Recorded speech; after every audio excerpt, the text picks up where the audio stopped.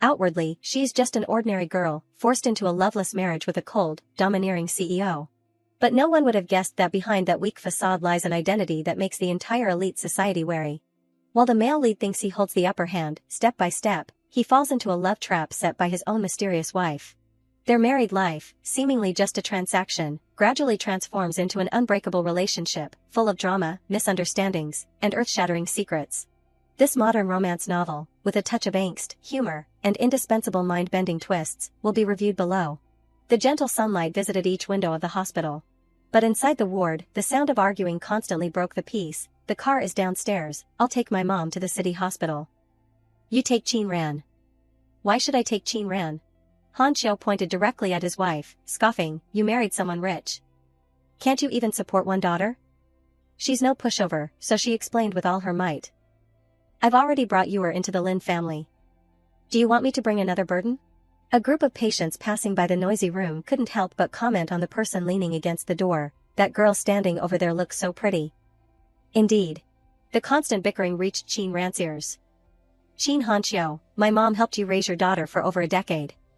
Now she's busy and can't take care of her. If you don't, who will? At first, you insisted on fighting for Yuer's custody. Why do you want me to raise Chin Ran now? In that case, just let me raise Yuer too. She tiredly pulled the lollipop out of her mouth.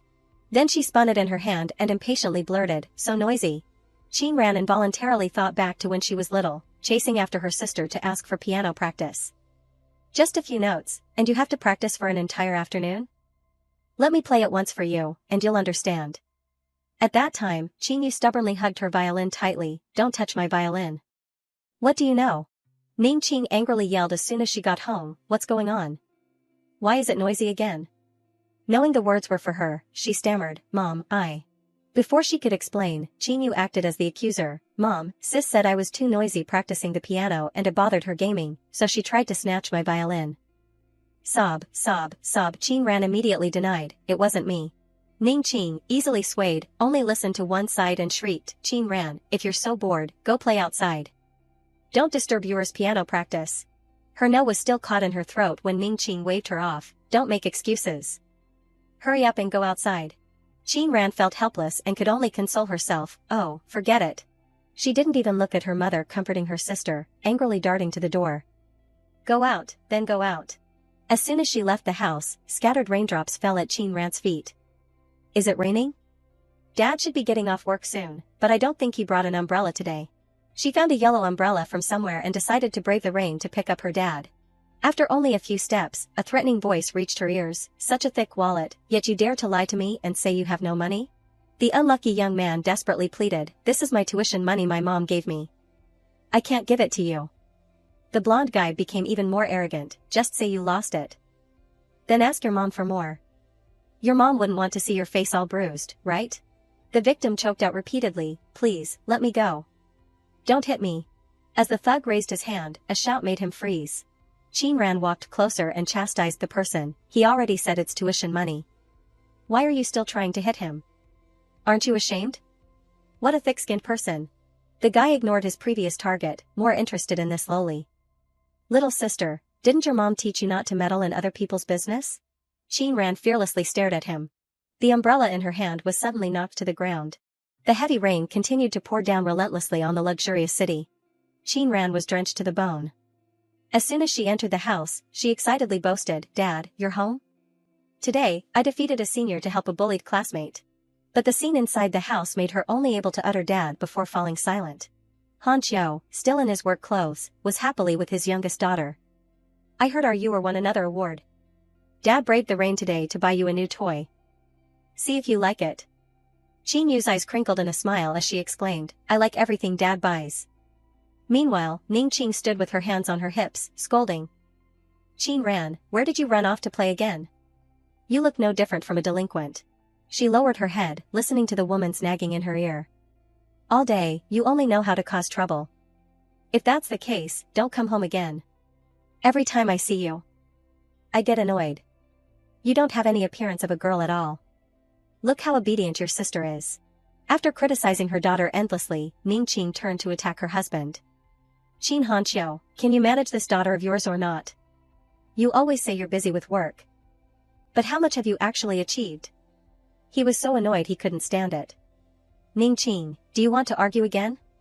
No one heard Qin Ran's mosquito-like plea beside them. Mom, Dad, don't argue anymore. The argument began to escalate. If you can't stand it, then divorce. Arguing every day is so annoying, it's driving me crazy. Divorce then, divorce. But I'll raise you. Why? I want to raise you too. She unhappily covered her ears and silently screamed inside, so noisy. It's always like this. Qin Ran looked at the three of them and wondered, am I a burden? You people only ever want your. Just as she was on the verge of collapse, a hand gently rested on her shoulder. Grandma. Qin Ran tearfully rushed into the other person's arms and softly exclaimed, Grandma. Her grandmother gently comforted her, good girl, Ran. It's okay. Grandma will take you home, okay? Qin Ran leaned against the hospital ward wall, thinking that people's hearts never change. It was indeed a familiar scene, still this argument, only this time her grandmother couldn't take her home. The dispute inside continued. Ning Qing, if you don't care for Qin Ran, don't expect to enjoy peace and blessings in the Lin family. Qin Hanqiu, what do you mean by that? She immediately leaned her ear closer to enjoy the climax. Oh, it seems like a winner is about to be decided. Hanqiu said firmly, anyway, I won't take Qin Ran back. She also didn't want to make a big deal out of it. Ning Qing was stunned by his shamelessness. Consider it your win. Qin Ran and my mom will be taken by me. Are you satisfied now? Qin Ran turned and walked straight away after hearing this. She had already grasped the outcome in her heart. The winner has been decided. She cheerfully crushed the candy and sighed to herself, truly, I'm bringing trouble to Grandma again, my mother. They quickly arrived at the Lin family's large house in Yunqing. As the maid rushed out to greet them, she's brought people back, Ning Qing quickly instructed, Aunt Zhang, this is my mother and my eldest daughter. Please arrange rooms for them first. I have to pick up Yor from school. She bowed respectfully towards the departing car, Madam, have a safe trip. Aunt Zhang quietly clasped her hands, secretly disparaging Qin Ran and her grandmother, just one look and you know they're country bumpkins. Qin Ran's grandmother was oblivious to this malice and still marveled, this house is really beautiful. After pondering, she walked ahead to lead the way, Old Madam, Miss Qin Ran, please follow me. She politely said, thank you, Aunt Zhang. At the same time, a voice from the balcony rang out. That's Qin Ran. Lin Qi, as the head of the Lin family, continued to analyze, I heard that child was severely disciplined at her old school, a troublemaker. It's very difficult to get in to know. One high school. Lin family's eldest son, Lin Jinqian, asked in surprise, Qin Ran? Is she Aunt Ning's other daughter? He didn't answer but led the way back to the living room. Let's go. Let's go meet Old Madam and Miss Qin. He agreed without hesitation, yes, father. The luxurious chandelier radiated dazzling light throughout the villa. Lin Qi stood at the entrance and asked, Aunt Zhang, do we have guests? She respectfully replied, guests, yes sir, while constantly wondering, is his mother-in-law considered a guest? Aunt Zhang dutifully introduced everyone to each other, this is Mr. Lin Qi and young Master Lin Jinqian. Her grandmother replied very formally, I apologize for troubling you too. Meanwhile, Qin Ran secretly assessed the father and son in front of her. Is this mother's new husband? At the same time, Jinqian also had his own judgment in his heart. She is. He didn't hesitate to label her, the troublemaker Qin Ran. Lin Qi smiled with narrowed eyes, displaying a friendly demeanor, Old Madam, you must be tired after such a long journey. Please sit down and have some tea. As he raised his cup, he got straight to the point. Ning Qing has told me about Xiao Ran's matter. Please rest assured, I have already arranged her school matter. Her grandmother expressed her gratitude even more formally, you're too kind, sir. Qin Ran felt the need to clarify boundaries with this family. Uncle Lin, you don't need to worry about the school matter. But before she could finish, the servant interrupted. Madam, miss, you're back. Ning Qing, upon entering, immediately instructed the servant, Aunt Zhang, is dinner ready? If so, serve it. Yor is back. Qin Yu, next to her, handed her handbag to the woman and asked. Are big sister and grandma here? Aunt Zhang quickly replied, yes, they're in the living room having tea with master and young master. Although Qin Yu was Qin Ran's biological sister, as soon as she arrived, she only cared about her stepbrother. Brother is back too? That's great. She clearly had a big plan in mind. Brother Jinqian rarely comes home. I must perform well today. Xinyu chattered as she ran towards her target. Brother, you're back. Jin Qian quickly stood up to greet her. You were. She casually hugged his arm and whined. You're usually so busy, why are you home today? He didn't hide it. Coincidentally, I have a project here. Jin Qian continued to show concern for his sister. Why are you home so late today? Xinyu took the opportunity to complain. I had to practice a new song for the school's anniversary performance. It was tough, but I had fun. Lin Qi seized the joyful atmosphere to interject. Yuer's playing is truly getting better and better. If you need anything, just tell Dad. She smiled brightly and sweetly replied, yes, thank you, Dad. After their happy moment, Xinyu feigned surprise and blurted, ah, big sister. Qingran sat with her arms crossed on the sofa, staring at her with an expressionless gaze. Xinyu adopted a host's posture and said a few sarcastic words. I'm so happy to see you again, sister. Welcome to the Lin family. Not only that, she also whispered a promise, let's live in harmony like before, big sister. Qingran didn't respond to the provocation, but mentally she politely greeted, long time no see, Qingyu. Night quickly covered the villa. Qingran tiredly rested her hand on her forehead due to interrupted sleep. Phew, I'm having insomnia again. Just thinking about the past, it's annoying. Her mind was filled with Qingyu's deceitful green tea words. Dad, I think sis hates me, doesn't she? Did I do something wrong? I'll go outside. She doesn't like me around when she's gaming. Mom, I think I made sis angry again. She sat up, rubbed her aching forehead, and irritably sighed. Before, it really was harmonious and happy. Qingran looked at the empty medicine bottle on the bedside table and started to plan. The sleeping pills are all gone. Tomorrow, I'll have to figure out a way to get some more. The next day, as the sun's rays just reached the treetops, Lin Qi's voice echoed in the house. Xiaoran, I'm sorry. He apologized but with an air of superiority. Getting you into number 1 high school isn't possible. I'll ask other schools.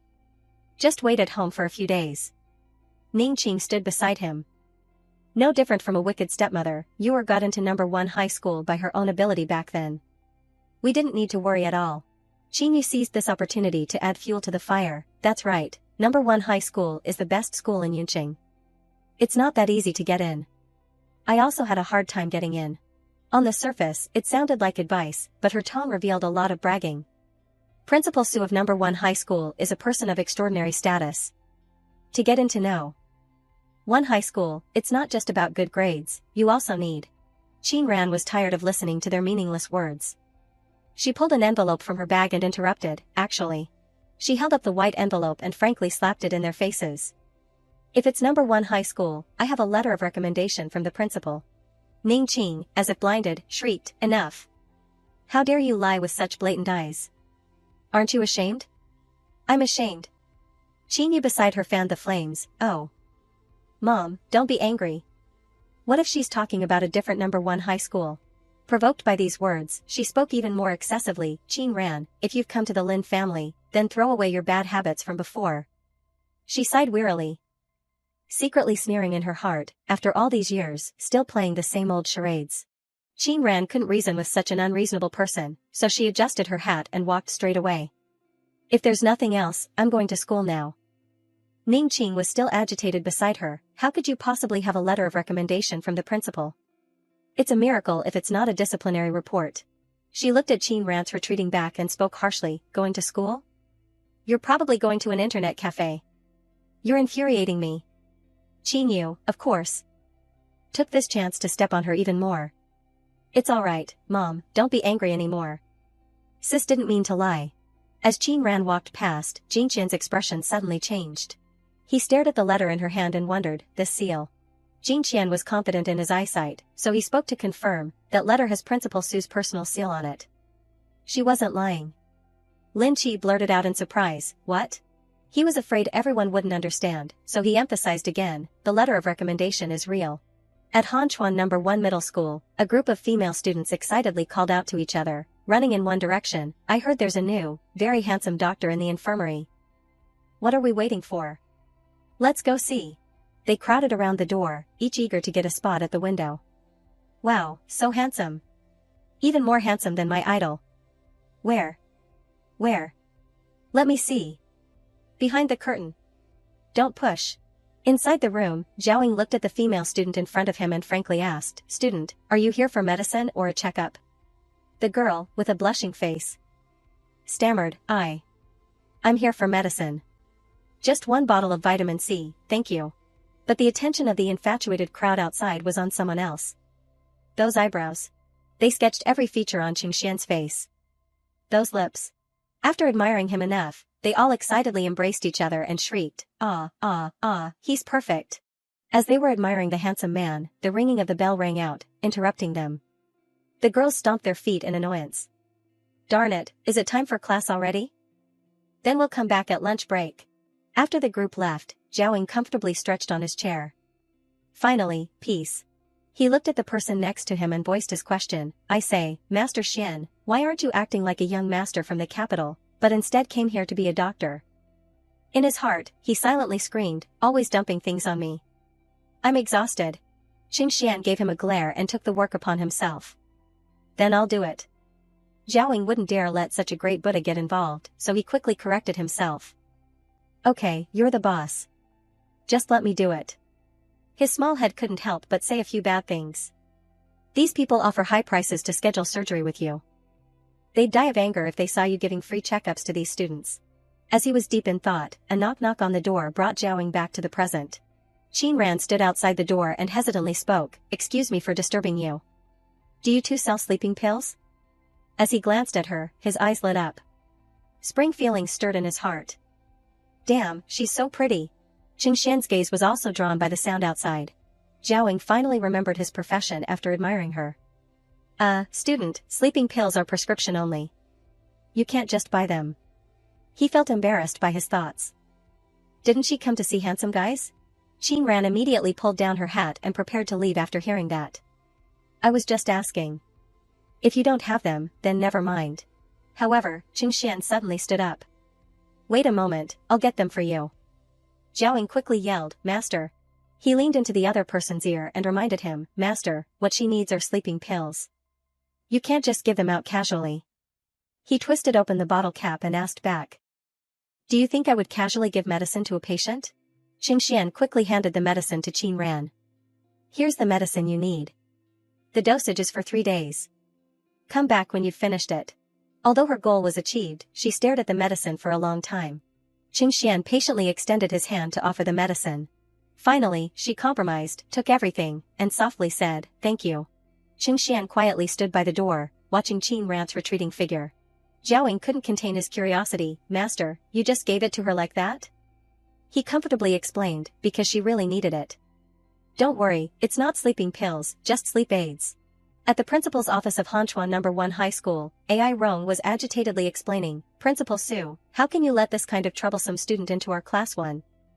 Our advanced class doesn't allow such a toxic influence to enter. Although she was only the homeroom teacher of class 1, grade 3, she was more arrogant than the leader sitting in front of her.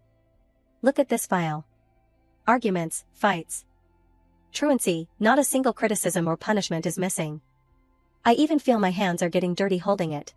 Gao Yang, the homeroom teacher of class 9, grade 3, next to her, awkwardly tried to calm his colleague. Ms. Li, as teachers, we cannot choose our students.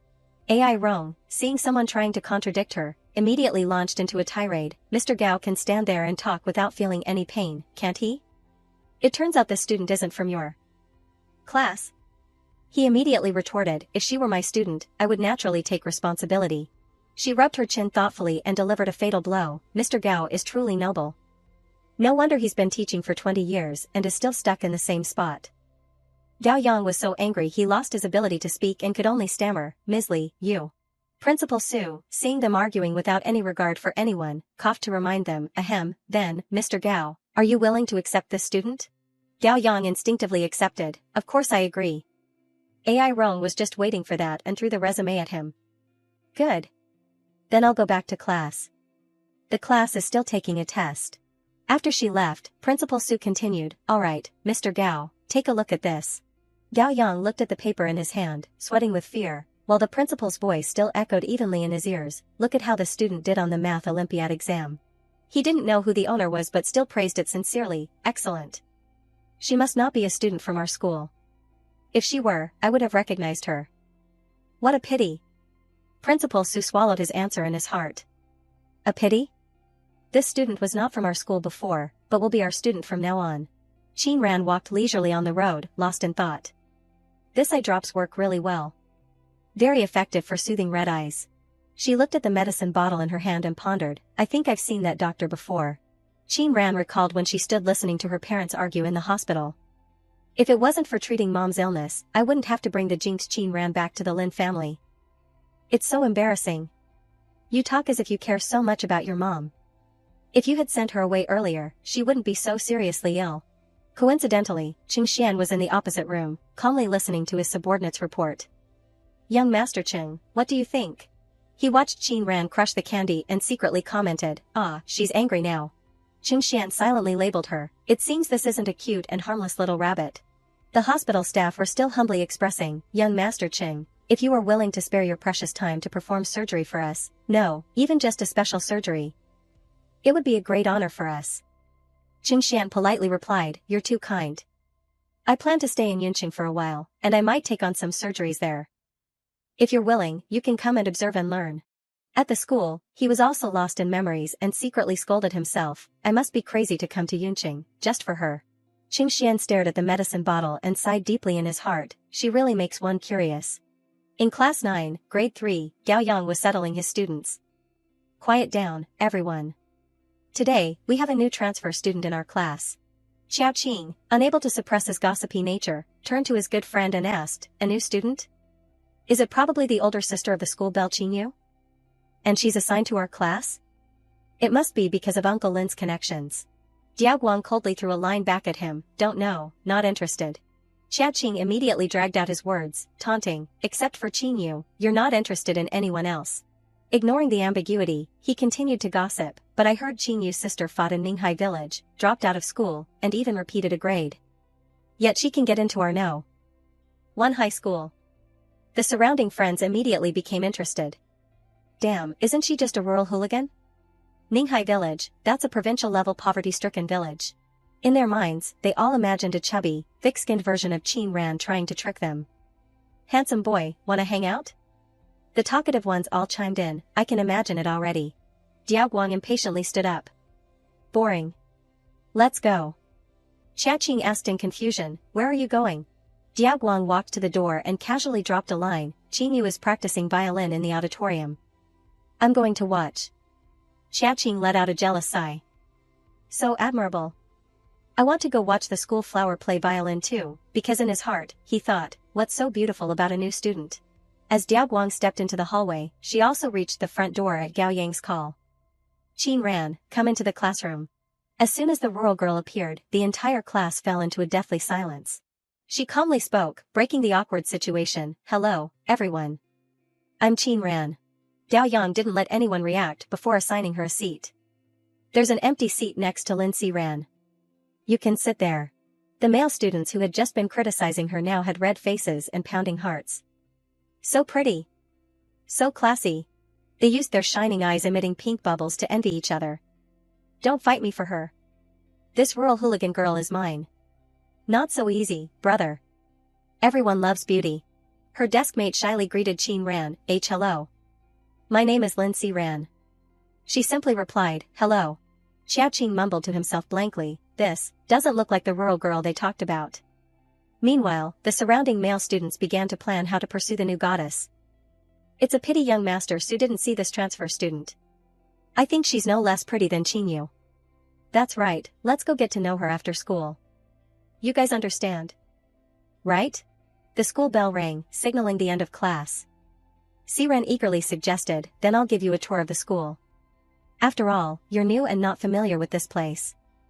Qin Ran quickly packed her belongings and declined, I have something to do today, so I have to go home first.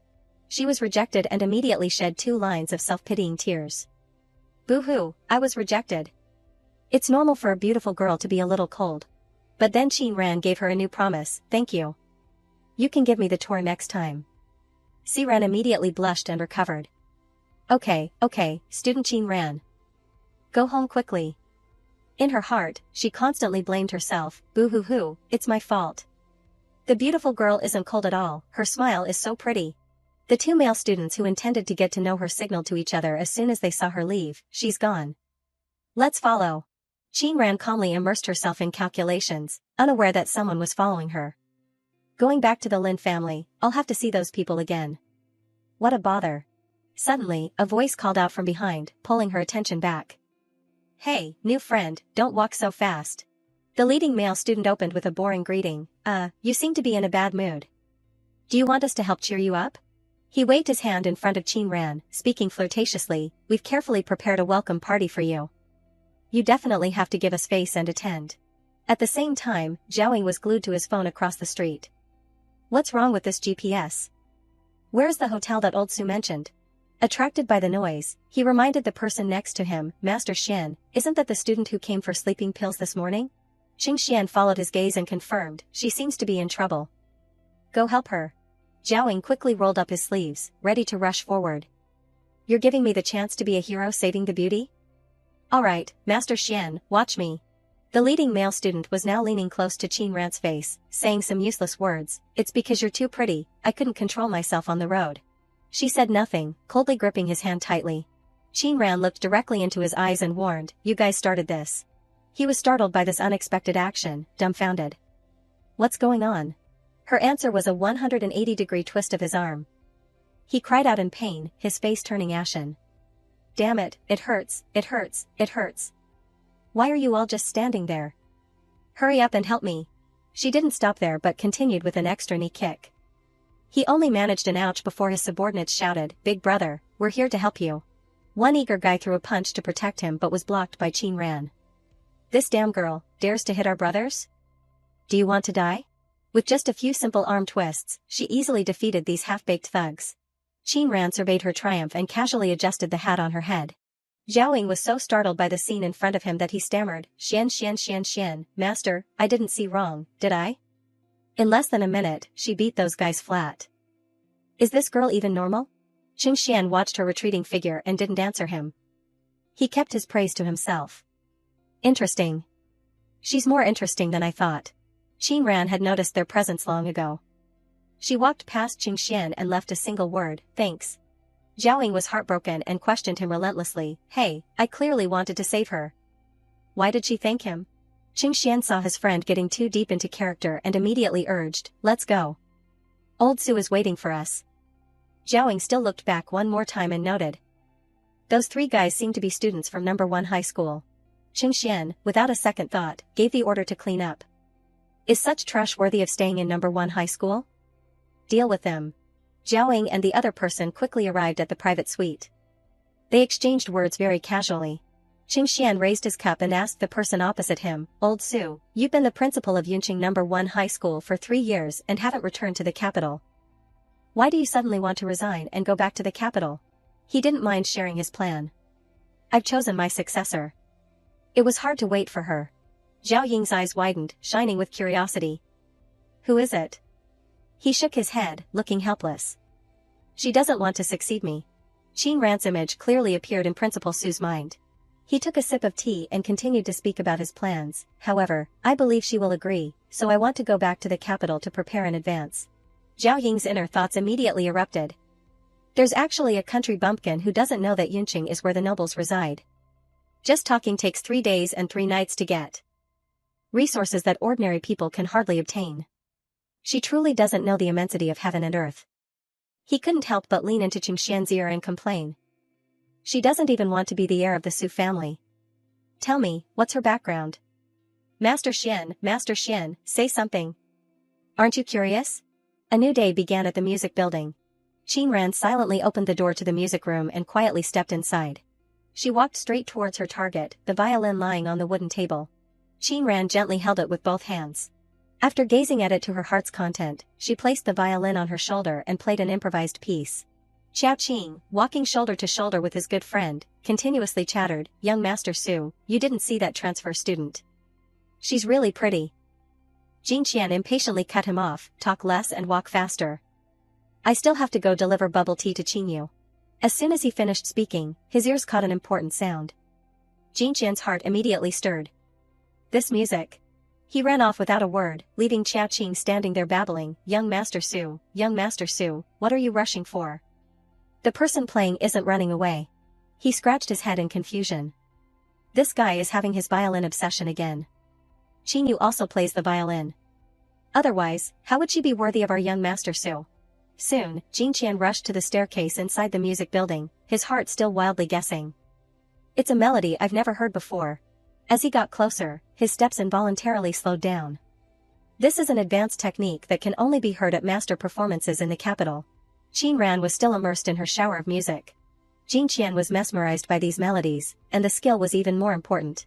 In his heart, there were now countless waves rising, and the surge of emotion had hit him directly and almost swallowed his soul. The more he listened, the more Jin Qian was swirling in self-doubt.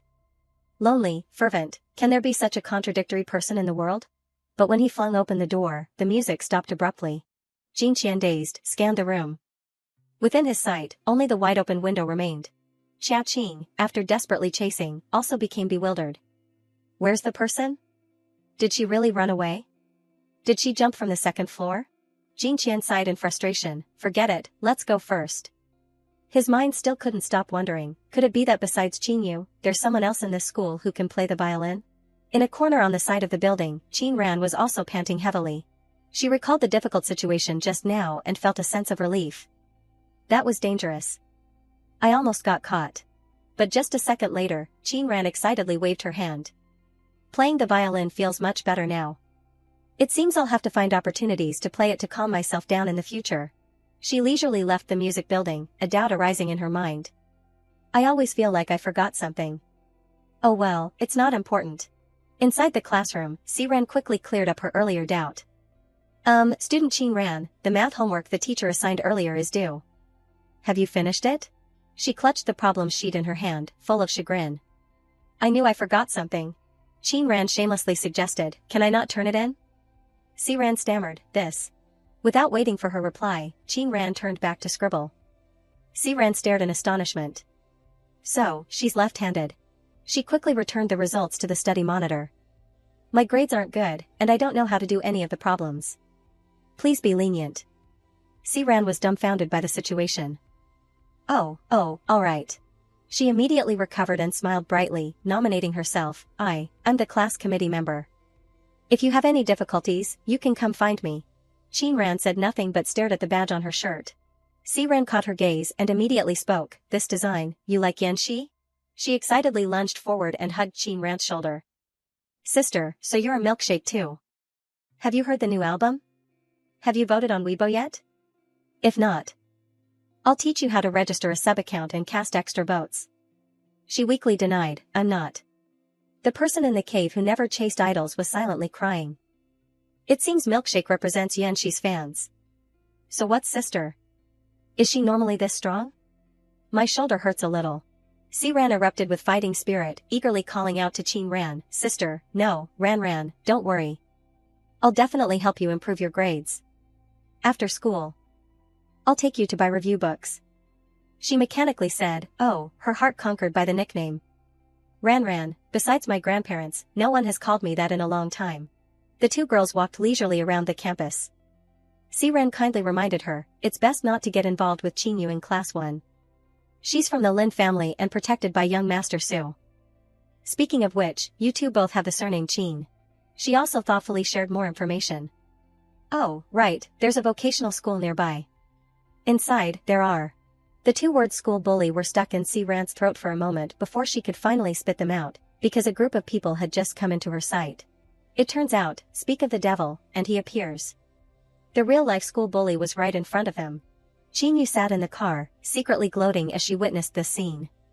School bully, Zihong Vocational School. It seems Big Sister is out of luck today.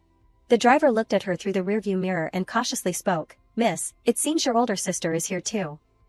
Should we wait for her to come home? She irritably ordered, drive. Don't ask what you shouldn't ask. Qinyu's inner thoughts smugly commented, she's still like she was as a child, always causing trouble. It makes me worry needlessly about driving her away. The surrounding students were also terrified by this tense confrontation. How did this new transfer student provoke the school bully of the vocational school? Such a pretty face, it would be a shame if it got beaten. Speak softly. What if they hear us and beat us too? Don't watch anymore, let's go quickly. Siran clung tightly to Qin Ran's arm and advised, Ran, we'd better take a detour. Her voice began to choke up. "Hey chick, don't come over here. We really don't have any money for you guys. Don't hit us." Xiao Qing suddenly appeared behind the two and shouted, "Study monitor, bring the new student over here and make way for Wei Ziheng." Siran eagerly turned around to greet the rescue. "Xiao Qing, young Master Su." She pulled Qing Ran's hand and urged, Ran, I'll explain to you later. Let's go to Xiao Qing and young Master Su first." Ziheng, who had been listening to them whisper to each other, impatiently spoke, "Wait a moment." He slowly extended his hand and approached his target. Ziheng and Qing Ran stood face to face, close enough to see each other's pores. She looked at the claws about to reach her and irritably blurted, "Get your paws off." As soon as she finished speaking, a deathly silence enveloped the entire space. Siran was so scared that her soul flew out, her whole body went limp, collapsing into Qing Ran's arms. She held the useless damsel in distress but didn't forget to turn and question, "Didn't you hear what I said?" Qing Ran called out the school bully's full name and ordered, "Wei Ziheng, quickly tell your subordinates to hurry up. You've scared my deskmate." He quickly retracted his hand and flashed a smile as bright as spring sunshine, "Sister Ran, it's truly you." Ziheng changed his attitude faster than turning a page, delivering a kick that sent his subordinate flying. "Get out of the way. Don't block Sister Ran's path." "What's with that menacing look?" He acted like a fawning dog, wagging his tail furiously. "Sister Ran, why didn't you tell me you were coming to Yunqing?" She didn't bother to hide it. "It was sudden. I just arrived yesterday." Siran trembled all over, fearfully covering her mouth to prevent her true feelings from escaping. Ran and the vocational school bully are close? She scared me to death. Hiccup, hiccup. My legs are weak. Qing Ran casually punched Ziheng's chest. "Tell someone reliable to take my deskmate home. You guys scared her so much she can't walk." He looked around and growled an order. "Why are you all just standing there stunned? Quickly take her home safely, or I'll beat you to death." The subordinate looked at Qing Ran's retreating figure, leaned close to Ziheng's ear, and whispered, "Big brother, she's." He puffed out his chest and held his head high, introducing solemnly, "Her. She's the village bully of Ninghai village, my ancestor." Ziheng, like a loyal dog, chased after Qing Ran. "Sister Ran, where are you going?" "Wait for me." She didn't bother to turn back, coldly spitting out two words, "Buy books." The subordinate who was given the task awkwardly ran up to see Ran to ask for her opinion, "Sister, do you want to go back to school, or do you want to go eat?" Meanwhile, Xiao Qing scratched his head full of question marks and exclaimed, "Good heavens, who is this new student?" The Lin family villa was brightly lit with lamps under the starry sky. Lin Qi paused his chopsticks and asked his beloved daughter, What are you thinking so intently about?" She put on a difficult expression and then began to sow discord. "After school this evening, I think I saw Big Sister and the vocational school bully together." Ning Qing gripped her chopsticks tightly and questioned loudly, "Vocational school? Isn't she in number 1 high school?" Qing Yu clutched her chest and fabricated a story as if it were true. "I heard Big Sister fought with the vocational school students this afternoon, and then those people came looking for her again. Tonight. I'm so worried about Big Sister." The woman slammed her chopsticks on the table and cursed, "Worried about what? Her being with those vocational school trash isn't just birds of a feather flocking together? How could I give birth to such a disgraceful daughter?" The peak of the criticism session was interrupted by the sound of the door opening from outside. Qing Ran indifferently spoke, asking for permission, "Excuse me for disturbing your meal. I'm just coming back to get my things and then I'm leaving." She ignored the cultured family sitting at the dining table and walked straight upstairs. Ning Qing felt awkward and immediately stood up to smooth things over, "Let me go see." As soon as she entered the room, she started lecturing, putting on a scowling face for everyone to see. "I arranged such a beautiful room for you, bought so many clothes and handbags. And you're still not happy? Oh, right, you said you fought with those vocational school people again." Qing Ran silently hoisted her backpack onto her shoulder, secretly disdainful. "After all these years, Qing Yu still uses the same old trick. How boring." She coldly walked past Ning Qing and threw out a single sentence, "Congratulations, mother. You won't see me again after this. I'll be staying in the dormitory now. I'll visit grandma at the hospital when I have a break." As soon as she reached the door, Qing Ran paused and reminded Ning Qing, "Also, I've never liked pink. Only Qing Yu likes it." The woman rested her chin on her hand, calculating in silence. "She has a home but won't stay there, instead she'll stay in the dormitory. I bought her designer handbags and beautiful clothes. And she says she doesn't need them. I've never met such a troublesome daughter. Oh well, out of sight, out of mind." The next day, Qing Ran quickly arrived at the bank. The customer service representative eagerly stood up to greet her. May I ask what transaction you wish to perform, honored guest? But in her heart, she secretly curled her lip. Looks like a poor student. Not worth my effort to persuade her to deposit money. TSK. Qin Ran didn't care what she thought, decisively placing her card on the counter and stating her request, transfer a sum of money. The employee was startled by the VIP item in front of her, breaking into a cold sweat. This is a diamond card. The manager immediately appeared, his attitude changing dramatically like a theatrical performance. My sincerest apologies, madam. Regular staff do not have the authority to process transactions for diamond cards. I apologize for keeping you waiting so long, and for wasting your valuable time. She respectfully returned the card with both hands. The dormitory fee transfer for Yunqing No. 1 High School has been completed. Please take back your card. Qin Ran quickly took it back, uttering a lukewarm thank you. She hurried back to school, staring at her phone and silently sneering. What idiot offered such a high price for me to take on this task? I already said I didn't want to. But they were still stubborn. Qin Ran stopped at the location in the message, her heart gradually filling with interest. The location of the task giver is in the infirmary. How interesting. She decisively opened the door, still slightly doubtful in her mind. Even though I don't want to take it, I'll go take a look. Zhaoing stared blankly at the person standing in front of him. Qin Ran awkwardly spoke first. Ahem, excuse me, are you hiring part-time staff here? He asked back in confusion. You came to the infirmary so late just for this? She had to keep up the act, so she feigned embarrassment. I'm short on money, so. In her heart, she was frantically praying, I wonder if this excuse will work. Zhaoing looked at Qingxian, his mind in a tangled mess. This little girl's bag is old too. Maybe she really is short on money. But Master Xian has never liked being bothered by others. Especially women. He awkwardly apologized, having already made a silent decision in his mind. So many female students came to the infirmary today. Master Xian always pretended to sleep, fearing he didn't want to interact with the female students here. Before Zhaoing could say anything else, Qingxian spoke, breaking the script. Do you know how to cook? As soon as he asked, he looked directly at Qin Ran, waiting for her answer. Her heart could barely contain the praise. No wonder so many female students come here every day. Her mouth quickly blurted out one word, yes. Qingxian rubbed his bleary eyes, still groggy from waking up, but his closing statement came out without a hitch. Lunch and dinner, daily payment. Can you start tomorrow? Qin Ran quickly replied yes and then turned and left immediately. Zhaoing was flustered by this sudden turn of events. Master Xian, did you forget that Steward Qing is coming tomorrow? He calmly assigned, tell him to go directly to the villa. He then began to wonder, strange, this guy has always had a young master's personality. He doesn't like having strangers taking care of him. Ignoring the chaos in the infirmary, Qin Ran calmly arrived at the classroom. Ran quickly greeted her deskmate, Ran, you're back.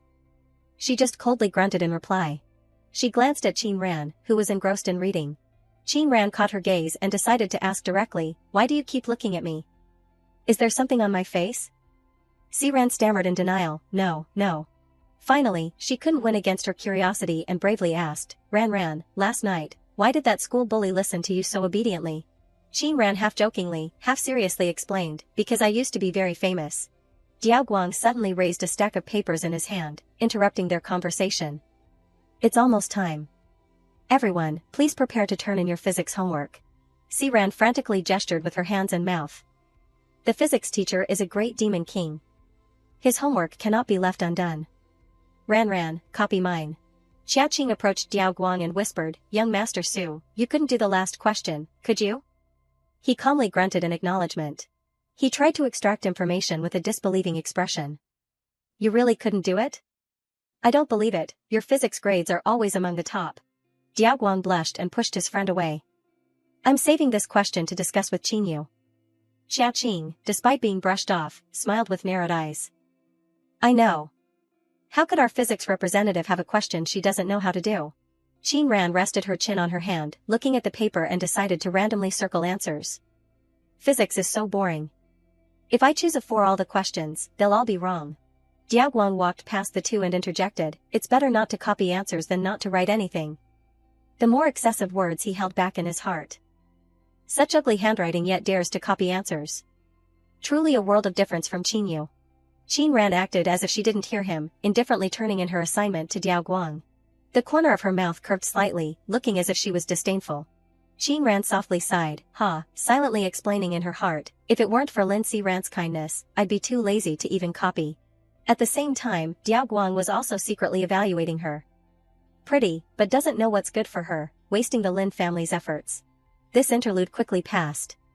Qin Ran was unaware that her beautiful appearance had fallen into someone else's sights. Xiaoqing propped his chin up, lost in thought, his whole body radiating pink hearts like a girl longing for spring. The new school flower is slender, long-legged, and pretty. I really want to talk to her. In his mind, he had already imagined himself walking shoulder to shoulder with Qin Ran, while Ziheng knelt at their feet. Xiaoqing was immersed in his delusion, his small hands clenched. If she teaches me how to restrain Wei Ziheng, I'll be brothers with her. Diaoguan unexpectedly appeared outside the principal's office. He cautiously knocked on the door to announce his presence. Principal Su softly called out, "Come in." As soon as he entered, he respectfully greeted, "Yes, Grandpa." Once both were seated on the sofa, Principal Su began to speak, "Ahem, what do you think of this student Qin Ran?" Diaoguang's heart suddenly churned. Why would Grandpa suddenly mention the transfer student? He didn't wait for him to speak and began to ramble, "That child has a very pitiful background. She once saved me, and I also like her very much. You two are of similar age. So how about an engagement for you two?" Although he spoke fluently, his heart was still a little nervous. Among the Su family's generation, only Diaoguang is somewhat outstanding. I wonder if Qin Ran's grandmother will accept. Diaoguang was startled by this information. Engagement? No, did you say she once saved Grandpa? He couldn't stop worrying, imagining her rough appearance. How could that be? Grandpa's standards are always very high. Even if Qin Ran once saved him, how could he take a liking to someone who doesn't study, who quarrels and fights? He decided to blame Qin Ran for this incident. 8 out of 10, she asked for it herself, wanting to climb high and fall into the Su family. Meanwhile, Principal Su continued to share. When I went to Minghai village to help the poor, I ran into some trouble, and that child helped me. Diaoguang unhappily refused. She once saved Grandpa. The Su family can use other methods to repay her. Even if you want an engagement, there are more outstanding people in the Qin family. In his mind, he already had the image of the brown-haired girl, and every word he spoke was high praise. Qin Yu in Class 1 is her younger sister. She studies well, especially physics, and she's also very pretty. Her violin playing sounds very good too. Principal Su, unaware of the image in his grandson's mind, successfully misunderstood. She looks very pretty, and her violin playing sounds good. Isn't that Qin Ran? He confirmed again, "Oh, is it her?" Principal Su suddenly felt this matter was a bit awkward and decided to set it aside. "It's nothing. I didn't think it through. You go back to class and then reconsider." As Diaoguang stood up, he added another sentence. "Oh, right, I didn't get a chance to ask before. I heard you have a conflict with someone named Wei Ziheng." He didn't bother to hide this entanglement of grievances. He's not a student of number 1 high school, but from a vocational school. He often looks for trouble. Before, he even snuck into number 1 high school to watch a performance and said Qin Yu's violin playing was unpleasant. He said he heard playing that was 1,000 times better. Principal Su raised his hand in a farewell gesture. "As long as you don't fight, it's fine. Go back to class." In his heart, he leaned more towards Ziheng's comment. Haha, those two are about to become classmates. It's just that he didn't lie to you. The next day, Qingshan spoke from the car, "Let me lead you to familiarize yourself with the roads. From now on, you'll pick up food from the cafeteria every day."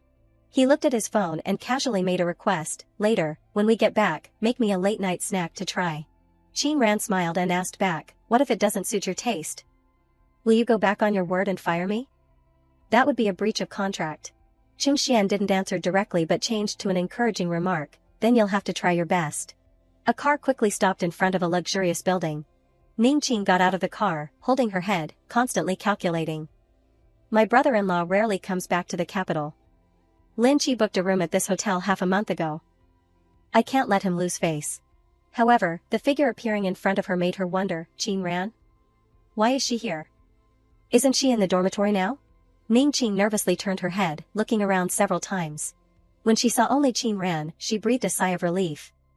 "Lin Wan already looks down on me for being poor. I can't let her meet this girl." She rushed over and shouted, "Why are you here? Qin Ran replied dismissively, I have something to do. Ning Qing immediately went into battle mode. Hurry back to school. Don't wander around with good-for-nothings. Qing Xian, who was on the phone in the car, was attracted by the noise. Ning Qing's nagging continued outside, and the restaurant staff timely brought out the food. He lowered the window and coldly ordered the person, put the food in the trunk. The person bowed awkwardly. Yes, I apologize for making you wait. Qin Ran also noticed the presence of the third party. Qing Xian saw that she had noticed and urged, Qin Ran, let's go. Ning Qing watched her get into the car but still stubbornly yelled, Yuer is coming to the capital soon. If you delay her big plans, don't blame me for being impolite. She stood alone in the middle of the road, fuming with anger. This damn girl is truly bold, daring to be so arrogant with me. Qing Xian's figure suddenly reappeared in Ning Qing's mind. His presence made her suspicious. That man's appearance and demeanor are both excellent. How could Qin Ran know someone like that? After a moment of idle thoughts, Ning Qing reassured herself, but his car is very ordinary, not like someone with money. As she giggled, another car pulled up beside her, making her flustered. It's Lin Wan's car. Lin Wan gracefully got out of the car and exclaimed in surprise, What are you doing here? Why don't you come in? Inwardly, she secretly disdained, these clothes and bag are already outdated in the capital. This country bumpkin Ning Qing still thinks it's trendy. Truly a good-for-nothing. Ning Qing, on her side, was still secretly sighing in relief. Luckily, she didn't meet Qin Ran. Outwardly, she giggled and replied, Nothing, I just arrived. Lin Wan indifferently said. Oh. Her attention then fell on the person who had just left. That car that just passed was very familiar. Is there such a high-end car in Yunqing too? Ning Qing chattered like a sparrow beside her. You must be tired from traveling so far. Wait a moment, and Yuer will play a violin piece for you to relax. Lin Wan. Flattered, didn't refuse. I heard from my brother that Yuer's violin skills have improved. I'll help with the matter of going to the capital to find a master. Ning Qing, having achieved her goal, became even more solicitous. Then thank you. On the other side, Qing Xian pondered for a while before asking, Was that your relative just now? Qin Ran calmly hummed. He stared straight ahead, his tone somewhat contemplative. She doesn't seem very similar. Her clothes, makeup, and car all look very nice. Qin Ran went along with it. Your car is also very nice. The next sentence she only thought but didn't say aloud, just the customized sound system in his car is enough to buy 10 of Ning Qing's cars. Qing Xian continued to bring up another topic. Are you playing a game? What game? She impatiently snapped back, You wouldn't know even if I told you. The rest she kept to herself. He doesn't seem like someone who knows about games. He blurted out, Is that so? His mind sinking into thought. Game, huh? How many years has it been? Lin Qi, sitting next to his sister, enthusiastically spoke, You've been in the capital for a long time. I wonder if the dishes just now suit your taste. Lin Wan covered her mouth and smiled brightly. Replying, Brother, the restaurant you chose is almost identical to those in the capital. I love it. She turned to Qin Yu and instructed, You performed very well just now. Go continue practicing your violin. The girl, overwhelmed by favor, quickly agreed, Yes. Thank you, Auntie. After you've rested, Yuer will come talk to you. Ning Qing saw her daughter being subtly dismissed and also fidgeted to stand up. I'll go upstairs and arrange things for my mother too. You two just chat slowly. Lin Wan waited for them to leave before revealing her true nature. Ning Qing brought another burden, didn't she? I heard that child has bad conduct and needs someone to clean up her mess. Lin Qi quickly defended, Qin Ran also had the ability to get into number 1 high school by herself. She's not here now. She's not a bad child like you say. She put down her teacup and warned her brother, What's good about the child that my sister-in-law gave birth to? Brother, a dog that bites doesn't bark. Don't let that child deceive you. Lin Wan arrogantly concluded, In this family, I only acknowledge Yuer as my niece. He heard these words and covered his mouth, understanding, Yuer has been striving for the Lin family all these years. No wonder you value her. She paused for a moment and then continued to the main topic. Oh, right, brother, Master Wei has always wanted to take on disciples. I'm preparing to take Yuer to the capital to visit him. Lin Qi's eyes lit up. The famous artist Master Wei Lin. If Yuer is lucky enough to be accepted as his disciple, then the Lin family's reputation will rise another step. In Ling Yu's room, Ning Qing considerately reminded her, after you finish practicing, go rest early and remember to take care of your health. Qing Yu comfortably agreed, I know. She suddenly reached out towards the crumpled paper that Ning Qing had just dropped, her heart suddenly confused. Did mom drop something? As soon as she looked at the paper in her hand, Qing Yu was shocked. This is sheet music. Ning Qing saw her daughter following her and looked confused. Why are you out here? She quickly hid the paper behind her back and vaguely replied, nothing. I just wanted to say that mom should be careful. She clutched it tightly, silently making a decision. This must be an original score, at a higher level than mine. If I can practice it, then. The more Qing Yu looked at the sheet music, the more confused she became. Who on earth threw this music away? It doesn't look like Qin Ran's, and besides, she doesn't even play the violin. She didn't stay confused for too long, quickly taking out a key, intending to claim it as her own. As long as I hide this music, no one will know. I just need to master this piece. Qin Ran stood rooted in the kitchen, constantly complaining to herself. I never thought cooking would be this tiring. Zhaoying was engrossed in his meal, but his mouth was still busy. Wow, this food is so delicious. It tastes just like home. Qin Xian irritably blocked him. Even while eating, you can't stop talking. Qin Ran raised the cooking spatula, her small head still deep in thought. Yesterday, I dreamed of Lu Zhaoying's noisy voice. Qin Xian can actually tolerate him. As she was secretly complaining, she was attracted by the pinging sound of her phone. Qin Ran read the message and immediately flared up. Are they crazy? Raising the price 5 times just to force me to take the order. She angrily typed furiously, replying to the other party, I said I'm not taking it. Why are you so annoying? Qin Ran let out a sigh, feeling exhausted today. Oh well, let them finish eating quickly. I still have to go see Ning Qing later. So annoying. As soon as she got outside, the two people's discussion reached her ears. Master Xian's side rejected the order again. Even at 5 times the price, he won't take it. Then raise it 50 times. A series of question marks immediately popped up in Qin Ran's mind. Why does this sound so familiar? Qin Xian saw her standing there in a daze and reminded her, why aren't you eating? Qin Ran snapped back to reality with a curt reply, I'll eat outside later. He politely put down his chopsticks and offered, where are you going? I'll take you. She didn't stand on ceremony, reporting, Endeavor Hotel. Qin Xian didn't like long nights and many dreams, so he turned and walked out immediately. Let's go. When you're done eating, wash the dishes. Zhaoying looked up from his bowl of rice in confusion. Master Xian, you're done eating already? Hey, don't leave, you too. His inner thoughts screamed frantically, since when did our Master Xian become so enthusiastic about helping people? Downstairs at the Endeavor Hotel, Qin Ran politely expressed her thanks. Qin Xian indifferently replied, no need to be polite. He picked up the phone she had dropped and examined it. Hidden number. Recently, the public commissions for tasks, the numbers on that side are also like this. Qin Xian quickly returned the phone after a brief understanding. Your phone. She couldn't help but add an explanation, it's a promotional number.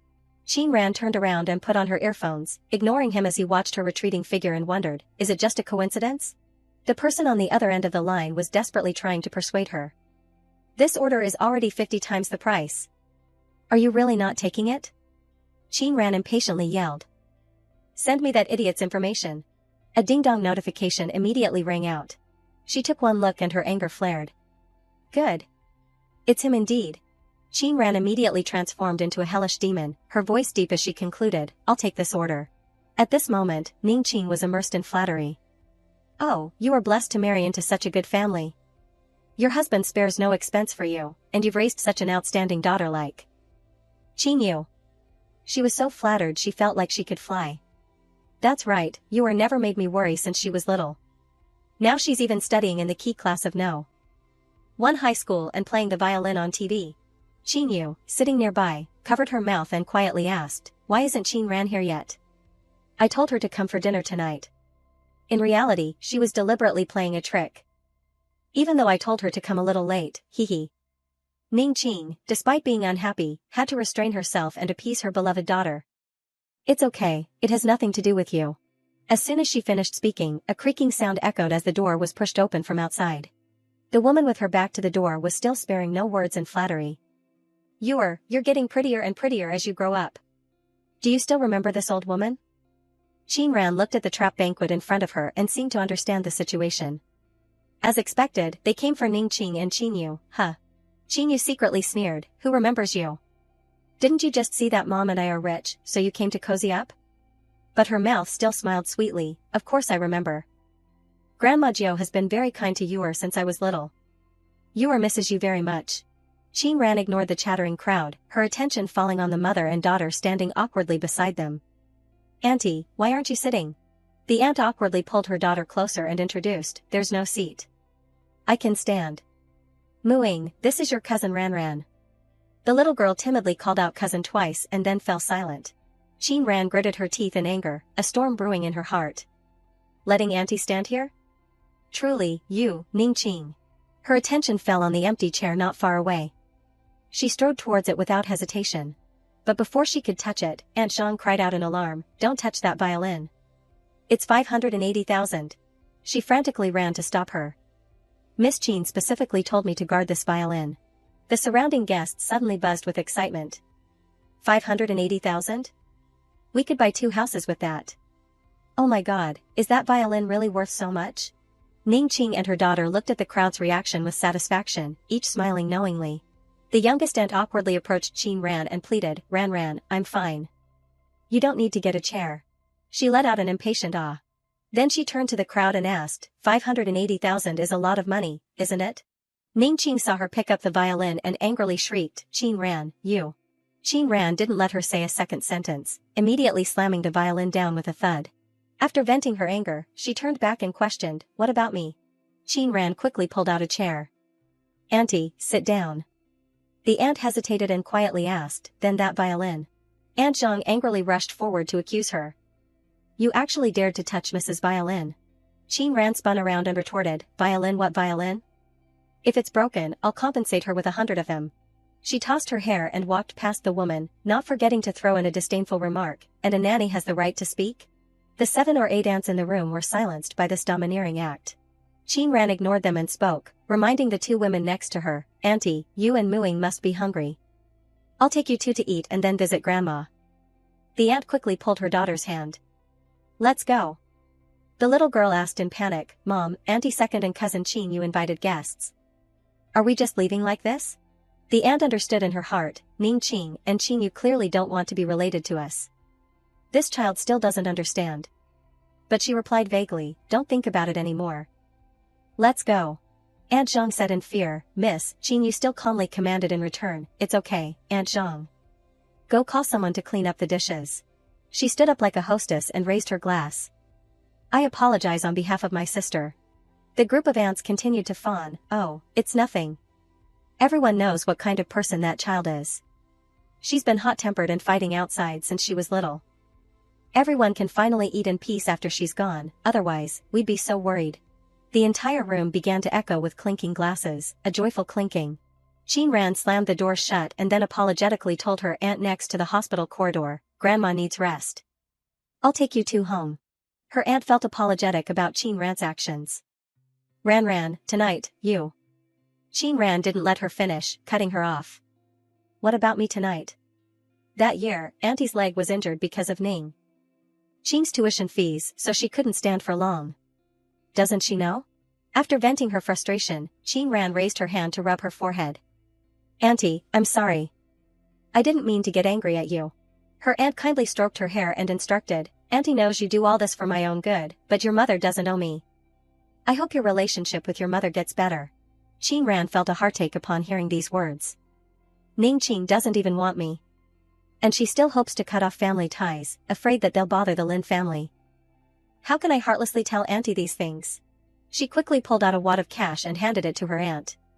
Mooing and Moonan are also going to number 1 high school soon. This is money I earned from my part-time job. Take it. Her aunt quickly waved her hand, refusing, I won't take this money. You keep it and buy some nice clothes. Her aunt kept persuading her, Ran is truly sensible. Auntie is happy that you have such a heart. Ran also yielded upon hearing this. Yes, I know. She looked at her phone and secretly made a decision. Auntie is too stubborn. The money I transferred to her card before hasn't been touched yet. It's all saved for my dowry later. In a few days it'll be a holiday. I'll go to Auntie's house and take a look. I'll use this money to buy an air conditioner. She always can't bear to buy one. Qin Ran took out the medicine bottle and changed the subject. Oh, right, Auntie, have you finished your medicine? Before her aunt could reply, a clear shout echoed in her ear, Qin Ran. Ning Qing and her stepson walked over to question the two aunt and niece. What are you talking about? Is Mom asleep yet? Jin Qian, who had appeared at some point, was walking alongside Ning Qing. Mooing innocently and quickly spoke first, Auntie second, Grandma is asleep. Cousin Ranran is giving medicine to my mom. Ning Qing immediately flared up upon hearing this. Qing Ran, are you still researching your maternal grandfather's bizarre objects? Ning Qing childishly shrieked, ignoring the people around who were turning to stone. He killed himself harming himself, and you're turning yourself into a lunatic too. Jin Qian stood by, listening to his stepmother's accusations pound into his ears. Now you're even harming your aunt? Qin Ran burst out with an imposing aura, showing no respect, calling her biological mother by her full name, Ning Qing. The other four people all turned to stone. The hallway, which had just been noisy, suddenly became eerily silent. Her aunt found her voice first. She stammered, questioning Ning Qing, sister second, what are you saying? Ning Qing frantically clutched her handbag strap, desperately denying. I was a bit hot just now. She was so ashamed that she turned angry, blaming Qin Ran.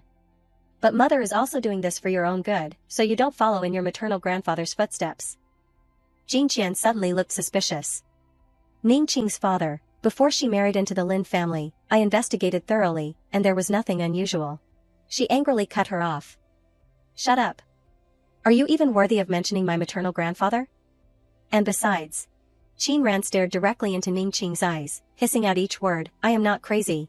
Ning Qing was scared back a few steps by her aura. Ran, I was wrong just now, but you're in Yunqing now. If I don't manage you, who will? Qin Ran unhappily yelled. Don't call me Ran. We're not close. I don't need you to manage me. You're not worthy. She leaned close to Ning Qing's face, emphasizing, from now on, whatever I do, it has nothing to do with you. Remember that? Qin Ran walked past Ning Qing, not forgetting to throw in one more sentence, also, the medicine I gave Auntie was from the National Drug Testing Laboratory. Jin Qian caught the crucial keyword and suddenly spun around. She can get medicine from the lab? Even the young lady who marries into a prominent family in the capital doesn't have such ability. He clearly heard every word Qin Ran said right beside him. Auntie, let's go. I'll take you and Mooing home. Jin Qian's heart was shaken. Still the same as the first time I met her, still such a tough person. He decided to separate himself from this mess. Auntie Ning, I shouldn't interfere in your family matters, but you truly spoke a bit too harshly. I have something else to do. So I'll be going first. Ning Qing was dumbfounded by the situation. This? He strode after the three, Qin Ran, let me take everyone home as an apology on behalf of Auntie Ning. She didn't even turn back, coldly throwing out two words, no need. Jin Qian, having embarrassed himself, awkwardly added, then everyone, please be careful. In his heart, he was endlessly vexed. She's indeed cold. At first, I wanted to probe what kind of medicine that was. It seems I'll have to talk about it later. Ning Qing stood alone in the hospital hallway, her mouth still cursing. That damn Qin Ran ruined the party today and made me lose face in front of Lin Jinqian. Just you wait, I'll deal with her later. As soon as she finished speaking, footsteps from behind startled her. Who is it? What are you doing? Zhaoying feigned innocence and turned to the person next to him, asking, Master Xian, she's asking what we're doing. Ning Qing regained her composure, placing her hands on her hips, and questioned, Sir, do I know you? I haven't offended you in any way. Qing Xian pulled out a surgical knife, shooting a deadly glare. Just now, who did you say was a lunatic? She turned pale and stammered, confirming, you are Qin Ran's friend? In her heart, she had already remembered who he was. The person I met earlier at the private restaurant. Wearing a white lab coat, quite scary. Qing Xian silently confirmed, but his gaze towards her remained unfriendly. Ning Qing regained her confidence and began to speak patronizingly, tell her early on, to socialize less with good-for-nothings. This is a VIP room. Don't disturb me visiting patients. Zhaoying heard this vague remark and rubbed his chin, scoffing, good-for-nothings? Did I mishear? Master Xian, is she talking about you or me? Qing Xian held the scalpel in his hand, his voice low. Apologize to her immediately. Ning Qing was not afraid, pointing directly at his face and rattling off, apologize to her? She's my daughter. How I scold her is my right. What are you to speak to me like that? Zhao was enraged by these crude words. Master Xian. But before anyone could react, the nearby elevator suddenly opened. Ningqing quickly yelled, Director Jiang. She did a complete 180-degree turn, beaming as she carried her bag and latched onto the official's leg. Director Jiang, you've arrived at just the right time. Director Jiang walked past her like a gust of wind, a bright smile on his face as he greeted the person behind him. Master Xian, are you done with your business? Everyone is waiting for you. Ningqing's face turned ashen with fear, her mind constantly worrying. Even Director Jiang, who exactly is this person? Did I make a big mistake? Qing Xian looked directly at her and emphasized again, remember to apologize to her. Ningqing, this time, was quick-witted and frantically agreed, yes, yes. He shot her a sharp gaze and added a warning, from now on, if I hear you say those 3 words to her again, you'll bear the consequences yourself. Understand? Zhao put his arm around his friend's shoulder and cheerfully blurted out 2 words, get out. Director Jiang, who had been standing in the background, finally dared to speak, Master Xian, this month's surgical schedule, please take a look. Qing Xian indifferently threw the matter to the person next to him, arrange the details and let Lu Zhaoying explain it to them. I have to go first. Although surprised, he quickly agreed, let me discuss it. Qing Xian smiled with narrowed eyes and asked, otherwise, who? Zhaoying, understanding his position, repeatedly agreed, okay, I know. The 3 aunt and niece waited for the car under the eaves. Muing looked down the road and sighed, the car is here, but it's not the bus. We'll have to wait a long time again. Yet, this car deliberately honked to draw Qin Ran's attention. Qing Xian lowered the car window and offered, where are you going? I'll take you. She looked up, dazed, and wondered, why is it him? They quickly arrived at the old apartment building. Her aunt's voice rang in her ear, thank you for bringing us back, dear. Muing couldn't contain her curiosity and blurted out, cousin, was that handsome brother just now your friend? Her aunt also joined in the praise, Ran finally has new friends. Qin Ran couldn't bear to deny it. You could say that. I'm working for him. Her aunt stepped forward and held her hand, instructing, Ran, you don't need to see us downstairs. Go home quickly. Take good care of yourself, don't get too tired. She gripped the other person's hand, reminding her in return, yes, when Muing and Munan enter number 1 high school, if anything happens, find me. Muing was also full of hope for the future. When I get into number 1 high school, can I also be like my cousins? The little girl's heart kept fluttering. My 2 cousins' friends are both rich and handsome. So admirable. Her aunt patted her daughter's shoulder and promised, tomorrow, Mom will take you and Munan to buy new clothes. Just focus on starting school. Qing Xian, standing nearby, interrupted, let's go. Pick up Lu Zhaoying, then go back to school. Qin Ran was stunned by the suggestion. He's still waiting here to go back with me? Now that I think about it, why did he coincidentally appear at the hospital? As soon as Zhaoying got in the car, he started talking, gangster, no, Qin Ran, are you here too? Ha ha ha ha. He enthusiastically took out his phone and boasted, Qin Ran, I see you're also playing 9 provinces. Let's team up and rank up. But before she could reply, the screen showed a notification, you have a new message. Zhaoying read the message and his mouth began to stammer, Xian, Master Xian, that Grandmaster, he accepted the order. He excitedly shouted, making Qin Ran shoot him a disgusted look. Xian, I know you'll be excited after hearing this, right? Aren't you surprised? Zhaoying kept babbling, but when he remembered the 3rd person's presence, he immediately changed his tone. Master Xian, why did he suddenly accept our order? I'm a bit unaccustomed. Is the boss, the moon is beautiful tonight, ha ha ha ha ha ha. Qing Xian silently drove, his heart also filled with immense curiosity. Why did he suddenly change his mind and accept the order? Did that person discover something? Qin Ran glanced at him, silently asking, so surprising? Each carrying their own thoughts, they quickly arrived at the school. Qin Ran sat on the bunk bed in the dormitory, concentrating on typing.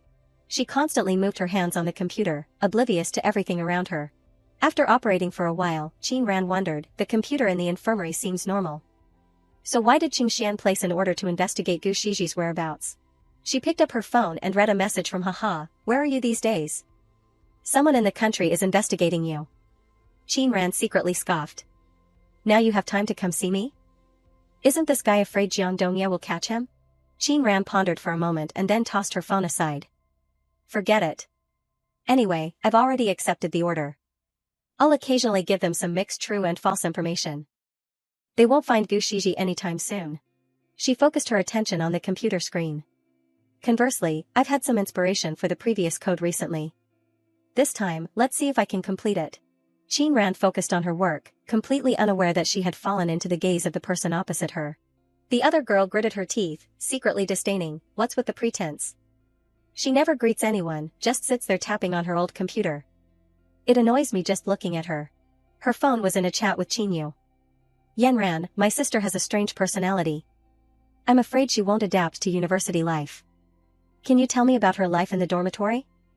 She casually said what she observed. Today, she just kept playing on the computer. Before that, she even pretended to read a book. Does she even understand it? Haha. Just then, Siran entered with an unfamiliar girl. I brought a student here to get 2 reference books. Oh, Ran, you're back? Qin Ran softly hummed, her eyes constantly following the other person. Siran seemed to read her thoughts and quickly introduced, Pan Mingyue, this is my deskmate. Doesn't she look beautiful? Mingyue looked at Qin Ran and silently thought, found her. Meanwhile, Siran continued to babble, you don't need to rush to return the reference books to me. Take your time reading them. Mingyue waited for her to finish speaking and immediately held out her hand. Lin Siran, can you take this back to your deskmate? Siran asked in a daze, my deskmate is so cold, would she eat this? Mingyue stated with certainty, yes, she would. Night quickly enveloped the dormitory. Mingyue tilted her body and fell asleep. A dream, without warning, pulled her back to her happy past with Qin Ran. Mingyue used to stand by, watching her practice the piano. Even the 2 families took photos together. But that beautiful frame quickly shattered. Mingyue, with a pained expression, spoke cruel words, I don't want to see you anymore. Qin Ran woke up from the nightmare. A new day finally began, with the hesitant figure of a male student outside the dean's office. Ai Rong, sitting inside, was constantly scoffing, Mr. Gao, Qin Ran is just a troublemaker. She's the only one who scored 0, causing your class's average to drop by 3 points. She emphasized each word, feigning righteousness. I warned you, but you didn't listen. You insisted on keeping her. Gao Yang patiently explained, it's normal for young people at this age to be rebellious. So we need to guide them to develop correct values. Diao Guang raised his hand to cover his mouth, attracting their attention. Ahem, excuse me, I'm here to pick up my physics test. Ai Rong's expression immediately changed when she saw the principals. Grandson. Is that you? Your English test score is still the highest in the school this time. Remember to maintain your performance. The female student next to him also took the opportunity to withdraw, Ms. Li, then I'll excuse myself to go back to the classroom first. Along the way, she kept muttering to herself, Su Diaoguang is so handsome. I really envy Qinyu. After a few steps, Diaoguang suddenly suggested, can you show me Qin Ran's test paper? She agreed immediately when the male god started talking to her. Okay. Diaoguang quickly scanned it once and then fell into self-doubt. Fully written but still 0 points? For the multiple choice section, even guessing should get a few right. He was deep in thought when Xiao Qing's voice interrupted him. Young Master Su, I've been looking for you. Didn't Qinyu say she wanted us to go watch her practice her new piece? He ran over without warning and snatched the test paper from Diaoguang's hand. Whose paper are you looking at so intently?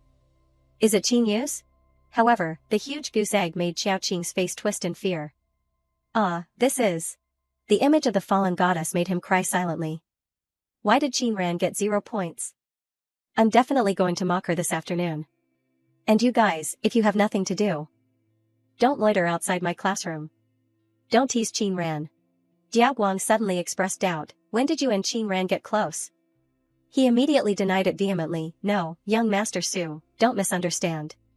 I just saw that all her test papers were 0 points. So I wanted to tease her out of boredom.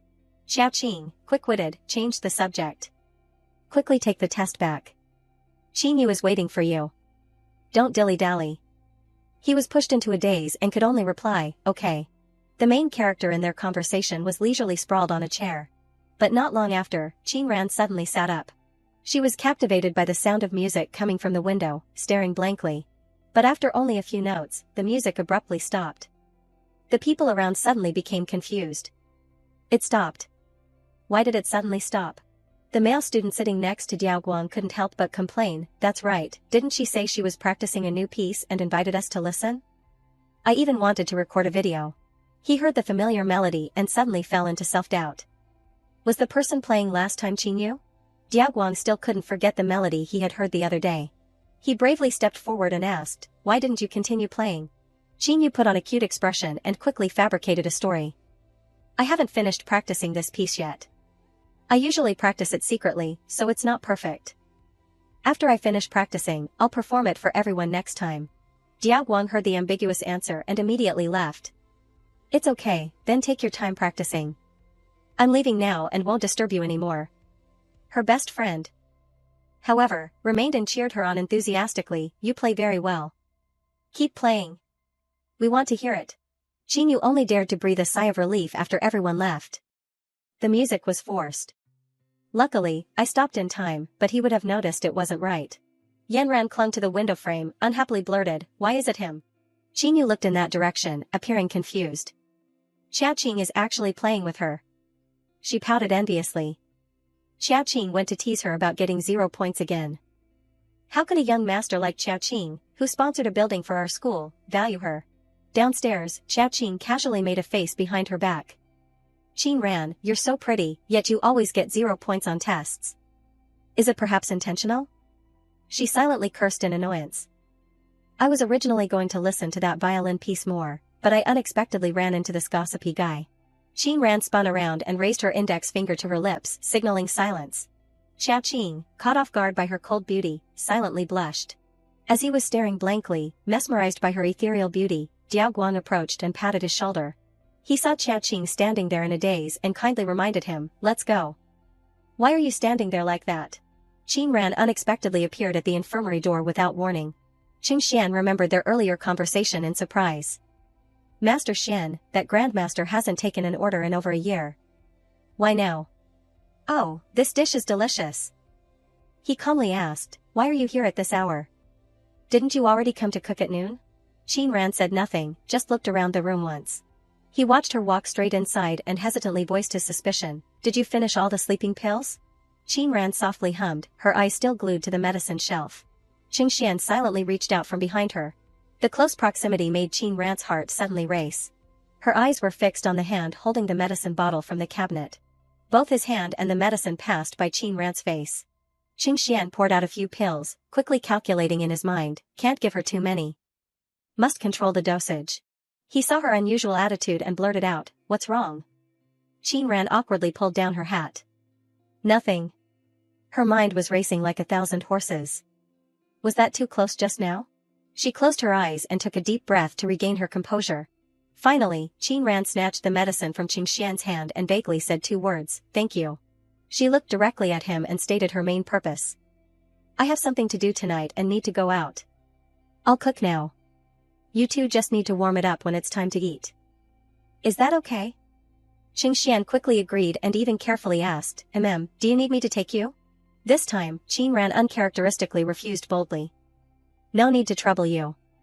I can go back by myself." As soon as she finished speaking, Zhaoing rushed in frantically. "Master Xian, I've asked old Su to help find someone to look at the data, but it will take some time to get results."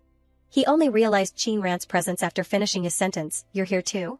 She just glanced briefly and drew a conclusion in her mind. This page isn't a normal system error. It's a hacker attack. Qingran couldn't help but blurt out, "This is." Perhaps realizing she had slipped up, she quickly turned into the kitchen. "Alright, I'm going to cook now." Qingran secretly intended to observe for a while longer. One less problem is better than one more. For now, it's better not to tell them. As she cooked, she silently analyzed. The person who attacked Master Xian's computer used very advanced methods. Someone outside the profession definitely wouldn't recognize it. They would only think the computer is broken. The cabbage in her hand was unconsciously fiddled with a few times. Qingran still couldn't escape this line of thought. Even old Su's subordinates might not realize it was a hacker attack. When the firewall collapses, the data on Qing Xian's computer will be stolen. She let out a heavy sigh, forcing herself to stop caring about this issue. After finishing her cooking, Qingran waved goodbye and left immediately. "It's done cooking. I'm going home first." She returned to the dormitory, still trying to justify her actions to herself.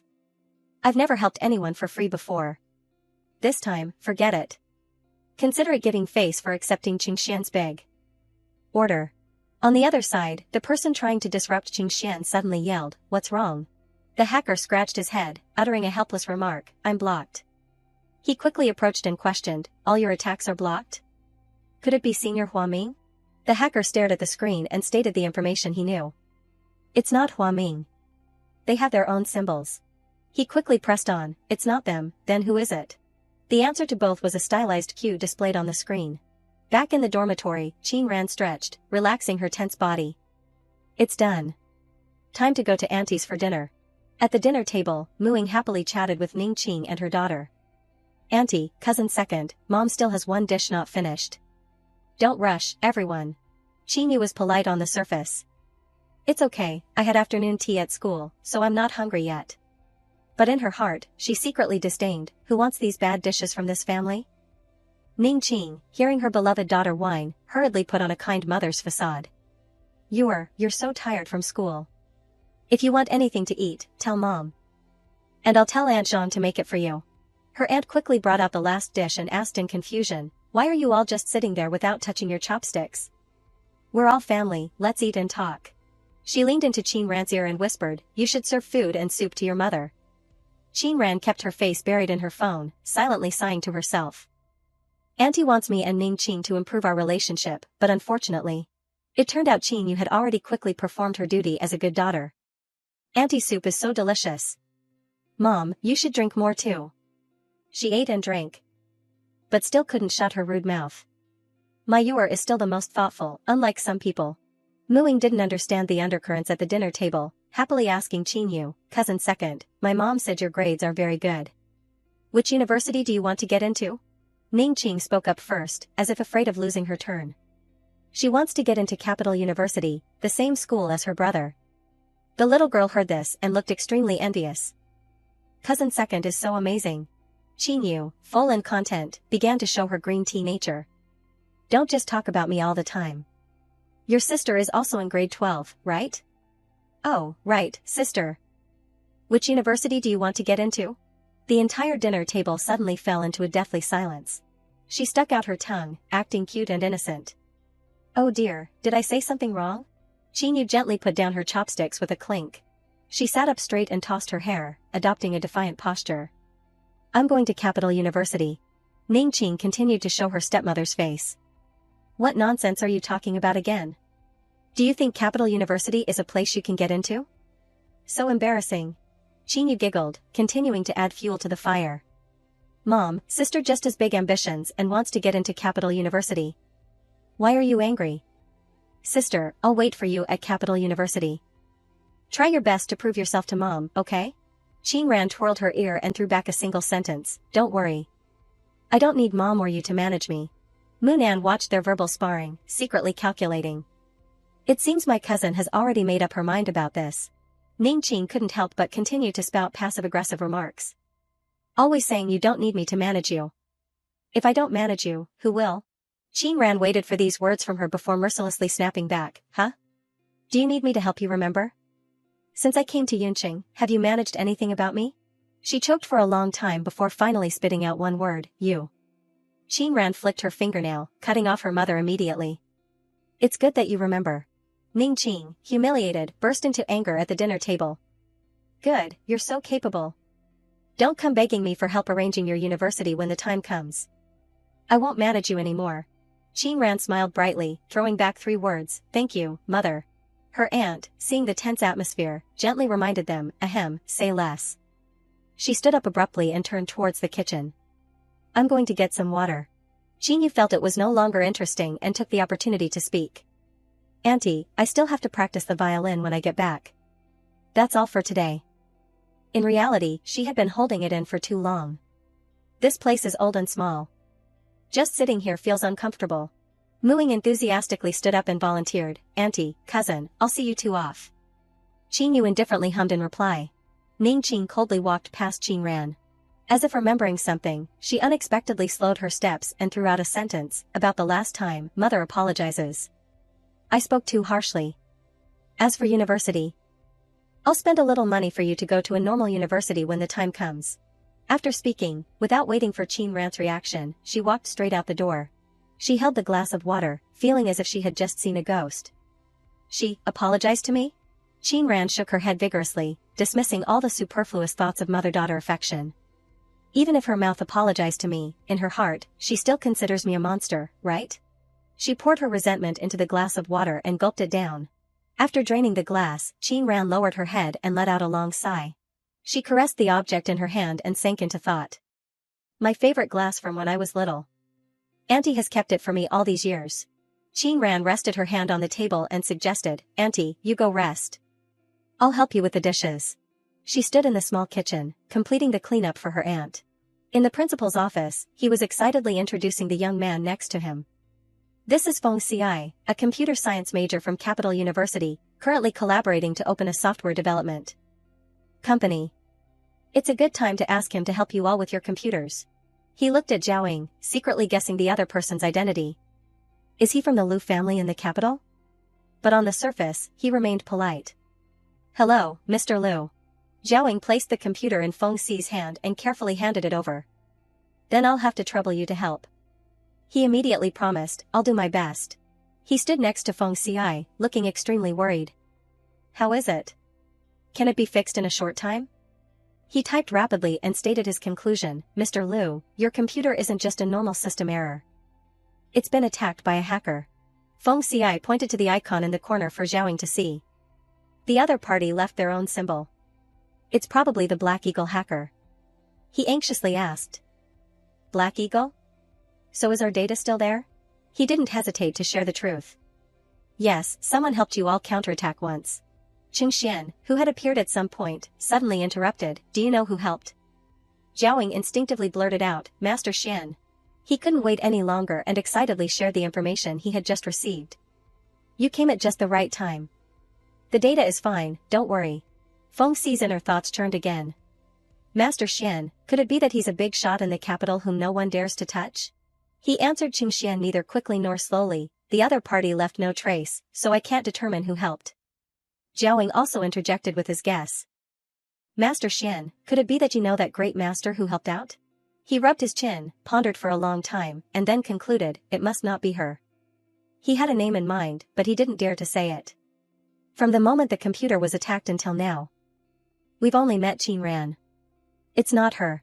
Feng Xi, seeing that his business was done, bowed and excused himself, you all must be busy, so I won't disturb you further. Goodbye. Zhao politely called out. Wait, thank you for your help today. The three of them moved together down the school hallway. As soon as Zhao saw Lin Ziren, he raised his hand in greeting, Student Lin, why don't I see your deskmate? She didn't hide anything, she went out for something. He looked at Mingyu and teased Lin Ziren, Student Lin, do you only make friends based on their looks? Feng Xi's mind, meanwhile, had frozen the moment he saw her. Why was she here? He stared at Mingyu without moving his gaze. Then Feng Xi, without a word, suddenly walked up to her. He gave her a questioning look and asked in a low voice, why did you move into the dormitory? Lin Ziren was stunned by the tense atmosphere. Did the two of them know each other? Mingyu unexpectedly grabbed her hand. She concealed her inner panic and answered vaguely, grade 12 will be very busy with studies, so living in the dormitory will be more convenient. Feng Xi shouted in frustration, Mingyu. She didn't even look at him, pulling Lin Ziren straight ahead, I have to go back and hand out the test papers. The two girls ran a long way down the classroom hallway. Even though they had slowed down, Mingyu still held her friend's hand tightly. Lin Ziren couldn't hide her curiosity and boldly spoke up, Mingyu, you actually know Senior Feng Xi. He used to be a really popular figure at our school. The more she spoke, the more excited she became, completely oblivious to the indifference of the person beside her. I heard he started a business with Qin Yu's older brother. Lin Jinxian. He'll definitely achieve something in the future. So, do you think I'm clinging to your coattails? Mingyu raised her hand to clearly define her relationship with him, I'm a distant relative of the Feng family. I'm not close to him. She chuckled, masking her awkwardness, they're all very outstanding. I can't compare to them. Lin Ziren rushed to comfort her, why can't you compare? You're ranked second in the entire school. Mingyu, don't underestimate yourself. You're very talented. She gave her a sincere smile, thank you, Lin Ziren. Then Mingyu leaned into her ear and whispered, I'll tell you a little secret, my grades used to be terrible. My math score was only a single digit. Lin Ziren pretended to be angry and tapped her head, don't lie to me. How many times have you gotten a perfect score? Are you trying to tease me? The two quickly said goodbye and separated, heading in different directions. Lin Ziren looked back at her friend, her heart heavy. Mingyu's figure always carried an inexplicable sadness and loneliness. She pushed open her classroom door, looking for another figure. Ran seems to be asleep. Lin Ziren returned to her seat but still focused on studying her deskmate's test paper. This time, Ran scored 6 points on the test, which counts as progress. Diaoguang suddenly spoke, interrupting her thoughts. Have you found any classmates to help with the report that teacher Gao mentioned earlier? Lin Ziren quickly put her index finger to her lips. Gesturing, Shu, speak softly. Ran is sleeping. She came home very late from work yesterday. Diaoguang looked puzzled. Working? Lin Ziren kindly explained, at the milk tea shop in front of the school. Ran helps out on the night shift and comes back even if it rains heavily. After saying that, she answered the previous question. It's almost exam season, so no one wants to help with the report. If I really can't find anyone, I'll do it myself. Diaoguang didn't forget to remind her, just don't delay the progress. This time, the grade level report will be voted on. You, wake her up. She's been sleeping all morning. Qin Ran had opened her eyes long ago, lamenting inwardly, so much talking, it's so annoying. Only a deskmate with such a good temper would let him boss them around like this. Lin Ziren sat down beside her and shook her awake. Ran, I left your test paper on the desk. Remember to review the wrong answers when you wake up. Qin Ran drowsily rubbed her head and gave a faint in agreement. She observed her for a long time and then wondered, why is your face so red? Did you catch a cold from the rain? Qin Ran sluggishly denied, I'm fine. Lin Ziren persistently asked again, are you really okay? Let me go ask if anyone has cold medicine. You should take some. Qin Ran decisively stood up, no need. What time is it now? She honestly replied, lunch break has already started. Do you want me to buy you something to eat? She pulled up her collar, preparing to leave, no need, thank you. I'm going out for a bit. Lin Ziren watched her friends retreating back, unable to help but sigh inwardly. Ran is working overtime again? It's too hard. I wish someone could convince her to stop. Qin Ran quickly arrived at the infirmary. She stood leaning against the door for a long time without entering. Inside the room, Zhaoying was casually complaining, Xian family, big shot, no, Qin Ran, why isn't she here yet? I'm a little hungry. However, the sudden change on the computer made him change his tone immediately. Xian family. Qing Xian indifferently spoke, what's there to panic about? Speak. Zhaoying dull-wittedly exclaimed, the person who helped us fight back against the hacker, it seems there's a clue. He quickly blurted out the information he had just gathered, that person's alias is Q. No sooner had he finished speaking than the ding-dong of the doorbell interrupted their conversation. Qin Ran gently pushed the door open and entered. She leaned tiredly against the door without speaking. Zhaoying, not noticing anything unusual, continued to chatter, you're finally here. I'm almost starving to death. But why are you pulling your collar up so high when the weather is so hot? Qin Ran awkwardly concealed her illness, it's nothing. I'll go cook right away. Qing Xian, without a word, suddenly stood up. He walked towards her, observing her from head to toe. Qing Xian's eyes swept over her like x-rays, missing no corner. Under this pressure, Qin Ran could only remain silent and endure. Qing Xian asked worriedly, are you sick? Qin Ran softly confirmed, just a little. Zhaoying hastily jumped up from his chair, Qin Xiaoran, why are you sick? Xian family, quickly take her to my seat to rest. I'll get the thermometer. She covered her mouth, intending to make a vague excuse, it's a small matter. I'm going to cook now. Qing Xian stood blocking her way, impatiently speaking, you're already sick, what are you trying to accomplish? Go rest on the sofa, quickly. Do you want me to carry you there? Qin Ran was silent for a long time, her face flushed red with embarrassment. Finally, unable to bear the oppressive silence, she compromised and walked towards the sofa. Qing Xian quickly took the thermometer out of the medicine cabinet. He didn't turn his head as he instructed the person beside him, Lu Zhaoying, order food for Manhwa and drive back with it. He gave 2 sounds in agreement. The thermometer beeped continuously as soon as it touched Qin Ran's forehead. Qing Xian looked at the nearly 40-degree reading on the screen, stunned with fear, you're already running such a high fever, and you said you were fine. He laid the patient on the sofa, even carefully covering her with a blanket, lie down. I'll give you in 4. Qin Ran couldn't resist and only gave a faint Qing Xian quickly pulled the 4 pole towards himself. His movements, though hurried, were still incredibly gentle. Qing Xian even gently held Qin Ran's hand. Her face suddenly flushed red, unsure if it was due to the fever or the touch of his hand. But that feeling didn't last long, as Qingxian had already turned her hand over, preparing to insert the foreneedle. Seeing her somewhat tense expression, he gently reassured her, "Don't be afraid, it won't hurt." Qin Ran, of course, wasn't afraid of pain. She awkwardly turned her face away to hide her emotions. After finishing the procedure, Qingxian lowered his voice and announced, "It's done. I told you it wouldn't hurt." She put her hand on her forehead and vaguely replied, It doesn't hurt." He quickly stood upright, not forgetting to add, "I'll get you some water to drink." Qingxian walked towards the small kitchen counter in the office. His movements as he poured water were very fluid. He even thoughtfully added 2 sugar cubes to the cup. Qingxian's gaze suddenly fell upon the jar of colorful candies on the shelf. In his mind, he recalled the first time he saw Qin Ran. He didn't understand why he suddenly bought this pile of candy, but in the end, Qingxian stood in a daze for a while before remembering to bring the glass of water to her. But what met his eyes was Qin Ran peacefully asleep on her side. He quietly sat in front of her and silently commented, "Normally like a little hedgehog, but when she's sick, she's a little more obedient." Qingxian gently placed the red candy into her hand. Even in her sleep, Qin Ran instinctively curled her hand. Qingxian looked at this action with a satisfied smile. His mind continued to recall the moment he saw her at the hospital. Qin Ran, in his eyes then, was beautiful but very cold, just standing to one side, sucking on candy and scrolling on her phone. The person he was talking to saw Qingxian staring blankly and curiously prompted, "What are you looking at?" That question made him retract his gaze. Even though his eyes weren't on Qin Ran, he still secretly praised, "Her waist is really small." Qin Ran suddenly woke up from her muddled sleep. As soon as she sat up, she hugged her chest and wondered, "I can't believe I slept for so long.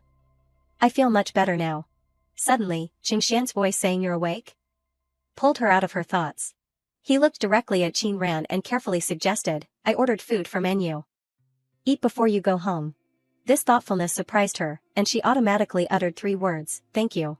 At the Lin family's side, Chen Qi sat at the dining table and asked, "Has Feng Xi returned?" His father is the mayor, and the Feng family is a prominent noble family. You must seize this opportunity. Lin Jingxian turned and pledged, "Father, rest assured. Our project this time is in Yunqing. I will definitely do well." Lin Wan picked up more food for him and added, "The Feng family has deep roots. When the 2 of you cooperate, nothing big will happen." He understood clearly and quickly replied, "Yes, I know." She then turned to Qin Yu, "How did you do on the exam this time?" She excitedly boasted, "I only ranked 9th in the entire school. It was just a normal test. Nothing special." Ning Ting also quickly chimed in, "Our Yuer is always so humble." Interrupted by her, Lin Wan muttered under her breath, annoyed, "Nosy." She quickly brushed aside her displeasure and changed the subject, "Yuer, your sister is also at first high. How did she do on her test?" Ning Ting, being ignored and hearing Qin Ran's name mentioned, became stiff all over. Qin Yu remained unfazed and continued to beam, "We're not in the same class. I only saw that her English test score wasn't great. Maybe it will get better once she adapts to First High's teaching methods." Lin Wan then slowly and deliberately criticized Qin Ran indirectly, "The education in Ninghai village is indeed terrible. Luckily, Yuer grew up in the Lin family since childhood." After saying that, she immediately left the dining table, "I'm going to my room to rest first." Regardless of how the Lin family was eating their strained meal, on this side, the 3 of Qin Ran were enjoying their food happily, but the untimely ring of a phone broke the pleasant atmosphere. She hesitated for a moment but decided to answer the call. As soon as she picked up, a torrent of criticism poured out, forcing her to pull the phone away from her ear. "Qin Ran, look what you've done again. What good thing have you done this time?" Ning Ting was like a wild beast, continuously spewing out uncontrolled words. "You failed the last exam again, didn't you? With these grades, no matter how much money I spend, I can't find any school that would accept you. Do you know what happened at the dinner table today?" Qin Ran covered her mouth and lightly coughed, interrupting her, "Cough, cough, if there's nothing else, I'm hanging up." In her mind, she was imagining herself being ridiculed. "Look, Ning Ting's daughter is at the bottom of the entire school." She yelled into the phone, "I found a tutor for you. Go to class obediently this weekend, don't wander around outside." Before she could finish, the phone buzzed. Ning Ting looked at the phone in her hand in disbelief. "This damn girl actually dared to hang up on me." Qingxian saw Qin Ran quickly put her phone away and curiously asked, "Who was that?" Such an unpleasant conversation. She didn't bother to hide it, "My mother." "Do you believe it?" Cough, cough. He didn't answer her question but secretly felt sorry for her. Qin Ran's voice was already so hoarse and she was coughing, but her mother didn't even ask about her. Qingxian decided to stand up, drink some soup.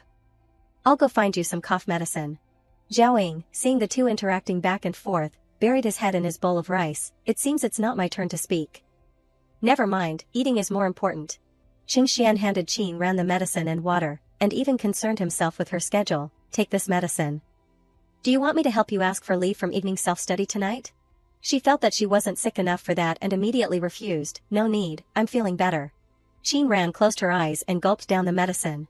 But after drinking it, she began to wonder to herself, sweet? The warm water I drank at noon also tasted sweet. It really wasn't an illusion. Qin Ran returned the water bottle, signaling that she wanted to leave. I'm going back for evening self-study. Qingxian quickly called out to her retreating back, wait a moment. He picked up the water bottle she had just used and signaled, take this one. No one has used this one. And don't drink too much sweet water. Qin Ran didn't hesitate, decisively turning back to take it, thank you. The moment she reached out, her fingers brushed against Qingxian's. The cold sensation on his hand startled him slightly, and then he stared blankly as Qin Ran left. Qingxian dully raised his hand and examined it, his mind still dwelling on the brief touch, her fingers, so cold. Qin Ran quickly returned to the classroom hallway with the water bottle. Before her was a not-so-pleasant scene. Jiang Han stood with her arms crossed, threatening Mingyu, don't go anywhere. I haven't finished speaking. She didn't speak but decided to silently observe the situation first. She stood with her hands on her hips, looking like a dominant figure, and repeatedly questioned, Pan Mingyue, tell me, how did you get an extra 20 points? You're not a minority. The girl with her felt a little embarrassed and opened her mouth to dissuade, okay, Jiang Han, stop talking. She, however, was the type to become more stubborn when dissuaded. Why can't I talk? If she dares to do it, I dare to say it. Jiang Han pointed directly at Mingyu and criticized, you and Su Yaoguang are only 20 points apart. The physics teacher said that with the extra points, you'll definitely be the top scorer in the university entrance exam. She leaned close to the other person's face and questioned loudly, Pan Mingyue, tell me, don't you feel disgusted? At the critical moment, Lin Xiren poked her head out, it's almost time for evening self-study. Why are you making so much noise in the hallway? But as soon as she saw Qin Ran, she immediately shrieked, Ran, you're back. Qin Ran didn't answer her but took a step forward. Lin Xiren hastily chased after her, asking, Ran, where are you going? Oh, Pan Mingyue is here too? She stood in front of the group and coldly uttered two words, get out of the way. Jiang Han spun around furiously and yelled, what did you say? She clearly saw the face of the person who had just spoken and repeated, did you just tell me to get out of the way? Lin Xiren, standing nearby, was full of worry. Why is Ran causing trouble with Jiang Han? Usually, no one dares to provoke her. Her father, a new rich man, donated a building to the school. Qin Ran, of course, wouldn't be intimidated by these harmless words, can't you understand human language? I said you're blocking the way. Jiang Han disregarded dealing with Mingyu and immediately shifted her new target, you dare to talk to me like that? Do you want to die?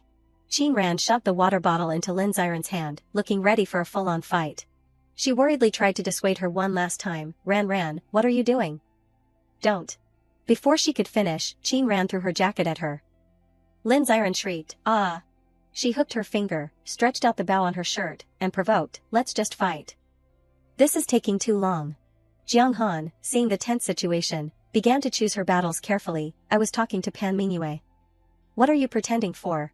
No sooner had she finished speaking than a hand clamped tightly around her neck, making her only able to emit a dull groan. Qin Ran increased the pressure, making Jiang Han groan uncomfortably. Qin Ran pinned Jiang Han against the wall and turned to ask the others, what's wrong? Do you still want to come up? The female students beside them, though pale with fear, still tried to sound tough, you're crazy? I'm going to call the dormitory supervisor. She indifferently let out an "oh," not forgetting to give a sarcastic smile. Mingyu, who knows when she arrived, weakly pleaded, don't fight anymore. Qin Ran looked directly at Jiang Han and warned her casually, take care of yourself. There won't be a next time. She reached out and gripped her chin. Jiang Han, at this point, no longer had the air of a big sister. Fear consumed her, making her body tremble uncontrollably. Qin Ran ignored the other party as she slid down the hallway, coldly turning her back and walking away. She reached out to get her things back from Lin Xiren, I'm leaving. She gave a dazed "oh." Lin Xiren followed Qin Ran, expressing her admiration, Ran, you're amazing. She casually replied, it's nothing. In fact, there was still something she hadn't said. There are also things I can't do. The next day, Gao Yang stood at the podium and directly announced, "That's all for today's lesson. You have 10 minutes for self-study." No sooner had he finished speaking than the classroom door was forcefully pushed open. Ai Rong entered with an aggressive demeanor. "Gao Yang, what's wrong with Qin Ran from your class? How dare she hit a student from my class? Does that kind of behavior even deserve to be at first high?" The entire class was stirred up by this shocking news. She pointed directly at Gao Yang and criticized, "Teacher Gao, I said it early on, this kind of student shouldn't be accepted. To dare to fight at first high shows they have no respect for anyone." He tried his best to appease the other party with words, "Teacher Li, this might be a misunderstanding. Student Qin Ran is not an unreasonable person." Ai Rong became more and more aggressive. "What misunderstanding? Teacher, look at that girl's indifferent attitude. I'm going to find the principal. You also contact Qin Ran's parents." The students in the class, encouraged by the situation, began to discuss even more boldly. "Qin Ran and Jiang Han fought? No way. What's this about? I heard that Qin Ran committed a crime before and even involved the police." Qin Ran, who had been holding back, finally stood up in annoyance to defend herself. "Why did Jiang Han and I fight? Didn't she tell you?" Ai Rong began to cover her ears and speak loudly. "A fight is a fight, why do you need a reason? Do you still want to quibble? Then come with me." She defiantly raised her phone, cutting her off. "Talk to whom? Principal Su? Why don't you go find him? He'll be here right away." In Diaguang's mind, he was skeptical. Grandpa is usually very busy. How could she get him to come whenever she calls? Xiao Qing's mood next to him wasn't much better. Sister Ran's joke is a bit too big. Finding Principal Su is as hard as finding the mayor. Ai Rong felt she had the upper hand and became even more assertive. "You're lying without even drafting a speech. You even said Principal Su is at your house." Before she could fabricate anything more outrageous, Principal Su's voice rang out. "What's all the noise about?" His appearance made the chaotic scene even more awkward. Ai Rong and Gao Yang were the first to regain their composure, simultaneously calling out, "Principal Su." She looked at Qin Ran standing in front of her, her heart churning. What's going on? Did Principal Su really come because of that girl? Ai Rong decided to take the initiative. "Principal Su, you've come at just the right time. Yesterday, Qin Ran hit Jiang Han from my class. How can my key class endure such torment?" She reveled in her successful malicious accusation. "I knew it. With Principal Su here, that girl will have nothing to say." The fair-weather female students quickly whispered to each other, "Indeed, if you pretend too much, you'll have nothing to say. Jiang Han's family is also rich. And her grades are good. Where did she get the courage to provoke her? They're both surnamed Qin, but she and Qin Yu are worlds apart." Diao Guang and Xiao Qing silently listened to the buzzing in their ears. Qin Ran, however, remained calm, even offering a faint, sarcastic smile. She didn't hesitate to expose the truth. "Teacher Li, if you care so much about your students, why don't you know that Pan Mingyue was bullied and threatened by Jiang Han?" Ai Rong stammered a teacher and then fell silent. Qin Ran pressed her advantage. "No need to refute. There are surveillance cameras in the girls' dormitory hallway. You can go check." She frankly exposed the distortion in her thinking. Why don't you care that Jiang Han humiliated Pan Mingyue by saying she used underhanded methods to get high scores on the university entrance exam? Is your so-called caring only for those with power and influence? Ai Rong was so stunned by the questioning that her mouth just moved, only able to utter one word, "This." Principal Su, after hearing the whole story, slowly spoke. "Teacher Li, I think this matter should be investigated by the police. If what Qin Ran said is true, then school bullying cannot be tolerated." Ai Rong's heart pounded wildly. How did this turn into school bullying and even involve the police? She hastily tried to explain. "Principal Su, I apologize. I didn't ask clearly. I didn't know this matter was related to student Pan Mingyue." He replied steadfastly. "What you say to me is useless. You should apologize to student Qin." Ai Rong swallowed her pride and adopted the lowest possible posture to speak. "Qin Ran, I misunderstood you." She indifferently retorted, "It doesn't matter." Qin Ran tossed her hair, tearing off the other party's mask right then and there. "Anyway, I used to hear that Teacher Li was a just and honest person who cared about students. I never expected you to be someone who supports the rich and despises the poor." Xiao Qing, watching live, couldn't help but let out a soft snort. Ai Rong left red-faced amidst the mocking laughter of the students. Xiao Qing, seeing the storm pass, immediately ran to Qin Ran to express his admiration. "Sister Ran, what on earth happened? Do you need my help to teach Jiang Han a lesson?" She coldly refused outright. "No need." Diao Guang, passing by, urged him, "Let's go." Chinyu said she's practicing a new piece today. As they reached the door, they accidentally bumped into Chinyu herself. I heard them discussing my sister again. Did she cause trouble again? The two boys said nothing, their scrutinizing gazes making her feel guilty. Why are they looking at me like that? Did I say something wrong? Chinyu stubbornly asked again, but couldn't give up on slandering Chin Ran. Am I wrong? All those rumors are true. She fights all the time. Luckily, Principal Su took pity on her and accepted her into first high. Xiao Qing couldn't take it anymore and retorted directly to her face, why do you have such a big prejudice against her? She's not like you all say. What happened today was Jiang Han's own doing. Qingyu was so frightened that she secretly thought Xiao Qing actually spoke up for Qin Ran. After venting his anger, he instructed Diao Guang, I'm not going to the art building today. I'm going to the football field. Xiao Qing, ignoring what everyone else thought, enthusiastically called out to his friends, let's go. You guys get the ball out. When only the two of them remained, Diao Guang slowly spoke, Principal Su isn't a sympathetic person. Qingyu gasped in surprise, huh? She covered her mouth and chuckled as if she had heard something hilarious. How do you know Principal Su isn't like that? You're not even his relative, and it's a coincidence that you both have the surname Su. Qingyu, having made her own deductions, turned and walked ahead, leading the way. Let's hurry. I want to practice the new piece a bit more. He didn't say anything else, just a in agreement. As she walked alongside him, she curiously asked, oh, by the way, Su Diaguang, who is in charge of the bulletin board for your class this time? Is it you? He didn't hide anything. No, Niefei is in charge of drawing, and Lin Ziren is in charge of writing. Qingyu thought of the close relationship between Lin Ziren and Qin Ran. Outwardly, she casually replied, is that so? But her smile seemed to be brewing something sinister. At the same time, Lin Ziren was awkwardly discussing with her bulletin board partner, Niefei, you said you don't know how to draw the bulletin board? Her friend also looked helpless.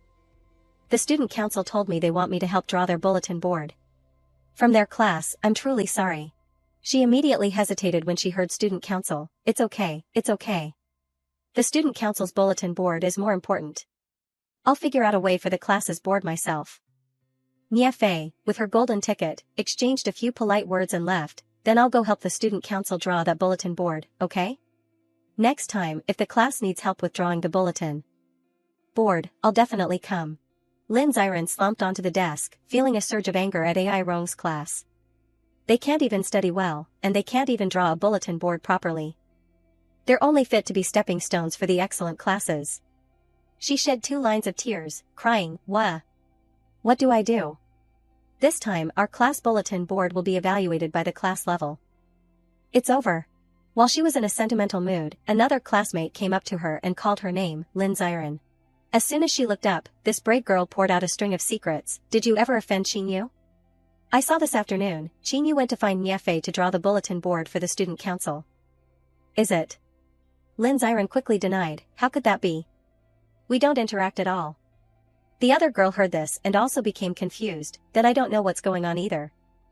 Sigh, this time we'll be laughed at by class 1 and 2 again. She slumped her face in despair and sighed, I originally wanted to win an award to make Teacher Gao happy. He's always being made things difficult by Teacher Li. It's really embarrassing. The more Lin Ziren spoke, the more aggrieved she felt. Sigh, if only they had told me earlier, I could have found someone else to help. Now it's too late, what should I do? The other girl immediately suggested, Ziren, don't overthink it. Let's go eat first. She habitually turned to ask her deskmate, Ran, are you coming? Qin Ran still had her head down on the desk. And vaguely refused, you two go. She waited for everyone to leave, then sat blankly, staring at the bulletin board in front of her. Originally, she just wanted to reassure her grandmother and kill time. Studying was boring, teachers discriminated against students, and her naive peers thought they were superior. It was truly tiresome here. In her mind, images of her friend's enthusiastic concern replayed, if you have any problems, just come to me, don't be polite. Ran, you can borrow my notebook. You'll definitely improve next time. Qin Ran secretly scoffed at herself, my head must be messed up to even think of doing something so unnecessary. She decided to pick up the chalk and save Lin Ziren this time. Qin Ran was engrossed in completing the poster board, unaware that a second person had appeared behind her. Diao Guang stared at her actions and wondered, she actually knows how to draw. At the entrance of the hotel, Principal Su spoke in a low voice, reproaching, why are you so late? He vaguely replied, I went home to get something. the rest. Diao Guang kept to himself, and I saw something unexpected. As soon as he entered the room, he greeted the two men in front of him, Xian family, Lu family. Qing Xian, seeing that the Su family was fully present, began the conversation. I didn't expect young Master Su to also be in Yunqing. Old Su, I heard you gave an admission letter to a young lady. Principal Su didn't deny it. That's right, and not just one. He asked curiously, not just one? Who else besides Qin Ran? He wondered, could they all be related to the case in Ninghai village that year? He didn't answer him but changed the subject. Let's not talk about this anymore. Zhaoying also understood and smoothly changed the topic. So, Old Su, who did you finally choose as your heir? As you mentioned last time? The simple question made Diao Guang so nervous that he tightened his grip on the glass of water in his hand. He raised the glass to hide his inner panic. Isn't Grandpa's heir me? Principal Su's mind was clear as a mirror, and he had his own plans. Diao Guang is too young to be an heir, unless he can be with that girl. He suddenly spoke up, reminding him, Diao Guang, after we finish eating, we'll go home. I still have to go to evening self-study. Though a little surprised, he still obediently complied. Yes, Grandpa. Qing Xian, seeing the banquet coming to an end, raised his hand in a gesture of farewell. Old Su and young Master Su, please go first. I still need to wait for some food to be packed to take back. Zhaoying, sitting beside him, immediately teased, are you worried about someone being sick, wanting to bring food back for her? He furrowed his brow, shooting a deadly glare. Too much free time, aren't you? He felt the danger and quickly changed his words. No, I wouldn't dare to guess the Xian family's intentions. A moment later, both of them quickly left the restaurant. As soon as they exited the elevator, they ran into Feng Xi. He respectfully stepped forward and greeted, Mr. Chung, Mr. Liu. Zhaoying extended his hand distantly. Feng Xi, you take your time eating, we're leaving first. Lin Jingxian covered his mouth and wondered, the two just now were. He immediately lowered his voice and explained, the Qing and Lu families from the capital. He heard the prominent place name and immediately thought of clinging to a powerful figure. Of course, they are big families in the capital. The Lin family in the capital is not worth mentioning. So we can build a good relationship with them. Ignoring the small interlude, Feng Xi immediately greeted the woman in front of him, Mother. She seriously questioned her son, why are you only just arriving? Qing Yu couldn't miss the opportunity to show her gentle side and immediately rushed over to defend him. Brother Feng Xi and Brother Jinxian are so busy with work. They must be hungry. Auntie, please tell the waiter to bring the dishes. She was so pleased by the flattery that she didn't skimp on praise. Indeed, only our Yuer is so thoughtful. Feng Xi's mother immediately stood up and called out, you all, come sit next to Yuer. Ning Ting and Lin Qi exchanged glances, both sharing the same thought. It seems Mrs. Feng really likes Yuer. Who knows, maybe it could even. The next day, Diao Guang took the lead in assigning tasks. Has everyone arrived? Then let's start with the report from Class 1. Before everyone could react, Qing Yu quickly spoke up, wait a moment. She skillfully displayed her top-notch green tea demeanor, or maybe this time we'll start inspecting from Class 9. It's boring always starting from the top class. The female students next to her quickly chimed in, if you see something beautiful at first, it will be hard to score later. She became even more excited with her allies. Exactly. What about you, President? Diao Guang discreetly glanced at her and then opened his mouth in agreement, all right. In front of them, groups of students from other classes were noisily exchanging information. Last time, Class 9's report was last, and it even had spelling errors. They'll only win Class 1 in their dreams. Oh, I'm so scared. The Class 9 students said their report this time could even beat Class 1. Let's go quickly and see what kind of masterpiece it is. Ha ha ha ha. A female student next to her curiously asked, President, what's going on with your class? Qing Yu spoke in a sweet voice, is the bulletin board perhaps very beautiful? But in her heart, she knew full well, it would be strange if Shenfei didn't finish drawing it. In Class 9, Class 3, the crowd surrounded Shenfei, talking excitedly, Shenfei, you're a hidden master. Your drawing is so beautiful. Did you draw Yanji? Isn't this his journey from trainee to famous debut? She, flattered and surprised, waved her hands in denial, no, it's not me. I was at the student council all last night. You guys ask Xiren and Qin Ran. Lin Xiren turned to Qin Ran and made a bold guess, Yanji. Could it be that heaven saw how cute I am, so he came to help me? A knock on the door and a clear voice interrupted the noise, excuse me, checking the bulletin board. As soon as they entered, the student council group was stunned, wow, so Class 9 didn't lie to us. Class 9's bulletin board is really beautiful. Qingyu knew Class 9's bulletin board was extremely beautiful. So she specifically brought us to see it first. I never expected Class 9 to be able to draw like that. Only Qingyu looked shocked. How can this be? The exclamations as they looked at the bulletin board became even more exaggerated. Wow, this is Yan Ji from when he was a trainee to becoming a star. Just looking at it makes my blood boil. So touching. Right. The details of his injured arm and determined expression are also too beautiful. A master, definitely a master. The group of female students eagerly asked Diao Guang, President, how many points did you give it? This is too impressive. In 3 years of high school, I've never seen such a beautifully drawn bulletin board. He slowly and surely concluded, full marks. Qingyu was furious at this unexpected turn of events. She stared at Qin Ran as if she wanted to drill holes into the other person's body. Qin Ran didn't flinch, twirling the pen in her hand and tilting her head in provocation. Qingyu gritted her teeth, unable to accept this truth. No way. I know her so well, she's never learned to draw. It can't be her drawing. Diao Guang, however, had entirely different thoughts about Qin Ran. Yesterday, I only saw her draft. I didn't expect it to be so spectacularly outstanding after it was finished. Perhaps she's not that bad. He quickly urged everyone to finish their work. Let's go. Let's check other classes. A male student in the group immediately joked, I don't think we even need to score anymore. Other classes won't be able to be more beautiful than Class 9. After school, groups of students continued to discuss the recent historical event. What do you all think about that bulletin board? Lin Ziren also joined the gossipy atmosphere. Ran, who do you think drew that bulletin board? Qin Ran firmly replied, I don't know. She suddenly remembered something and pushed the test paper towards her. Oh, right, Ran, I lent you my homework from yesterday to copy. Qin Ran, though not really needing it, still said Diao Guang continued to observe Qin Ran, his heart stirring. I looked very closely. She drew with her right hand yesterday. Xiaoqing stood up and asked, I'm going to the convenience store, young Master Su. Do you need me to buy anything for you? He unexpectedly made a suggestion contrary to his usual style. I'll go with you. As soon as they left the door, they ran into Qingyu again, going to the convenience store? What a coincidence, I want to go too. Let's go together. Xiaoqing glanced sideways at her and secretly scoffed. What coincidence? It's clear you were deliberately waiting for young Master Su. On the way, Qingyu continuously heard compliments about yesterday's bulletin board. Did you hear? Class 9's bulletin board drew Yanji. It's super beautiful. Xiaoqing also followed suit. If I could get to know the master who drew the bulletin board, I'd be willing to do anything. She really drew to my taste. Qingyu smiled sweetly.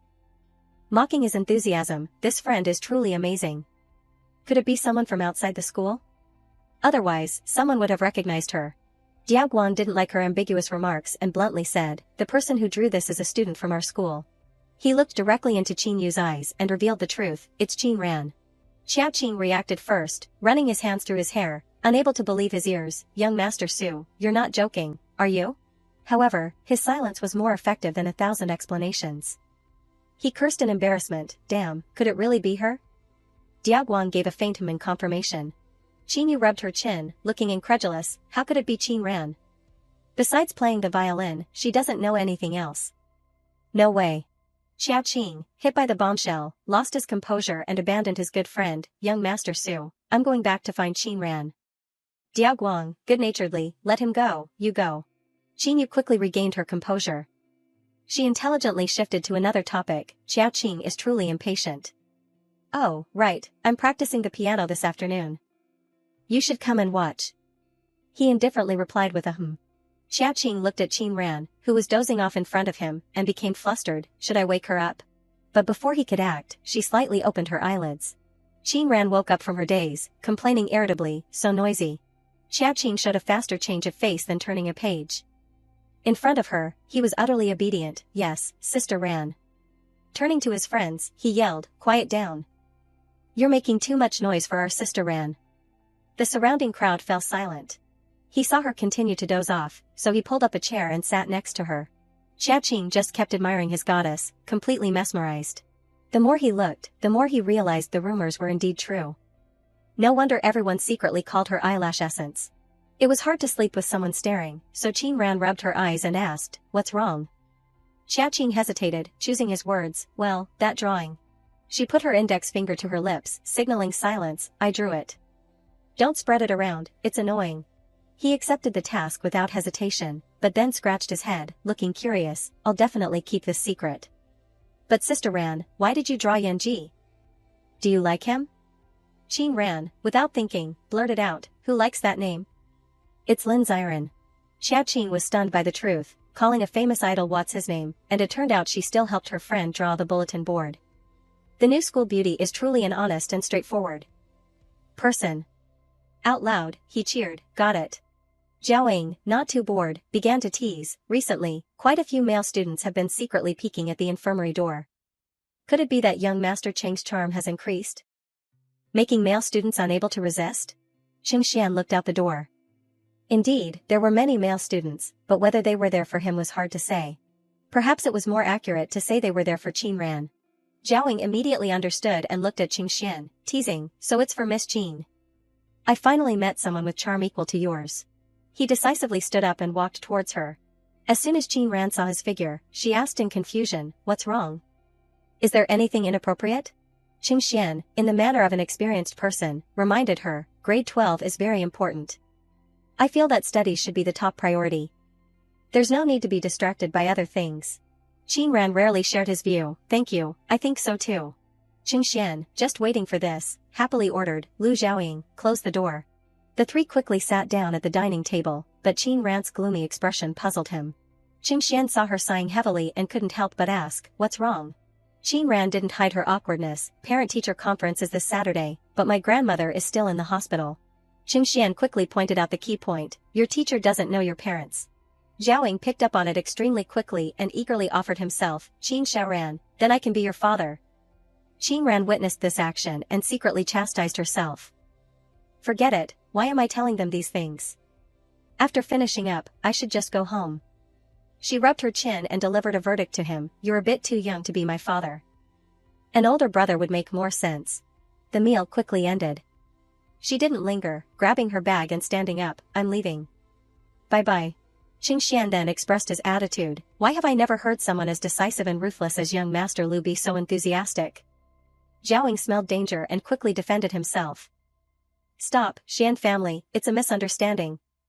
No matter how beautiful Qin Xiaoran is, I have no intentions towards her. I just said it because the atmosphere felt a bit stifling earlier. He, of course, believed his friend. Prompted by Jiaoying, he sighed softly, her family's situation, sigh. Even his heart sank a little. Although she said it so casually. I feel very uncomfortable inside. Qing Xian suddenly looked out the window and exclaimed in surprise, is it raining?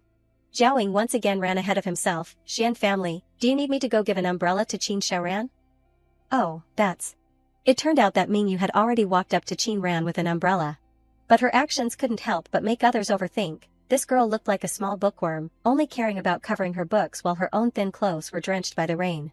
Qin Ran stepped forward and took the umbrella from her hand, I'll hold it. Did Lin Xiren tell you I was working in the infirmary? Mingyu awkwardly replied mechanically. I went to the library, and I was afraid you didn't bring an umbrella. The two stood under one umbrella, each with their own thoughts. It had been many years since they walked side by side like this. Being with Ran, it's great. When they reached the dormitory entrance, Qin Ran said goodbye, I'm going in now. You, don't stay too late at the library either. Mingyu only gave a faint in agreement. As soon as she disappeared, Mingyu's phone rang. She stared at the screen for a long time. Mingyu followed the message content and walked in front of Feng Xi. As soon as he met her, he immediately questioned, why did you move out of the Feng family's house? Mingyu still had the same old reason, it's grade 12, so I want to study hard. Feng Xi, of course, knew this wasn't the truth, studying hard? If you don't want to say it, don't force yourself to answer me. Mingyu tightened her grip on the umbrella handle and awkwardly excused herself, I have to go back now. After saying that, she decisively turned and walked away. Feng Xi said nothing but unexpectedly pulled her hand back. The unfortunate umbrella fell to the ground. Feng Xi hugged Mingyu tightly from behind, and in the rain, he lowered his voice and questioned, we haven't seen each other for months. I just came back with difficulty. And yet you're so indifferent to me. The more he spoke, the more agitated he became, you're avoiding me like this. Could it be because of my father? Feng Xi stubbornly turned Mingyu's face towards him and pressed, what exactly is your relationship with my father? Don't tell me you're my father's illegitimate daughter. Her whole body began to tremble, her fingers curled tightly in front of her chest from fear. Feng Xiai looked at her condition, and his agitation or interest completely dissipated. He released her hand, indifferently explaining his previous action. Just kidding. You go back. Mingyu bent down to pick up the umbrella, still reeling from shock. She thought he was looking for her to help with the parent-teacher conference, but who would have thought? Oh well, forget it. Feng Xiai stood silently in the rain, his mind beginning to ponder. She's never mentioned her parents before. It was a bit difficult to investigate her in the past. My father seems to be hiding something. Mingyu, though she had left him far behind, was still immersed in self-reproach. It's all my fault. I'm the one who made Uncle Feng's family unhappy. She recalled when Feng Xiai himself became harsh with his father. Mother's anger cannot be blamed. You casually brought someone home and treated her so well.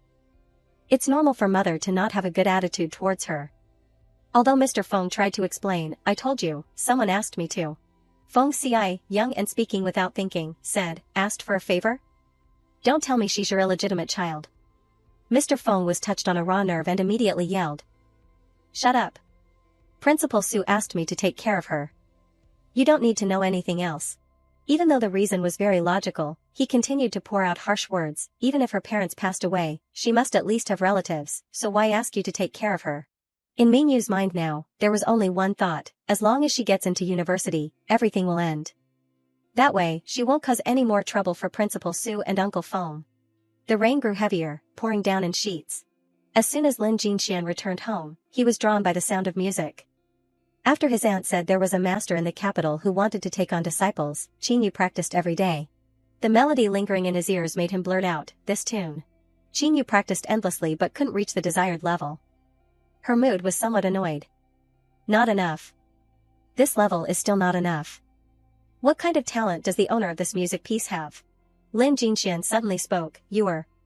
She immediately changed her attitude, greeting him with a radiant smile, brother, you're back? He adopted the posture of a good brother, earnestly advising his sister, your piano skills are improving more and more, but it lacks a bit of emotion. Practice more.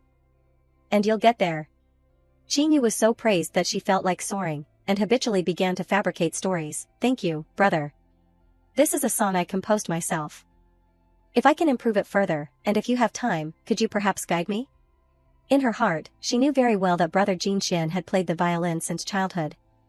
And his musical ability was much higher than hers. This was the first time he had praised her. Lin Jinxian asked in surprise, did you compose this song yourself? Qingyu, having committed herself, had to follow through. Auntie said that the masters in the capital really like students with ability and creativity in composition, so I decided to try. He listened and then swallowed the comment in his heart. This song has a vast artistic concept and high artistic value. It doesn't suit your style. Just then, Ningting appeared and interrupted, what are you two talking about? Mother brought some late-night snacks for you. Qingyu quickly smoothed things over. Nothing, mother. My brother was just guiding me on playing the violin. Then she feigned grievance and put on her usual green tea act. Oh, right, mother, this Saturday is the parent-teacher conference for grade 12. Mother, you'll go to sister's conference, right? Qingyu smiled gleefully and threw herself into Lin Jinxuan's arms. Then let my brother or father go to my parent-teacher conference, okay? In her heart, she had calculated very carefully. Having her brother or father attend her parent-teacher conference would be much more prestigious. However, this time, the opinions of the mother and daughter did not align. Ningting indifferently dismissed her eldest daughter, they're both so busy. Never mind. I'll ask your younger aunt to go to your sister's parent-teacher conference. As for you, I'll go. She, of course, had just as many thoughts as her daughter. Qin Ran will definitely be criticized by the homeroom teacher. Going there would truly be a loss of face. Only hearing the teacher praise Yuer would be prestigious. The next day, the school gate was bustling with both students and parents.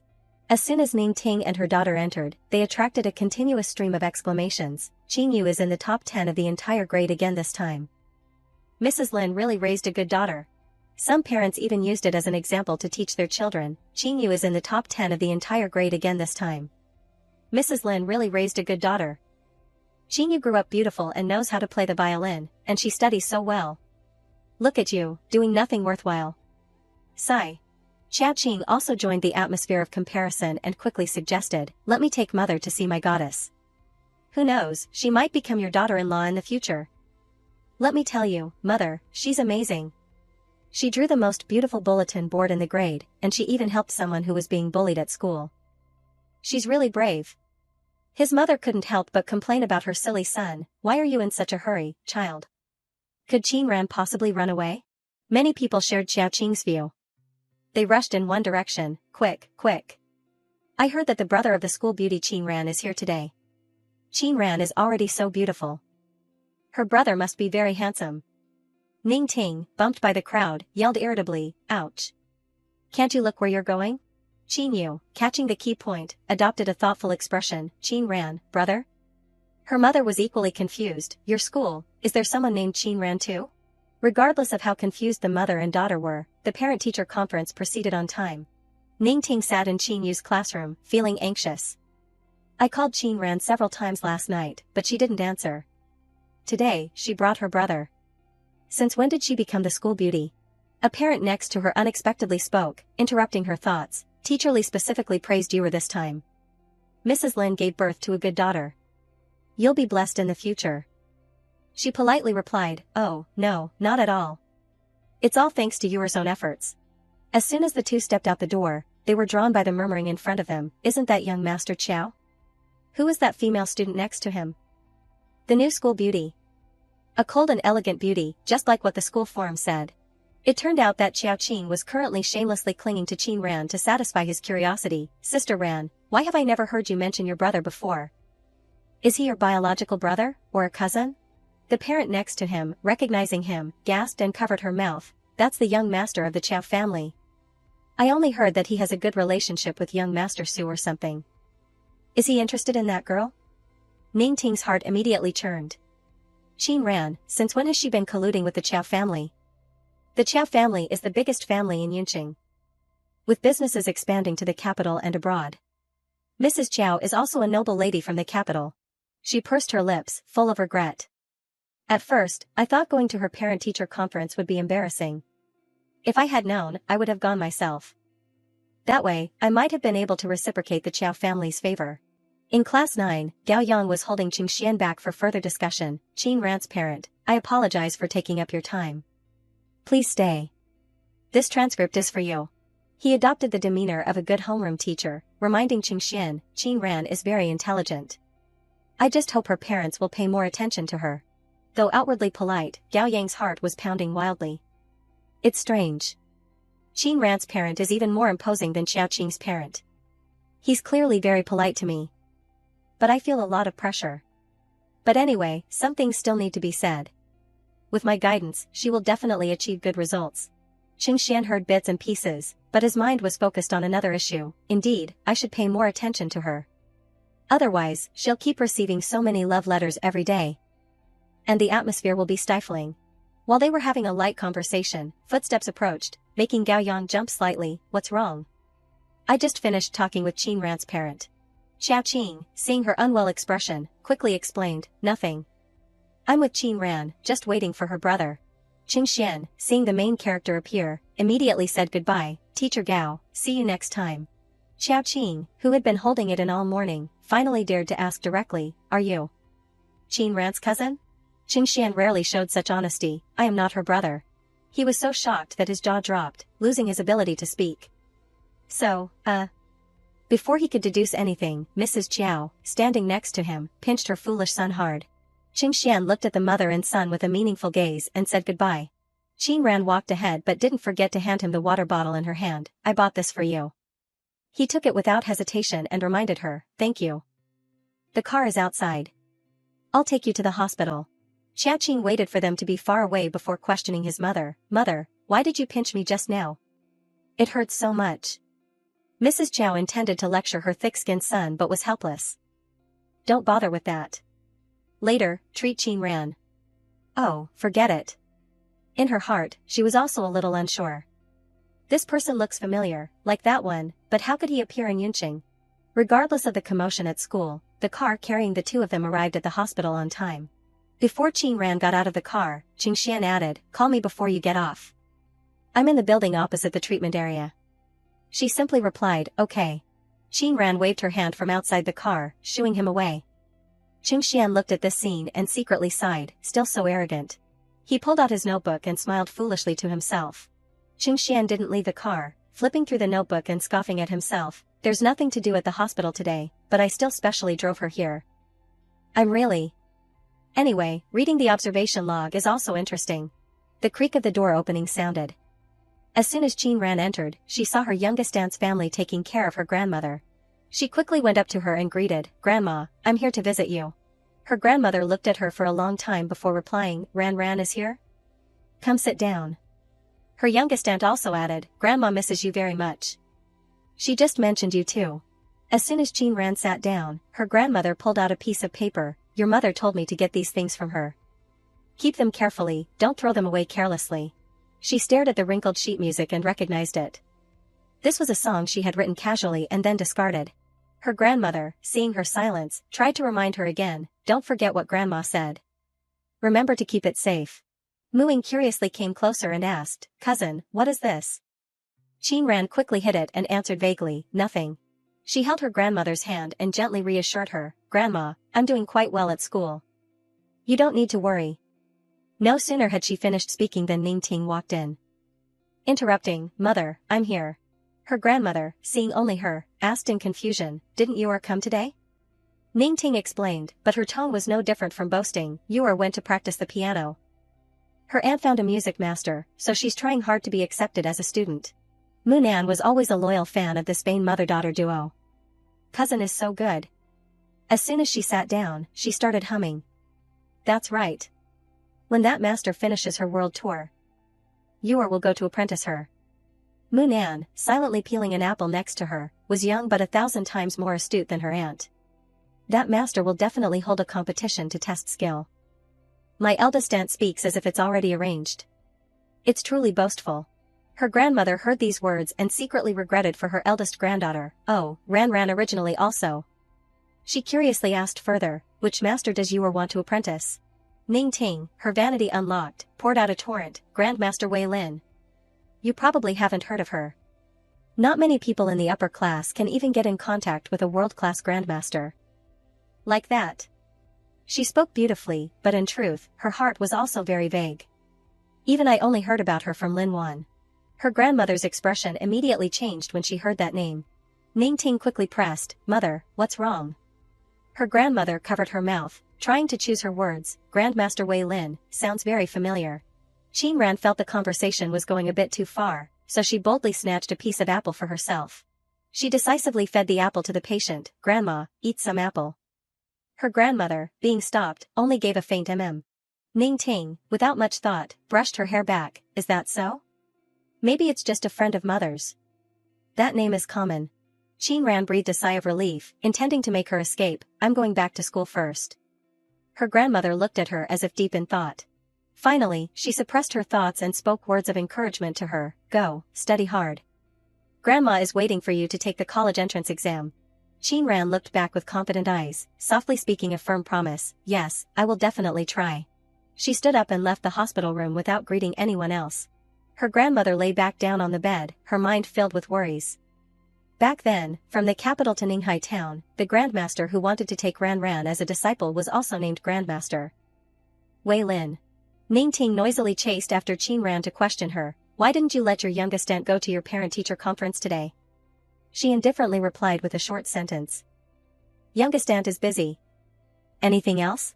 Contrary to usual, her attitude today was especially patient. So, how are you getting along with your friends at school? I heard that young Master Qiao has a good relationship with you. Qin Ran vaguely replied with a few words, it's all right. Nothing else. I'm going first. Mother, you go back to your room. In her heart, she secretly scorned, it's been so long since I started school. And now she's asking about things at school. Ridiculous. Ning Ting watched her eldest daughter's back and began to calculate, I need to go inquire. If young Master Qiao has feelings for her, then. As soon as Qin Ran stepped out of the gate, she ran into a familiar car. She smiled meaningfully, but still silently brushed her hair, doing nothing else. As soon as the car stopped, Qing Xian rolled down the window and said, Get in. She, just waiting for this, walked right over. The car quickly carried the two away from the hospital. As soon as they arrived, Qingmu enthusiastically greeted them. He quickly ran out, secretly feeling lucky. Finally, the Xian family has returned. Qingmu, standing by the car door, immediately reported excitedly, Xian family, the investigation results. But before he could finish, he was so startled by Qing Ran stepping out that he lost his ability to speak. Whoa, a woman. Qingmu looked at the beautiful girl in front of him, his mind immediately spinning. For the first time in his life, a woman stepped out of the Xian family's car. Qing Ran ignored his stunned state, coldly throwing back a sentence, "Thank you. I'll be back to cook tonight." Qing Xian surprisingly agreed immediately, "Okay. See you tonight." "Qingmu, did you bring what I told you to bring?"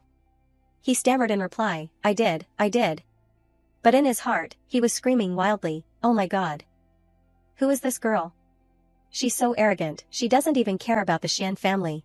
Qing Ran returned to her familiar dormitory corner. She sat on her bed, chatting with a friend via email. The other person started the conversation, "You finally contacted me. Are you stable enough to take orders now?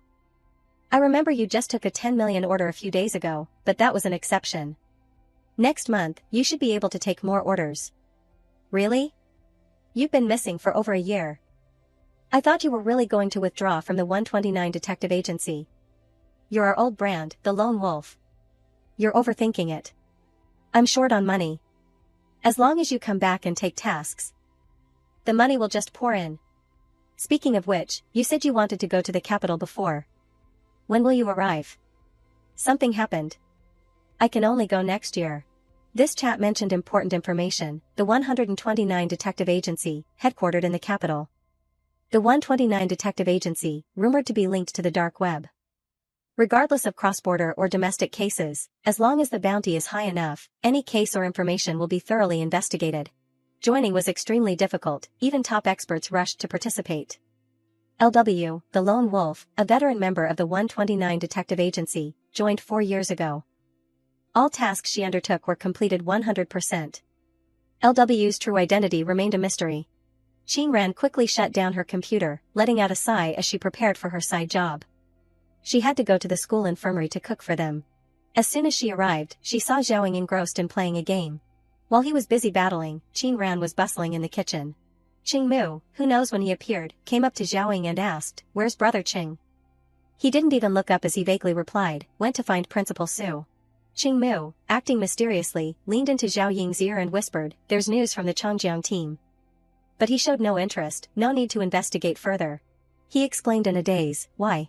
Qing Xian suddenly walked in, answering the question, "We found LW." No sooner had he finished speaking than the sound of a bowl shattering rang out. Qing Ran stared blankly at the mess at her feet. Qing Xian quickly rushed over to take over, "Don't move. Let me clean it up." She awkwardly brushed him off, "It's nothing." Qing Ran had something on her conscience, so she sat stunned for a long time. At the dinner table, as soon as she put down her chopsticks, Qing Xian preempted, "Qing Ran, don't leave in a hurry. I have something to give you." He took out a stack of practice papers as a gift. "Teacher Gao asked me to supervise your studies, so I prepared some workbooks for you." Qing Ran immediately refused in fear. I don't need them." Qing Xian looked directly into her eyes, his tone not allowing refusal. "No, you must. I promised Teacher Gao I would take good care of you." Qing Ran, forced to accept the gift, looked dejected. "I know." Zhaoying looked at the two in front of him performing the back and forth act and couldn't help but laugh. "Pfft, ha ha ha ha. Qing Xiaoran, you're not just copying all the answers because you're lazy. Are you?" However, when both main characters shot him a glinting look, he became much more sensible. "I was wrong. I'll shut up now." Zhaoying, isolated, pouted in a corner, sulking to himself, who would have thought that young Master Qing would make such a fuss over a few reference books. People in the capital would probably think he's risking his life for some important document. Qingmu couldn't help but be nosy. "Young Master Lu, who is this girl?" He immediately cut off the other person, "Don't bother her if there's nothing wrong. Your prince is interested." He was silenced, so he propped his chin on his hand and analyzed in his head, "There are many women pursuing the Qing family in the capital, even my goddess. But he lost to a high school student. But it's true that no one is as beautiful as her." Back in the classroom, Lin Ziren hurriedly urged her, Ran, let's hurry. That reference book is really popular. If we're late, we won't be able to buy it." Qing Ran just indifferently replied, "Okay," and followed her. Lin Ziren, excited, shared the latest hot news she had just received. Oh, Ran, I heard that Wei Sihong is transferring to our school. She only gave an "oh" and then fell silent, rummaging through her memories. I think I received a message from that kid recently talking about this. The two had only walked a few steps when they heard Qin Yu's voice. Auntie, are you here to visit Principal Su? Lin Wan was feeling disappointed in her heart. Even in the capital, many people line up to see old Su. It's normal for me not to be able to see him. But she still tried to save face. But I only got to see his assistant. As soon as she reached the gate, she saw Qing Xian's car parked to one side. A capital license plate. Is this Principal Su's car? Before they could get an answer, they heard Qin Ran's voice echoing, Principal Su, stop the car. Both of them exclaimed in unison, in astonishment, is that really Principal Su? Principal Su rolled down the window and extended a friendly invitation, are you going out to eat? Get in the car, let's go together. Qin Ran was not going in the same direction as him, so she politely refused, thank you, Principal Su, but my deskmate and I still have to buy reference books. See you next time, teacher. He wasn't persistent, quickly driving away, alright then. Remember to go back to the dormitory early. Lin Ziren, her soul returning to her body, found her voice, Ran, that was Principal Su. Aren't you worried at all? Qin Ran, speechless, used 2 words to snap her best friend out of it. He's gone. Qin Yu gritted her teeth and casually said, Auntie, let's go back. Principal Su might just be casually caring about a transfer student. As soon as Lin Wan gave an jealousy flared up in Qin Yu's heart. I must have been overthinking it. Someone of Principal Su's caliber, why would he care about a troublemaker? As soon as they left the bookstore, Lin Ziren was overjoyed, luckily we came quickly. We got the last 2 books. So lucky. But as they chatted excitedly, an unfriendly voice broke the atmosphere, long time no see, student Pan. Looking at this uniform, you must be studying at school number 1, right? Qin Ran's face hardened, and she coldly looked at the group of male students. Lin Ziren timidly tugged at her shirt and suggested, Ran, let's go back first, then call the security guard. The male student leader, pulling a knife from who knows where, waved it menacingly in front of her, Pan Mingyue, you ruined me like this, and you're still shameless enough to study at first high as. If nothing happened? His younger followers laughed and chimed in, haha, Brother Su, be careful not to scratch this pretty girl's face. Lin Ziren finally saw clearly who the victim was. She shrieked in alarm, that's Mingyu. Lin Ziren was flustered when Qin Ran threw the reference book into her hand, Ran, you. She didn't hesitate, stepping forward, not forgetting to throw back a sentence, hold this for me. Lin Ziren gritted her teeth, gathering more courage. Then she decided to run in the opposite direction, Ran, don't mess around. I'll go back to school to find the security guard and be right back. Qin Ran strode quickly, deep in thought, Grandma, I promised before that I would study hard and become a good person. On this side, Mingyu, pinned against the wall, was trembling with fear. The leader, seeing Qin Ran approaching, impatiently snapped, what are you looking at? She looked directly into the other person's eyes without saying a word, for all the words she held back were for her dearest loved one. Sorry, Grandma, I have to break my promise. I can't be obedient anymore. The male students, after taking a good look at who was approaching, became noisy, oh, another beautiful girl is here. Haha, this girl is different from the one inside. Just right to taste a different flavor. Qin Ran slowly and deliberately called out the other person's name, Su Shen, do you remember I told you to stay away from me later? The younger thugs deliberately ignored the danger and crowded closer, you know our brother Su? Perfect timing, let's all play. Is this not brother Su's ex-girlfriend? Is she jealous? The spiky-haired guy laughed lewdly and reached out to touch Qin Ran. But before he could even touch a strand of her hair, he got a full punch to the face. The spiky-haired guy cursed in pain, damn it. The green-haired guy saw his accomplice get beaten and his blood boiled, you stinking brat. Qin Ran deftly dodged his punch. Then she unexpectedly grabbed the green-haired guy's wrist. Qin Ran squeezed tightly, making his fingers stiffen with pain. His arm was twisted behind his back, making him shriek, ah, my arm's gonna break. Qin Ran used only a few moves to knock down Su Shen's 2 cronies. One of the remaining thugs warned in a panic, if you take another step closer, I won't be polite to her. She didn't waste words on them, suddenly gripping the knife with her bare hand. Mingyu was stiff with fright at this action, only able to cry out in fear, Ran. Qin Ran thus snatched the knife from Su Shen's hand. He himself was just as stunned as the victim. She coldly threw the clanging knife to the ground. Su Shen quickly recovered and ordered his cronies, step back. Watch Pan Mingyue. He quickly picked up a red brick and confidently warned, Qin Ran, I won't lose to you like I did in Ninghai Town again. Today, I'm going to teach you a lesson. She said nothing, landing a kick directly to his face. Sushin was knocked down in one move, causing chaos at the scene. Ran, brother Su, cough cough. The enraged crony pointed directly at Qin Ran's face. Do you want to die? She would, of course, grant the wish of those who sought death like this. Qin Ran reached out and slapped him directly in the face. Then she used her long legs to kick and subdue the other one. Su Shen, who had been lying on the ground, struggled to crawl to her feet. Qin Ran. She didn't let the other party express his feelings, casually grinding his hand with her foot. Qin Ran looked down at Su Shen as if he were an ant. Back in Ninghai Town, I warned you not to cause trouble for Mingyu. Why didn't you listen? Before she could hear an answer, the wailing of a siren made her heart pound. Someone called the police. Qin Yu frantically pushed open Ning Ting's room door and reported worriedly, Mother, a classmate sent me a message saying that sister seems to have fought someone and was taken to the police station. Qin Yu covered her mouth to hide the smile that was about to spill across her face. Qin Ran, I knew you'd cause trouble. Hee hee. Ning Ting, who was doing a face mask, also shrieked in panic, what? This child really doesn't know how to worry. Let me go to the police station first. Don't tell your father and aunt. She grabbed her bag and flew out, still cursing inwardly, this damn child. To cause trouble to the point of being taken to the police station. Inside the Yunqing Public Security Bureau, the police officer sitting in front patiently gathered information. Qin Ran, right? Tell me, your parents' contact information and why you hit someone like that. She flicked her fingernails, indifferently replying, he was an eyesore. He angrily held up the file in his hand. The injury assessment results are out. You seriously injured someone, and you're still proud of it? As he spoke in a raised voice, a female police officer pushed the door open and interrupted, Officer Lee, the victim's family has arrived, but... The person hadn't even appeared yet, but their booming voice paved the way. Who on earth hit my precious grandson? Where is he?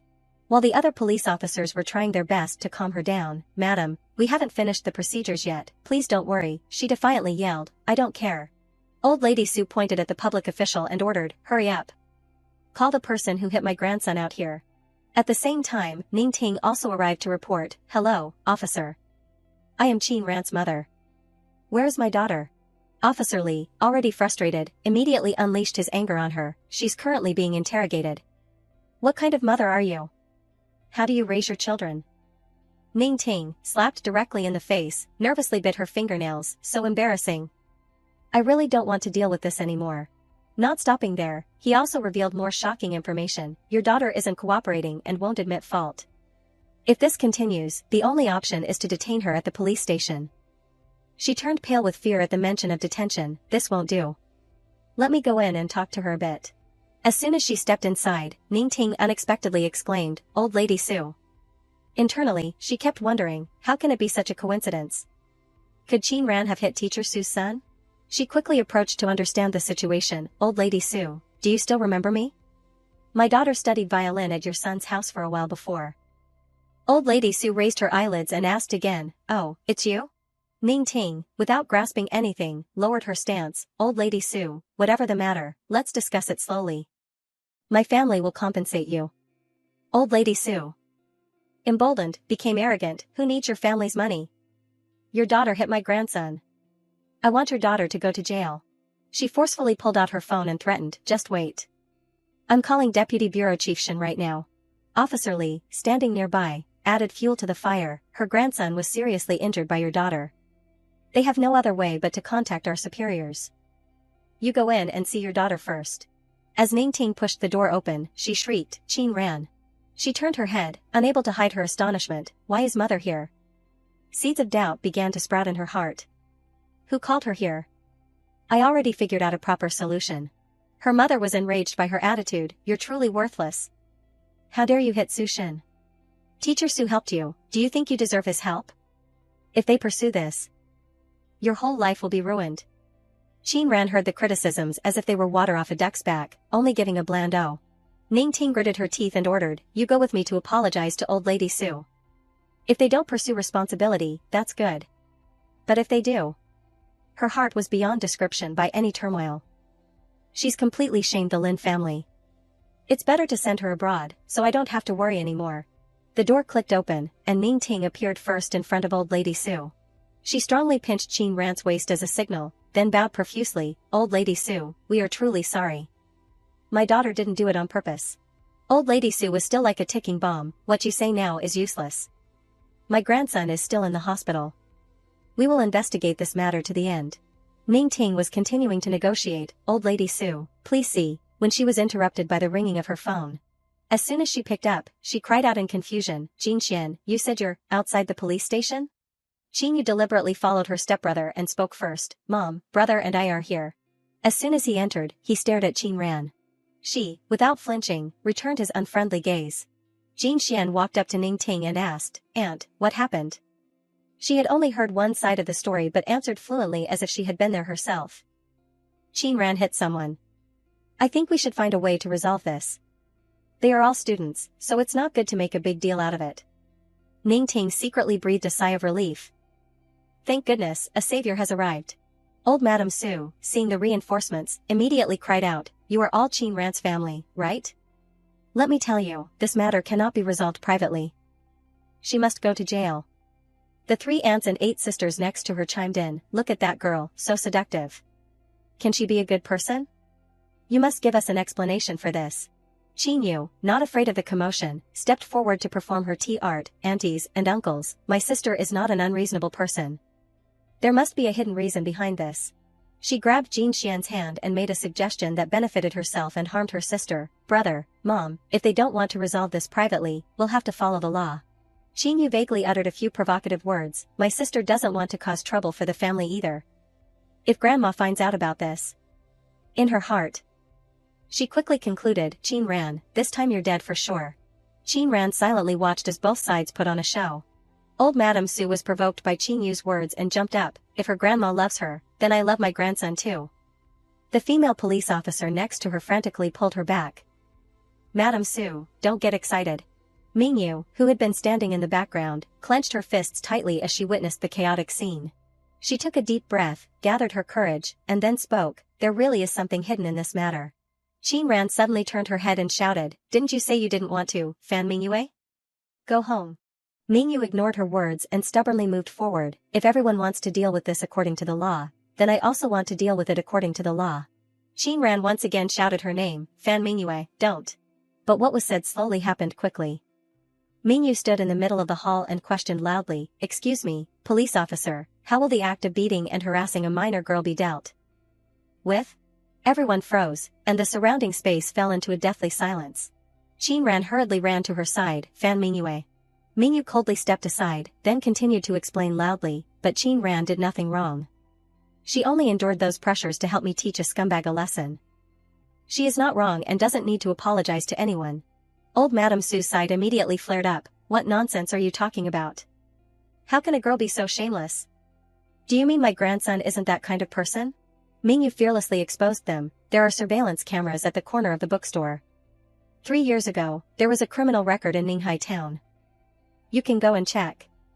You'll know if it's true or not once you check. She even smiled brightly and thanked the Su family, I'm glad you chose to deal with this publicly according to the law this time.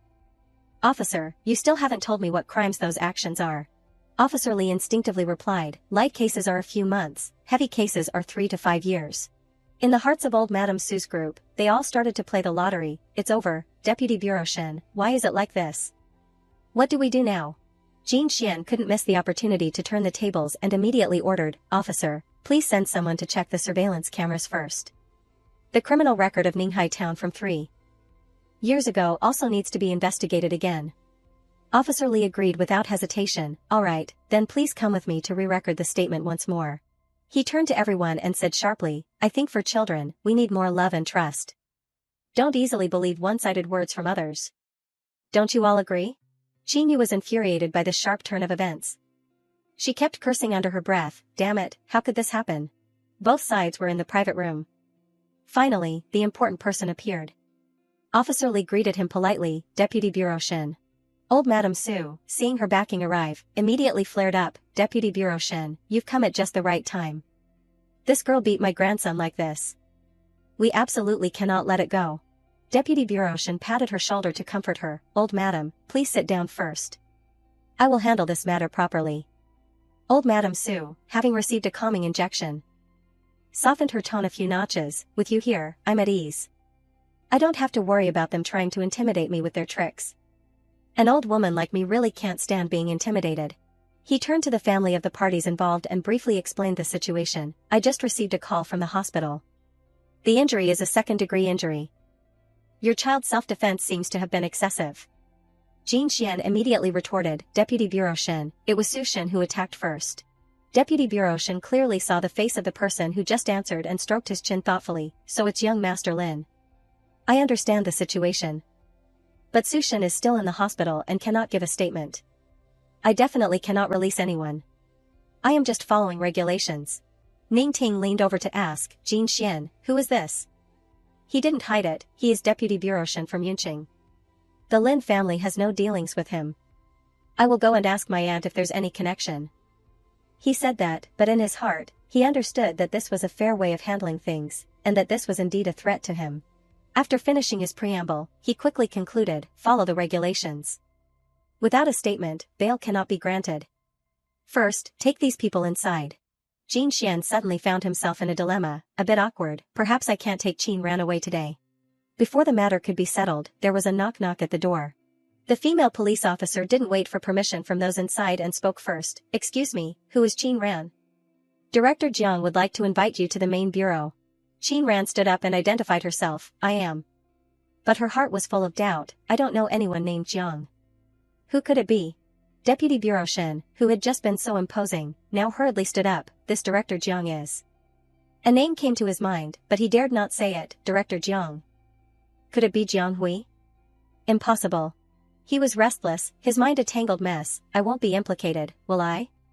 The female police officer completely ignored him and continued, Miss Qin, please follow me. In the next room, Jiang Hui had politely reassured those inside, please sit and rest. I have sent people to investigate. Seeing you so anxious, I thought something serious had happened. His own heart was also surging. He dared not underestimate this person, but he didn't expect it to be just a squabble among high school students.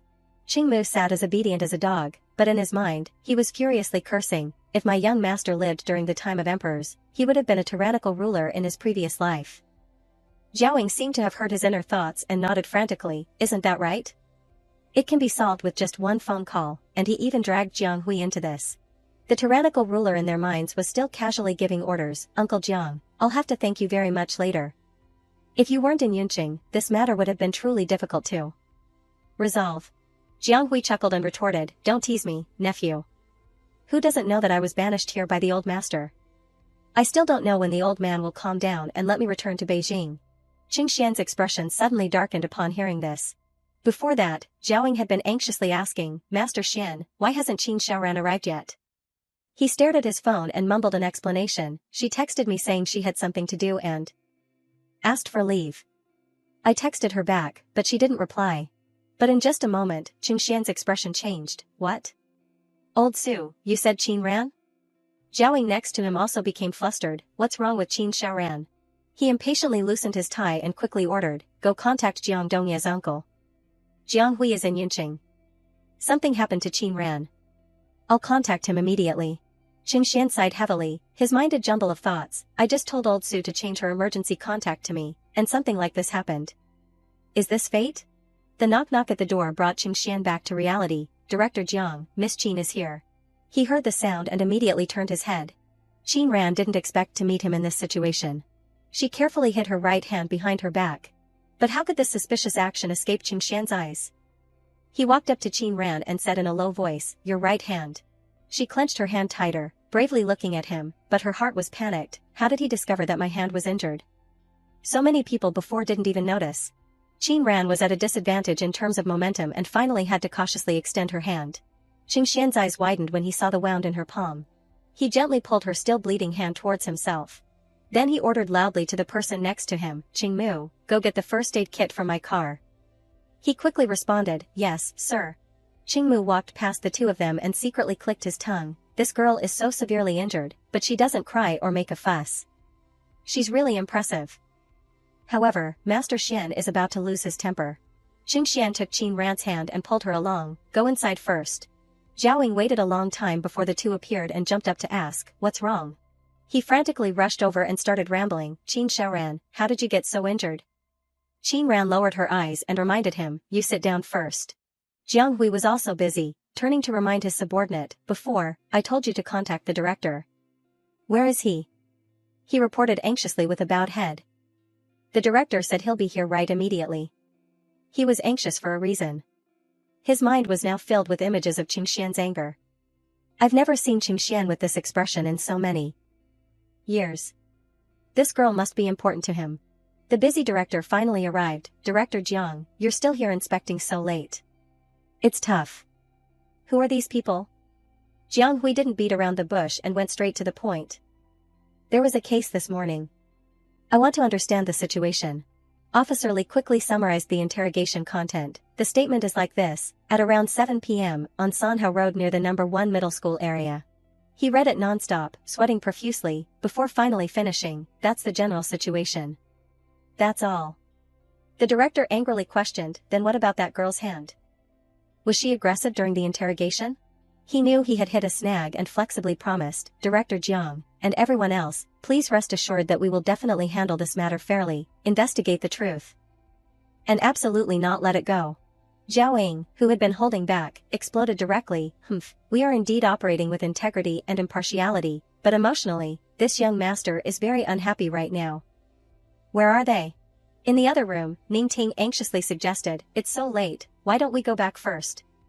Jin Xian found it hard to understand this mother. Qin Ran was called away and hasn't come back yet. Aunt, aren't you going to wait for her? I can take you back first, then discuss more with my aunt. She clenched her fists and resigned herself, okay, then I'll stay. You kids go back first. Be careful on the way.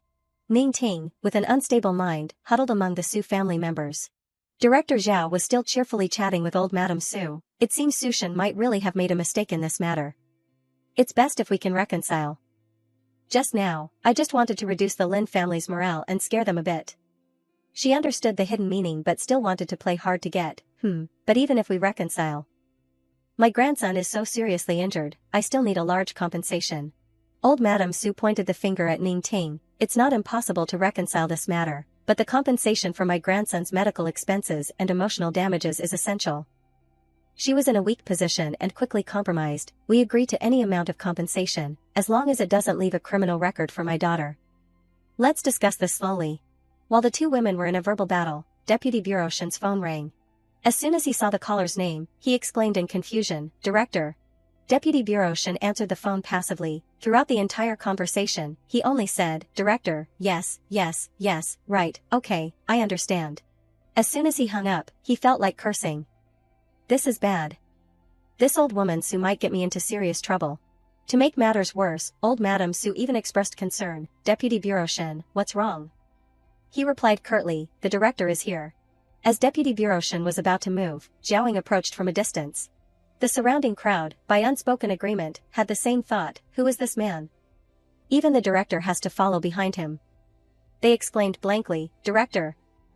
While Zhao Ying spoke naturally as if at home, quite a crowd. Suddenly, someone in the crowd caught his attention. Zhao Ying's gaze locked onto Mingyu, who was huddled to one side. The director, seeing him walk towards Mingyu, called out in confusion, Young Master Liu. Zhao Ying looked directly at her and softly asked, Are you Qin Xiaoran's classmate? He extended his hand in an inviting gesture, Let's go, I'll take you to find her.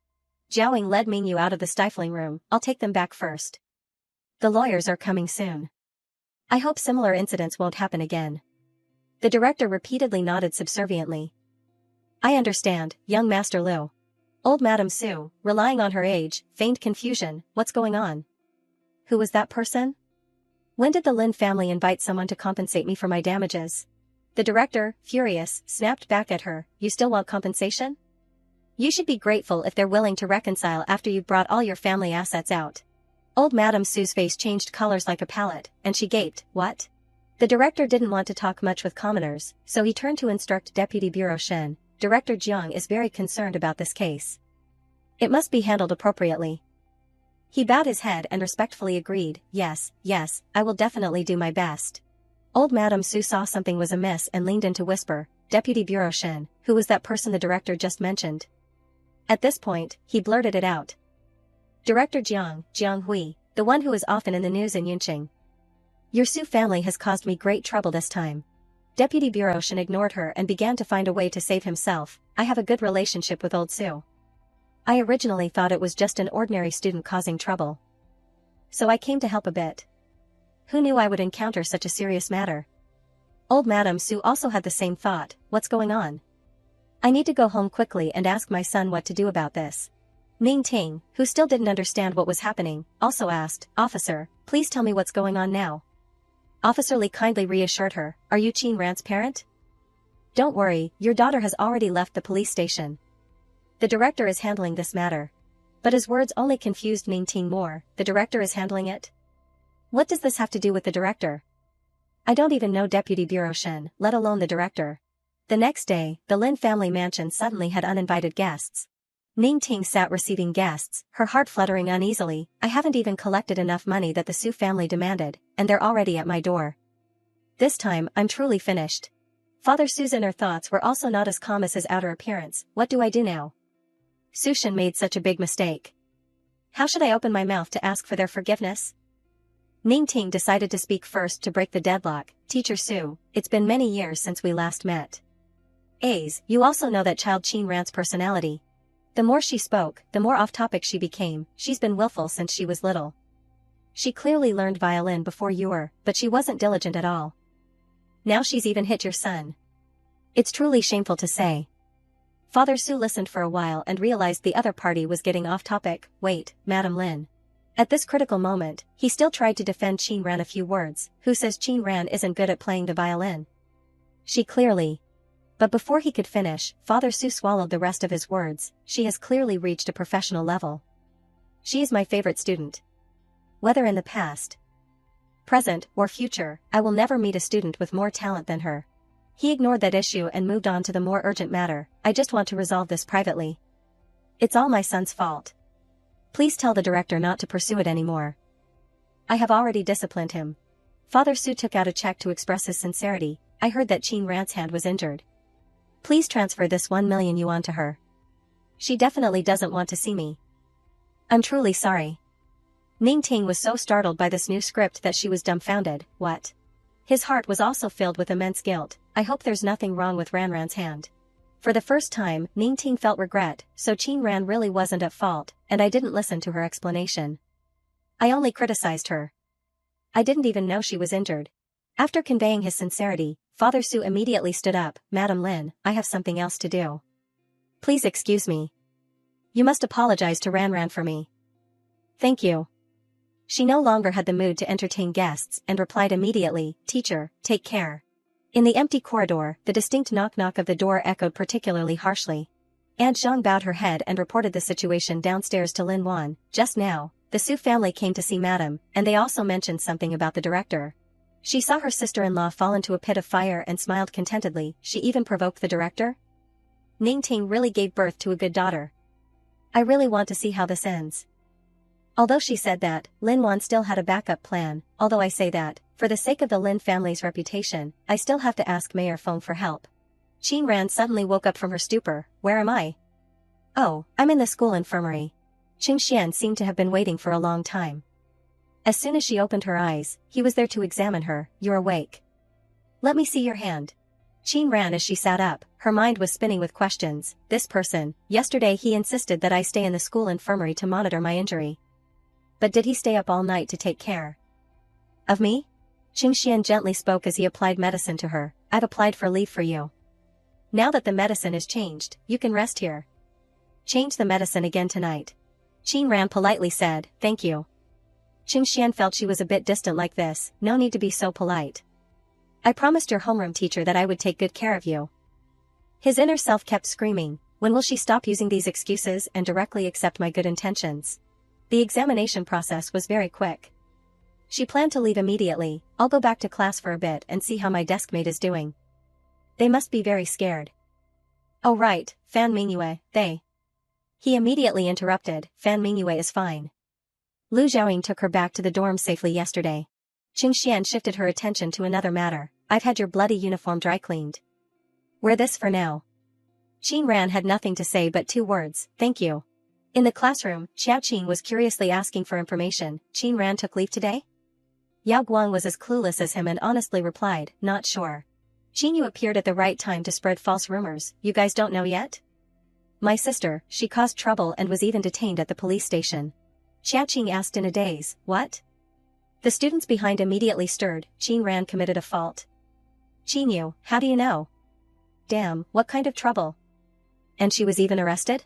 She clasped her hands together, feigning a difficult expression. It's a criminal case. It'll probably take a long time to get out. Oh, you guys don't ask anymore, I don't want to talk about it. While she was engrossed in her performance, a bottle of water fell with a thud at her feet. Qin Yu turned around furiously and shouted, ah, who was that? But as soon as she saw the other party clearly, her face changed to 7 different colors. How can this be? The person who was supposedly involved in a criminal case, according to her words, stood tall and unharmed before everyone. Xia Qing found his voice first and shouted her name, Qin Ran. Qin Ran coldly asked back, what's wrong? He ran past Qin Yu and eagerly offered his goodwill. Nothing, I just heard you were temporarily detained at the police station. I was preparing to go help you get out. She was driven mad by the slap of reality. How did you get out, sister? Qin Ran didn't answer, only let out a soft and gave her younger sister a meaningful look. Xiao Qing, seeing her suddenly turn away, frantically chased after her. Sister Ran, wait for me. Why didn't you come to class today? Lin Ziren even mentioned you. He's at the cafeteria. I'll go with you to find him. Qin Yu, having been humiliated, twisted inside. Damn it, damn it. Didn't the Su family come to the door? How could Qin Ran get out? The students around her kept mocking. Didn't he say Qin Ran committed a fault and would be detained for a few days? Pfft, how could she get out so quickly after being detained? He wouldn't be, deliberately trying to defame the school. Beauty, would he? Yet, she quickly adjusted her attitude. Su Yaoguang, I.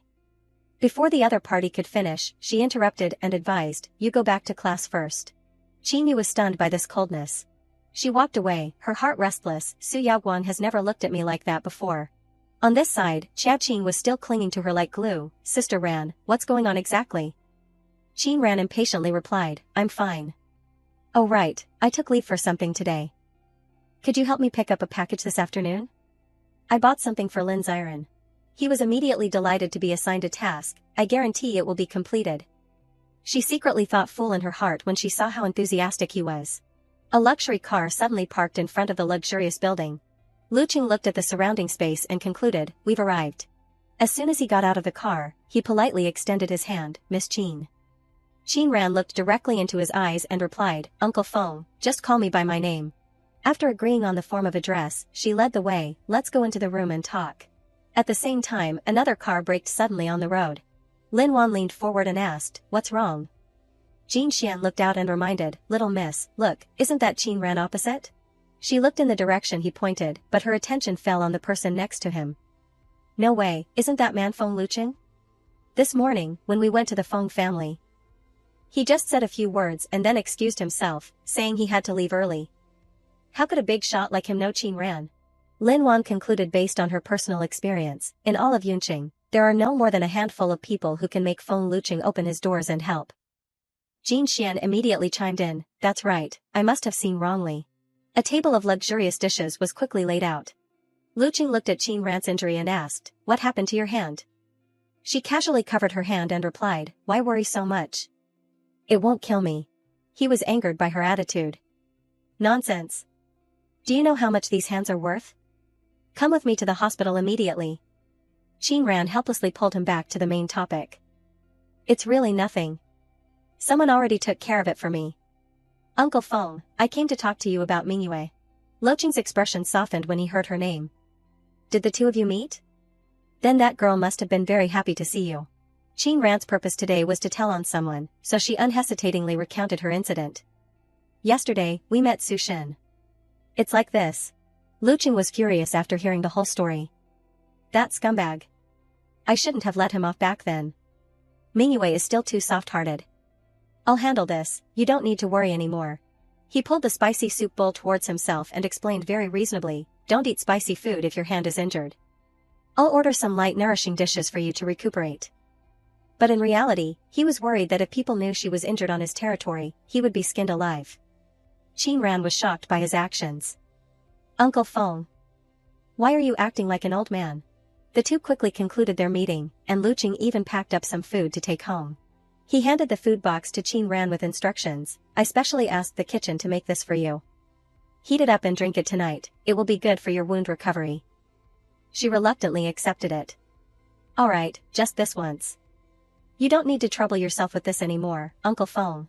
The scene of the two of them exchanging words fell into Qin Yu's eyes. With her narrow mind, she immediately concocted another melodramatic scenario. Why is Qin Ran in the same car as an old man? This car isn't bad. Could it be? Humph, humph. As soon as Qin Ran entered the dorm, Si Ran excitedly rushed out. Ran, you're back? Why didn't you come to class today? She simply replied, I had some business. She looked at the food box in Qin Ran's hand and asked curiously, what's that? Qin Ran simply explained, someone gave it to me. At the same time, the female student on the opposite bed was chatting enviously with Qin Yu, the content being nothing but gossip. Yen, guess what I just saw? What did you see? Just now at the school gate, Qin Ran got out of an old man's car. Really? That's too risky. She thought she had grasped the truth and vigorously slandered in her heart. Is that person? Don't tell me it's the old man Qin Yu mentioned? How disgusting. Si Ran suddenly remembered something and stammered, oh, right, Ran, there's one more thing. Qin Ran looked puzzled and asked, huh? What is it? She clasped her hands together and pleaded with Qin Ran, the school is about to hold a debate competition. This is the last activity for grade 12. Let's participate together. Okay? Qin Ran heard the request and countered, are you looking for me to make up the numbers? Si Ran used her sparkling puppy eyes to persuade her, no, you're the face of our class. As long as you stand on stage and read everything we've written, even the lowest score will be higher than other classes. Qin Ran always easily compromised with this cute demeanor. Sounds not too troublesome. Alright. Yen gripped her phone tightly and began to plot something sinister. Isn't she just relying on her looks? Anyway, I'm in charge of the debate competition. Let's see how I handle her that day. The next day, Deputy Bureau Chief Shen unexpectedly visited the Lin family. Lin Qi politely spoke first, Deputy Bureau Chief Shen, are you looking for me because of my illegitimate daughter? He raised his teacup to hide his fatigue. I have no other choice but to come to you. That night was a misunderstanding. As long as Miss Qin agrees to settle it privately, I, Shen Dao, will owe you a favor. Lin Qi and Lin Wan's eyes lit up when they heard this promise. However, Lin Qi still appeared hesitant. Ran doesn't live at the Lin family home. This matter. Deputy Bureau Chief Shen didn't let the other party finish before interrupting with a bait. Honestly, the Bureau Chief has already noticed this matter. Further investigation truly reveals internal issues. As long as you help me, if the Lin family ever has any trouble in the future, just come to me. Lin Qi shook his head, looking helpless. This matter depends on Ran's decision. Deputy Bureau Chief should go back first. In reality, he still felt pity for this stepdaughter. As a businessman, this was a profitable deal, but Qin Ran, it was truly a pity. Deputy Bureau Chief Shen stubbornly struggled one last time. This is my private number. If you change your mind, please contact me. My promise is always valid. As soon as he left, Lin Wan burst out, brother, why didn't you agree? Lin Qi maintained his key point, we can help him convey the message, but we can't decide for Ran on this matter. Alright, I'm going to the company. Her inner thoughts were completely unapproving. Qin Ran isn't like Qin Yu, who can bring glory to the Lin family. Why does my brother care about her so much? No, I can't listen to him. Lin Wan decided to take matters into her own hands. If the Lin family can attach themselves to Deputy Bureau Chief Shen, there will be hope for further advancement. We cannot miss such a good opportunity. She quickly picked up the business card and contacted him. As soon as the other party picked up, Lin Wan went straight to the point, Deputy Bureau Chief Shen, I'm Lin Wan. We just met. Regarding the matter you mentioned, I will find a way to resolve it. As soon as she hung up, she ordered Ming Qing, take me to see your daughter. Resolve this matter early, it's good for all of us. I can also rest assured and send Yuer to Jingqing to study Dao. Right? Ming Qing, whose weakness was her second daughter, reluctantly joined the same front. Little Miss is right. Lin Wan stared at the phone, her heart beginning to twist. If you don't listen, don't blame me for being unkind. The familiar car sped along the tree-lined road. Zhaoing sat in the car, trying to take credit. Sir Xian, everything was done according to your wishes. Su Shen has been sent to the detention center. Qing Xian vaguely responded as if he already knew. If he has grown up, he must bear criminal responsibility. He continued to report on another situation. But Qin Ran's and Mingyue's files in Ninghai town still haven't been fully found. That's strange, Sir Xian. Zhao Ying saw him staring outside intently and called out, Sir Xian, what are you looking at? As soon as he looked in that direction, he immediately jumped up. Isn't that Miss Qin Ran? What is she doing in the coffee shop? Is she meeting someone? At the rather elegant coffee shop, the atmosphere was very suitable for arguing or extorting money. Qin Ran looked at her phone and indifferently spoke first, why are you looking for me? Ning Qing feigned blindness and asked, your hand, is it alright? Meanwhile, Lin Wan secretly deducted 1,000 points from her. She's not sitting properly. Like a hedonist. How could the bureau chief know her? Qin Ran saw the two of them and just wanted to handle it quickly and leave. It's nothing, I won't be crippled. Anything else? Ning Qing also somewhat believed that answer. She seems to be left-handed, so it probably won't affect anything. She hesitated before getting to the point, it's good that it's nothing. What about Su Shen? Lin Wan saw that her accomplice was a bit weak, so she cut her off and took over. Qin Ran, regarding Su Shen, you don't want him to be dragged to court. Qin Ran lightly rubbed one ear, showing disdain. Excuse me, would you mind repeating that? Yet, she still spoke with conviction, Su Shen's hand was broken by you, and you were only affected in your daily life. Why go to court? As she spoke, she mocked inwardly. This girl, why does she have such cold eyes? She propped her chin and urged the other party, go on. Lin Wan pushed the check onto the table and quoted a price. You and that girl weren't seriously harmed. This is compensation from the Su family for you. I added a little more. 1.5 million, enough for you to spend your whole life. She had secretly inferred Qin Ran's personality from her sister-in-law. Ning Qing's daughter is probably as greedy as her. I bet this girl has never seen so much money in her life.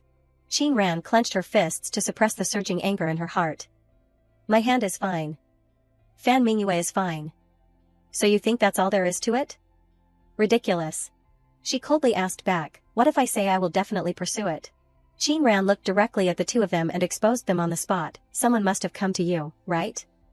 I guess it's Deputy Bureau Chief Shin. How much benefit did he give you? Enough for you to stoop so low and put on such a profound emotional play? Ning Qing, shamed into anger, screamed, Qin Ran, how can you talk like that? What have you learned from your grandmother all these years? She suddenly stood up and entered combat mode. Mother, stop lecturing me. I will see this through to the end. Lin Wan still tried to maintain her superior posture. Child, let me give you a piece of advice, don't aim too high, or you'll get nothing. Even treating your grandmother's illness requires the help of my Lin family. She felt that being gentle wasn't working, so she switched to being tough. Do you think I'll let you find any lawyer in Yunqing who would be willing to help you sue? Before Qin Ran could answer, a playful voice interjected, oh, that's a small matter. Zhao Ying tilted his head and spoke provocatively over the phone, Lawyer Ji, did you hear that? If you don't come to Yunqing, we'll be in a situation where we can't find a lawyer to sue. As Zhao Ying got closer, his tone became more serious. I'm not kidding with you. Come to Yunqing soon.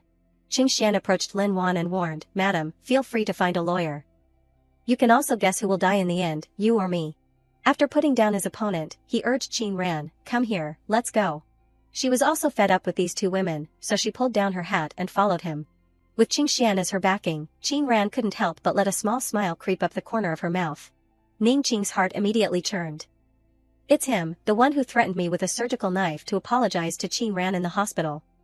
Lin Wan also had a similar internal turmoil, though with a slightly different focus. Lawyer Ji, the most famous lawyer in Jingqing. I heard he's never lost a case. She began to calm down and recalled. My husband's family was involved in an economic dispute before that was almost impossible to resolve, but that person owed my grandfather a favor. He's very capable, but also very difficult to invite. They definitely can't invite him. Lin Wan made her judgment and immediately regained her confidence. Those two must be from Jingqing too, but they're using Lawyer Ji to scare me. Do they think I've never heard of Ji Qingjun? Want to scare me? No way. Ning Qing secretly rolled her eyes. If it were really as easy as you say, that would be great. Qing Xian returned to his role as a doctor, changing the bandage while warning the patient, don't put any force on this hand. How many times have I told you? He sighed inwardly at the marks on her hand. It's bleeding again. Yet, Qin Ran remained nonchalant. Anyway, it's my right hand. I'm left-handed, so it's fine. Qing Xian's face suddenly turned serious. Is your right hand not your hand? You'd better not use it anymore. She immediately corrected herself. I was just kidding. She secretly pouted. Is he angry? He gently applied the medicine while emphasizing again, the wound is very deep. If you're not careful, it will leave a scar. Don't use any force at all, understand? Qin Ran obediently hummed in understanding. She pondered for a while and then decided to comfort Qing Xian, don't be angry. I momentarily forgot about the wound. Anyway, if it bleeds, I'll come to you. So it's fine, right? He was taken aback by this tenderness and froze. Finally, Qing Xian lowered his head to hide his turbulent emotions. I'm always here anytime. After sitting for a while, Qin Ran's mind suddenly brought up a question. Strange, last night I took sleeping pills in the dorm but still couldn't sleep. Now I suddenly feel sleepy. Qing Xian saw her dazed expression and suggested, are you tired? Then rest here for a bit. She yawned and hummed softly. Qin Ran quickly fell asleep, while he pulled up a chair and read a book beside her. Zhaoying pushed the door open and called out his name, Sir Xian.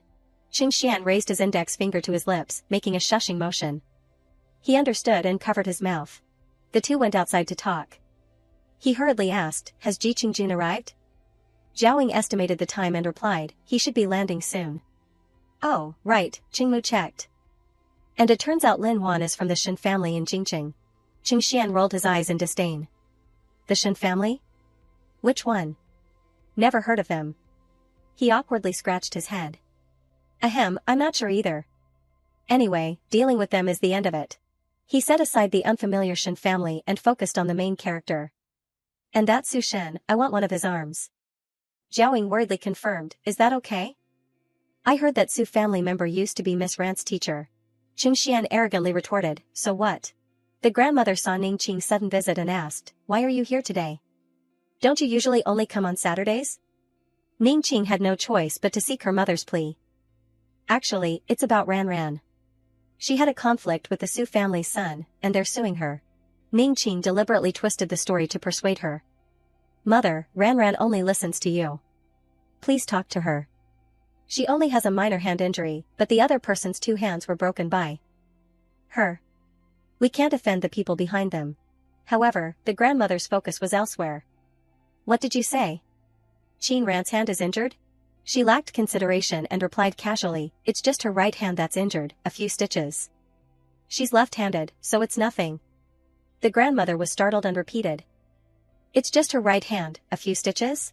The grandmother was so angry that her chest hurt. Who told you Qin Ran is left-handed? Do you know how important her right hand is? Finally, she was so furious that she almost fainted, caused by her own daughter. Ning Qing was terrified by this incident. Mother, are you okay? Nurse, doctor, hurry here. The grandmother, in a daze, suddenly found the strength to grasp her hand tightly.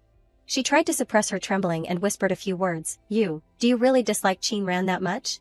Ning Qing was stunned by the question, her mouth moving to say I before falling silent. A nurse quickly arrived to help her assist the grandmother to sit up. Ning Qing, with a guilty conscience, was unusually attentive. Mother, drink some water first. I admit I favor your, but Qin Ran is also my biological daughter.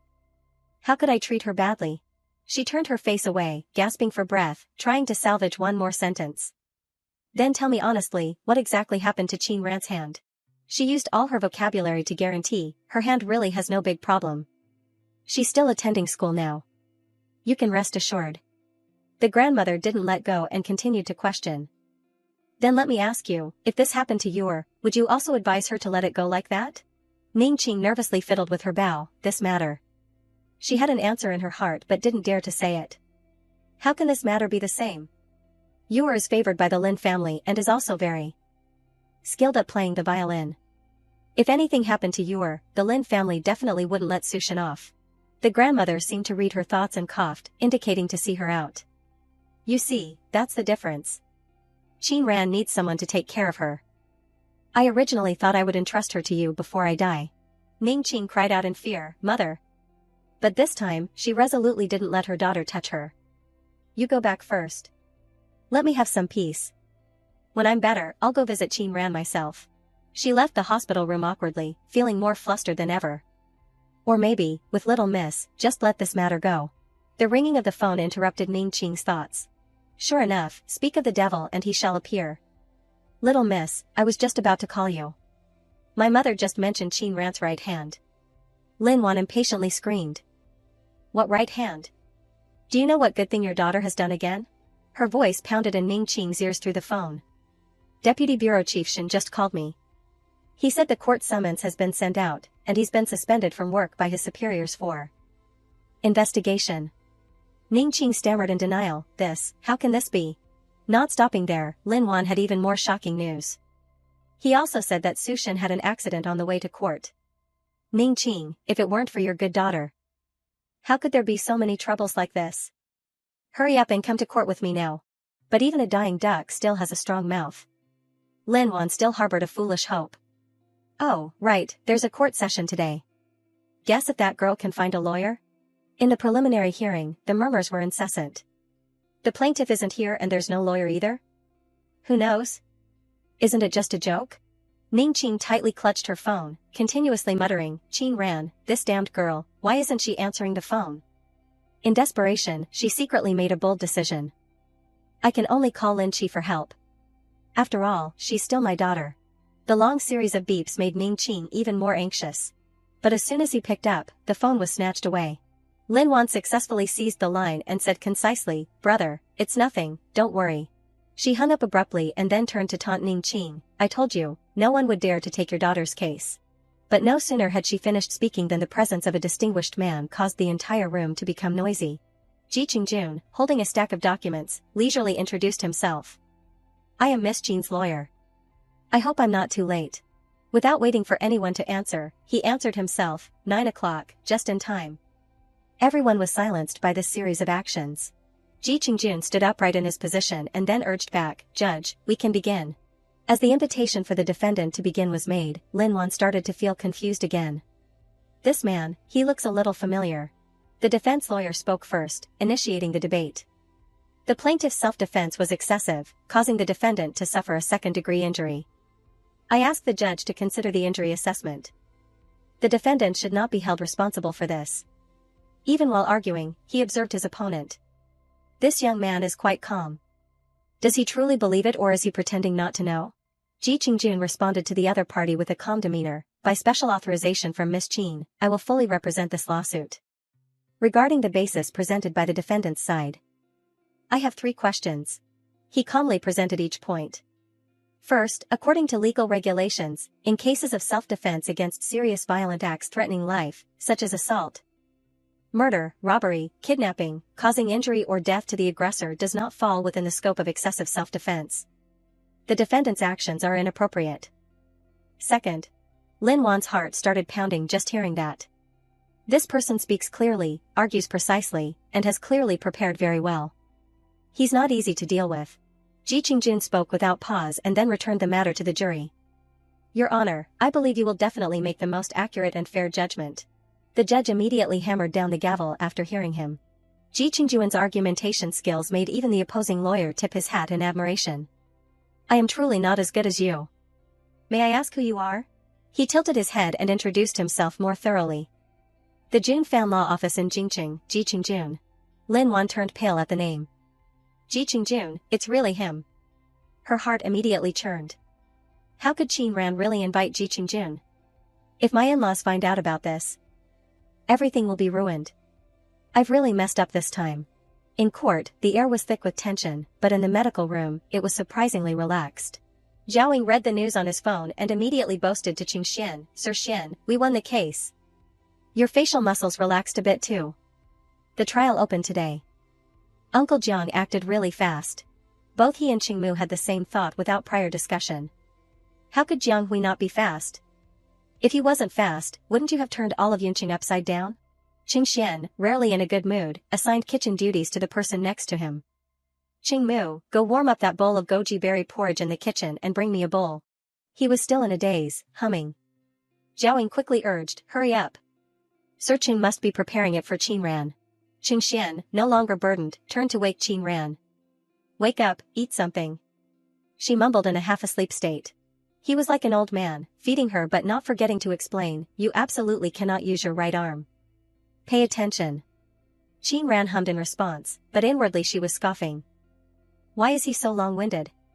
I've never seen him talk so much to other patients, but the porridge is quite good. The phone rang, interrupting their meal. Qin Ran picked up and sweetly greeted, Grandma, are you calling me because you miss me? It seemed like there was something important on the other end, so she quickly agreed, you want to see me? Yes, Grandma, I'll visit you after school. As soon as Qin Ran hung up the phone, she immediately dropped her act. Qing Xian, who was beside her, showed concern. Do you want to go to the hospital? I'll have Qingmu take you. But this time she refused. I can go by myself. Sir Chung. Can I borrow that jacket of yours again? My hand. I don't want Grandma to see it. He readily agreed without thinking, as if he couldn't ask for more. Of course. Qin Ran was fully geared up, but Qing Xian still grumbled, I put the anti-inflammatory medicine and scar cream you need in the jacket pocket. Remember to take your medicine on time. She could only hum in agreement. He seemed to read her thoughts and warned softly, not paying attention. I'll check. Qin Ran pulled her collar up to cover her mouth and mumbled in response, I know. Jiaoying poked his head out from behind and complained, tell me, her hand can't move, why is she still enduring it like that? Can't she show a little weakness? Qing Xian immediately changed his tone. Shut up. Go call Ji Qingjin here. He, of course, understood that in such a family, who could she act spoiled and weak with? Before long, Qin Ran was at the hospital. Ning Qing saw her and waved friendly, Ran. She went up to her with a grumpy tone. Why are you all here? Did my grandma call you? Ning Qing stammered an explanation. Your aunt wants to pay your grandma's hospital fees. Lin Wan, having suffered a defeat in court, spoke more reasonably now. Regarding Sushin's matter, don't be angry with me. We are all one family, and harmony brings wealth. Your grandma's hospital fees are almost depleted, so I came here to pay. Only she knew the truth. If her brother hadn't come home and thrown a tantrum, she wouldn't have lowered herself to apologize. To this girl. It turned out that Lin Qi had been furious with her earlier. Lin Wan, I told you this matter needed Ran's opinion, and you still dared to threaten her? That's too much. Tomorrow, pack your bags and go back to Jingqing. Don't cause any more trouble here. Qin Ran put on an indifferent expression and countered, did I concede too much in Grandma's matter, making you all have illusions? She pressed closer to the two women, emphasizing each word. Do you really think I can only be forced to listen to you, to let you control me? Qin Ran finished what she needed to say and immediately left. She placed her card on the cashier's counter and politely announced, hello, I'm paying for room 1102. The friendly sister in charge asked, may I ask how much you're paying? Qin Ran rubbed her hair, thought for a moment, and then finalized the payment. 1 year. The receptionist sister was stunned by this generosity. The VIP room cost for 1 year adds up to nearly 500,000. This girl is really rich. I've met many wealthy patient families. But I've never seen her type of card before. Lin Wan tightly clutched her wallet and questioned the person next to her, that girl, how does she have so much money? Ning Qing was no better, stammering in reply, I don't know. She watched Qin Ran's retreating figure and questioned herself, is this my daughter? Why do I feel so distant? Is it all my fault? No way. Seeing them still clinging on like stubborn plaster, she turned back and asked again, what are you still doing here? Qin Ran gave them a death glare and growled, I advise you two to stop bothering my grandma, otherwise, I'll go crazy. She quickly composed her face and entered the patient room. Grandma, do you miss me? This week I'm preparing for the school's debate competition, so I'm a bit busy. Qin Ran chirped like a sparrow, constantly moving around to hide her abnormality. I'll pour you some water, Grandma. But it seemed like she was trying too hard and ended up being clumsy, her awkward way of holding the glass exposed her. The grandmother instantly noticed the problem with just a glance. This child, she's intentionally hiding it from me again. She took the glass of water and asked with concern, have you been sleeping well lately? Qin Ran smiled, appearing frank. Yes, I've been sleeping well. The dormitory environment is very good. And my roommates are also very nice. She gently touched her injured hand. Then, without waiting for her reaction, she pulled up her sleeve. Qin Ran, exposed, became flustered. Grandma, please don't be angry. She took her hand and comforted her, you silly child, how could Grandma be angry with you? I'm just heartbroken that our Ran is so badly injured. She gently pulled her hand over and began talking about things from childhood. You've been like this since you were little. Even if you were covered in injuries. You wouldn't tell me, unlike Qingyu, who would cry for a long time over a small scratch. She choked out, Grandma. She looked directly at her and spoke profoundly, Ran, Grandma thinks you are very strong and brave. That's a very good quality. Grandma I just want that when you feel tired, there will be someone, a place where you can rest and breathe a sigh of relief. Qin Ran, after hearing this, suddenly fell into thought. Is there a place and a person who can make me relax? In her mind, she suddenly recalled the moment Qing Xian woke her up. It was the first time Qin Ran had slept so deeply. Even his face when he said, "Come have dinner," was still imprinted in her mind to this day. The grandmother continued, interrupting her thoughts. Ran, now that I see you're okay, Grandma is relieved. Don't worry too much about me. I'm fine here. It's getting late. You should go back to school first. She watched her granddaughters retreating back, having her own judgment in her heart. Ran's injury clearly looks well taken care of. Plus, the way she was just now. It seems Ran has grown up and has friends now. She was skipping happily down the road when she heard Jin Xian call out to her, Qin Ran. He quickly approached her, feigning concern. Your hand injury, is it okay? Qin Ran gruffly replied, it doesn't affect my normal life. Internally, she regretted it immensely. I should have known better than to reply to messages and agree to meet. So annoying. In reality, Jin Xian's internal struggle was no better. What should I say? I originally came to apologize to her. Earlier, Lin Qi had instructed him, are you going to see Ran? Give her this card. Lin Wan did something wrong in this matter, you must apologize to her. He even agreed. Yes, I'll go visit her. I wonder how her hand is. He had no idea that Lin Qi also had his own calculations. Jin Xian's personality is usually cold. He hasn't changed towards Ning Qing. It took him many years to accept Yuer. I didn't expect him to care about Ran so much. He handed over what Lin Qi had entrusted. Take this card. I'm truly sorry about this. If anything happens, call me. As soon as he finished speaking, Jin Xian began to feel annoyed. My foolish mouth, why am I so stupid? Qin Ran also didn't refuse the money. Oh, thank you. It's fine. I'm going home. Because honestly, she didn't have much ill will towards the Lin father and son. Lin Qi and Lin Jin Xian were quite good. Taking it was fine to avoid them bothering her again. While the two were interacting, Qin Yu spotted them. The female student with her quickly commented, who's that person next to Qin Ran? He's so handsome. He looks familiar. Has he appeared in a magazine or newspaper? Qin Yu furiously clenched her fist. It took me years to get close to Lin Jin Xian, all thanks to persistently following him.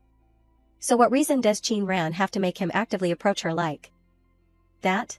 The more Qin Yu thought, the more aggrieved she became, even subconsciously crumpling the book in her hand. It's an eyesore. I clearly worked so hard to gain his trust. Why can she so easily attract everyone around her without any effort? Yan saw her unstable state and asked worriedly, Qin Yu, what's wrong? You don't look so good. She immediately put on a fake smile. It's nothing. I'm probably just a little hungry. Let's go, I'll treat you to a meal today. Qin Yu turned and walked away, but a seed of hatred had already been sown in her heart. Qin Ran, your happy days won't last long. On Jin Xian's side, he was still innocently lost in thought about befriending her. Qin Ran truly has a unique personality. How can I close the gap with her? Inside the medical room, the atmosphere was somewhat frozen. Zhaoing elbowed Ji Qingjun to relieve the tension. Hey, brother, we truly hit it off. I just called you yesterday, and you're already on a plane today. Now you're ready for court. That's fast action. He irritably dismissed the connection. Get lost. Who hit it off with you? Ji Qingjun held back for a long time and finally decided to be nosy. Sir Xian, who exactly is that Miss Qin?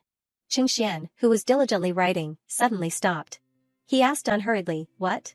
Zhaoing put on an experienced air and began to lecture. What divine being?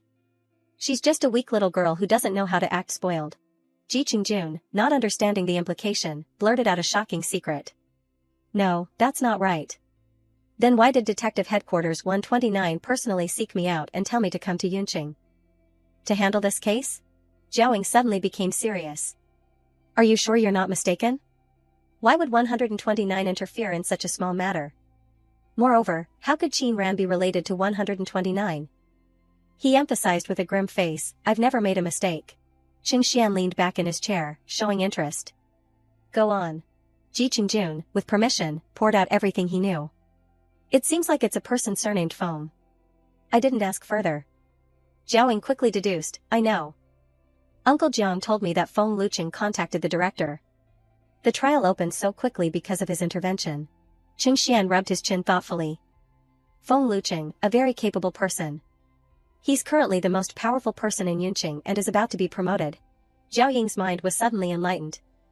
I thought he did that to curry favor with Sir Xian, but it seems not. So, he did it for Miss Qing Ran? His heart suddenly became confused. Besides our Sir Xian, I didn't expect there would be someone else willing to travel thousands of miles to invite Ji Qingjun. Do all the people related to Qin Ran have such prominent family backgrounds? In Qing Xian's mind, there was a deeper thought.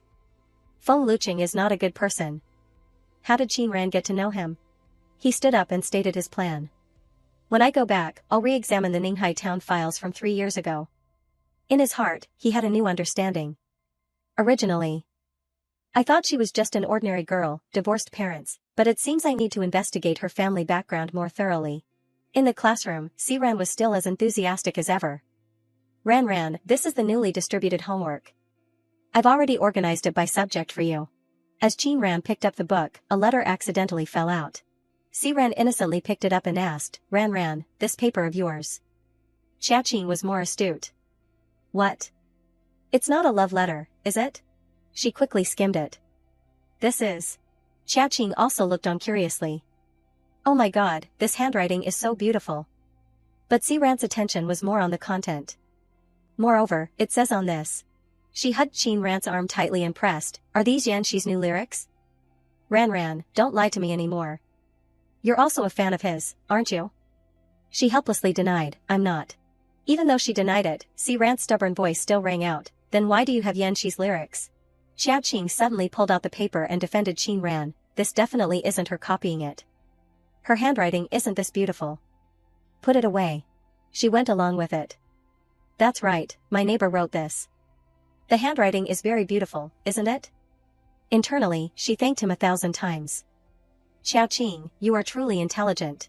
Believing in his own judgment, he continued to tease her, keep it up, Sister Ran. How come you can't write as beautifully as this? Ran was also distracted. So beautiful. This can be used as a handwriting practice book. Ran, can I have this paper? Qin Ran readily agreed with a smile, it's yours. After a while of chattering, Xiao Qing finally remembered the main thing. Oh, right, Sister Ran, you asked me to help you pick up a package before. I've got it. Should I bring it over to you? She didn't hesitate to ask for the favor. Bring it over.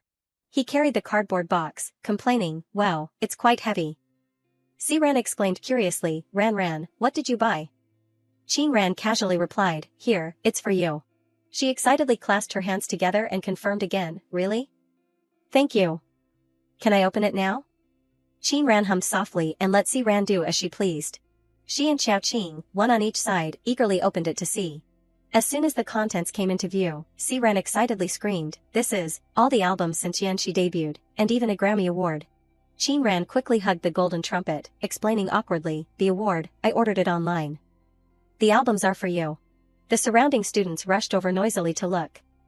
My husband's album, and it's a signed version. Ran, let me borrow it to see. Oh my god, there's even a signed poster? Lin Ran, you're so lucky. Is this Grammy true? When Yan Shi received this award, the national television specially praised him for bringing glory to the country. While everyone was happy, in a not-so-distant corner, someone harbored envious thoughts. Qin Ran is just showing off. What's so special about her? But when her eyes landed on Yao Guang, who was in a daze, her mental state became even more unstable. No way, even Yao Guang. Wu Yan gnashed her teeth in anger. Then she suddenly stood up and yelled, stop being so noisy. Others need to study. Those participating in the speech competition, come here and discuss the speech. Qin Ran ignored everything because she was busy questioning the owner of the Grammy. I asked you to send a signed album, but you sent the award too. Are you okay? Ran suddenly asked, Ran, are you coming? She refused without thinking. No need. You guys finish writing it and give it to me. I'll just help you read it then. Wu Yan tightly gripped the folder in her hand, calculating darkly. I put so much effort into this speech competition. What right does she have to just sit back and reap the benefits? I'll make her miserable in front of the whole school. The day before, Qingyu had met her privately outside the classroom. Wu Yan, what's wrong? You don't look so good. At that time, she didn't hesitate to pour out her heart. Tomorrow there's a presentation competition. Since it gives extra points, the class voted for who would present.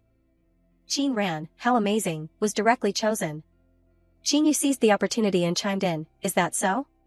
Then did she prepare the draft with you guys? Wu Yan clenched her fist and denied. Prepare what? She's just waiting to enjoy the fruits of our labor. There's even English in the presentation. What will she do if she doesn't know it? Qingyu played her role perfectly, fanning the flames. She probably won't mess it up. In reality, she had her own calculations. Wu Yan was quite angry. It seems the opportunity I've been waiting for has finally arrived. Qingyu began her acting. Yan, help me hold my stuff, please. I need to go to the restroom for a bit. She replied vaguely, oh, okay. But as soon as Wu Yan touched it, the phone screen immediately lit up. What caught her eye made her panic. This is. On the phone was a candid photo of Qin Ran meeting Luqing. Wu Yan bit her lip and muttered to herself, I didn't mean to snoop, but, is this the picture Qingyu was talking about? She held the phone and nervously looked left and right. After confirming that no one was around, Wu Yan immediately pulled out her own phone and took a quick picture. As soon as she finished, Qingyu returned. Have you been waiting long? Let's go home. Wu Yan smiled brightly and said, oh, yes. Here's your phone. Seeing the empty classroom, Qin Ran curiously asked Si Ran, where did everyone go?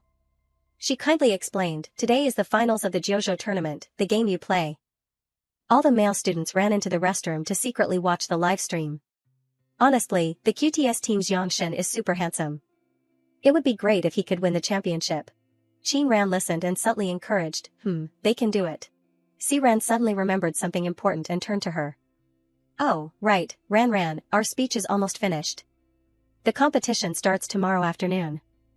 Do you want to take a look? Qin Ran replied indifferently, just show it to me tomorrow morning. As soon as she finished speaking, Wu Yan walked over and urged. Hand in your paper, Qin Ran. You're the only one who hasn't submitted it yet. She snatched the paper from her hand and taunted, next time, copy faster. Don't make the whole class wait for you. Qin Ran propped her chin and simply said, oh, as if she understood. The next day, as soon as she arrived at the infirmary, Zhaoying started singing, Little Miss Qin, a new style today? You look beautiful. She sighed deeply and explained, I have a speech this afternoon. I have to go on stage. Lin Si Ran insisted on lending me this outfit. Qing Xian indifferently cheered her on. Good luck. Qin Ran awkwardly hummed and then fell silent. Everyone quickly gathered in the large auditorium. Qin Ran calmly asked Si Ran, which turn are we performing? Si Ran looked around and then replied, we drew an average number, the fourth turn. Not very advantageous. She uncomfortably pulled at her collar and suggested, okay, I'll go to the restroom for a bit. Qin Ran was actually going crazy with discomfort inside. So many people. It's too stuffy. I'll go out for some fresh air and come back when it's almost our turn. A moment later, as soon as Qin Ran sat down, she intended to review the speech. Although I looked it over this morning, since I'm about to go on stage, I'll review it one more time. But her face suddenly changed color, her eyes wide with confusion. In her hand was now an empty envelope. Qin Ran angrily slammed it onto the table. She stood up and questioned those around her, who came near my spot just now. Si Ran asked in confusion, what's wrong, Ran? As soon as she looked at the envelope, she screamed in fear, where are the presentation and the USB? I clearly asked Trang Min to put them in. Wu Yan, did you see them? She was clearly the calmest among them, quickly blaming Qin Ran. The presentation is the hard work of so many of us, Qin Ran. How could you lose it like that? The female student next to her shook her head vigorously, indicating she hadn't seen anything. Si Ran stood up and called out, everyone, please help us look. Her heart was as clear as a mirror. I understand why Ran is angry. That bag was sealed. Someone must have intentionally taken it. Yao Guang turned his head at the noise and asked, what's wrong? Si Ran didn't hide it. Our speech draft and USB are gone. He suddenly became stunned. Yao Guang immediately reacted, first, let's try to find it. Check the trash cans in the hallway. Xiaoqing immediately stood up and followed. Okay, you guys come with me. Wu Yan looked at Yao Guang with hesitant eyes. Isn't young Master Su displeased with Qin Ran? Why is he not only not blaming her but also helping her find the speech? To avoid being out of place, she also weakly spoke up, I'll go help look too. On stage, Qin Yu was still immersed in her speech. But her attention never left Qin Ran. Where are those two going? They quickly found the torn-up draft in the trash can. Si Ran was furious. This person is clearly trying to harm Ran Ran, jealous of Ran Ran. Xia Qing's mood was no better. Young Master Su, look at this. The presentation is torn to shreds and has water spilled on it too. Wu Yan pointed directly at Qin Ran and blamed her. Now it's over. Our class is doomed. It's all Qin Ran's fault. We shouldn't have given it to her. She's truly a troublemaker. The female student next to her tried to stop her. Don't say any more. Yao Guang heard the outrageous words that were out of place and shot her a meaningful look. He reached out to Si Ran, offering to help. Lend me your laptop. I'll go up instead. I can roughly remember the content of that speech. Qin Ran, who had been silent until now, finally spoke. No need. Without lengthy explanation, she immediately turned and walked onto the stage. I'm going up there. As soon as Qin Ran entered the auditorium, an announcement rang out inside. Class 3's competition segment has concluded. Qin Yu descended the stage amidst compliments from her classmates. Now Yuer has the highest score. Our class is sure to win. I heard Class 9 lost both their presentation and USB. It's hilarious, they're so stupid. Even at this moment, she didn't forget to maintain her innocent facade. Still, don't say any more. The city leaders are here too. Let's give them some face. Qin Yu quickly approached the teacher to add fuel to the fire. Teacher, I heard Qin Ran's speech was lost. It might not go so smoothly. Please don't make it difficult for her. But he fell for the trick. But losing a speech, this is an attitude problem. It would be great if everyone could be as excellent as you. Qin Yu slightly tilted her body away, her sharp eyes glancing at Qin Ran on stage. The teacher suddenly spoke up, where is your speech? Is it lost? Qin Ran calmly and confidently replied, Teacher, I memorized the speech beforehand, so I didn't bring it with me. He readily accepted this explanation and no longer made things difficult. So you memorized it? That's good preparation then. You may begin. Qin Yu sat below, looking smug. Still pretending, huh? The TV station is also here to film today. Let's see how you're going to get off that stage later. While she was preparing to watch the show, Qin Ran began her speech, from a teenager's perspective. She comfortably held a pen with her right hand. The grand technological system is divided into 3 global-oriented fields. Qin Yu scoffed inwardly, she pretends to be so professional. She probably only remembers this one sentence, right? But Qin Ran started speaking fluently in English, successfully slapping her face repeatedly. As heirs of the era, we must constantly enrich our knowledge and broaden our horizons to the world. The second person whose face was slapped was Wu Yan. Even now, she couldn't believe it. The presentation didn't have such difficult English sentences. How could she improvise so fluently? Finally, Qin Ran also went to the conclusion. Therefore, I think that facing challenges from the world, we need to. The teachers below continuously nodded, showing satisfaction.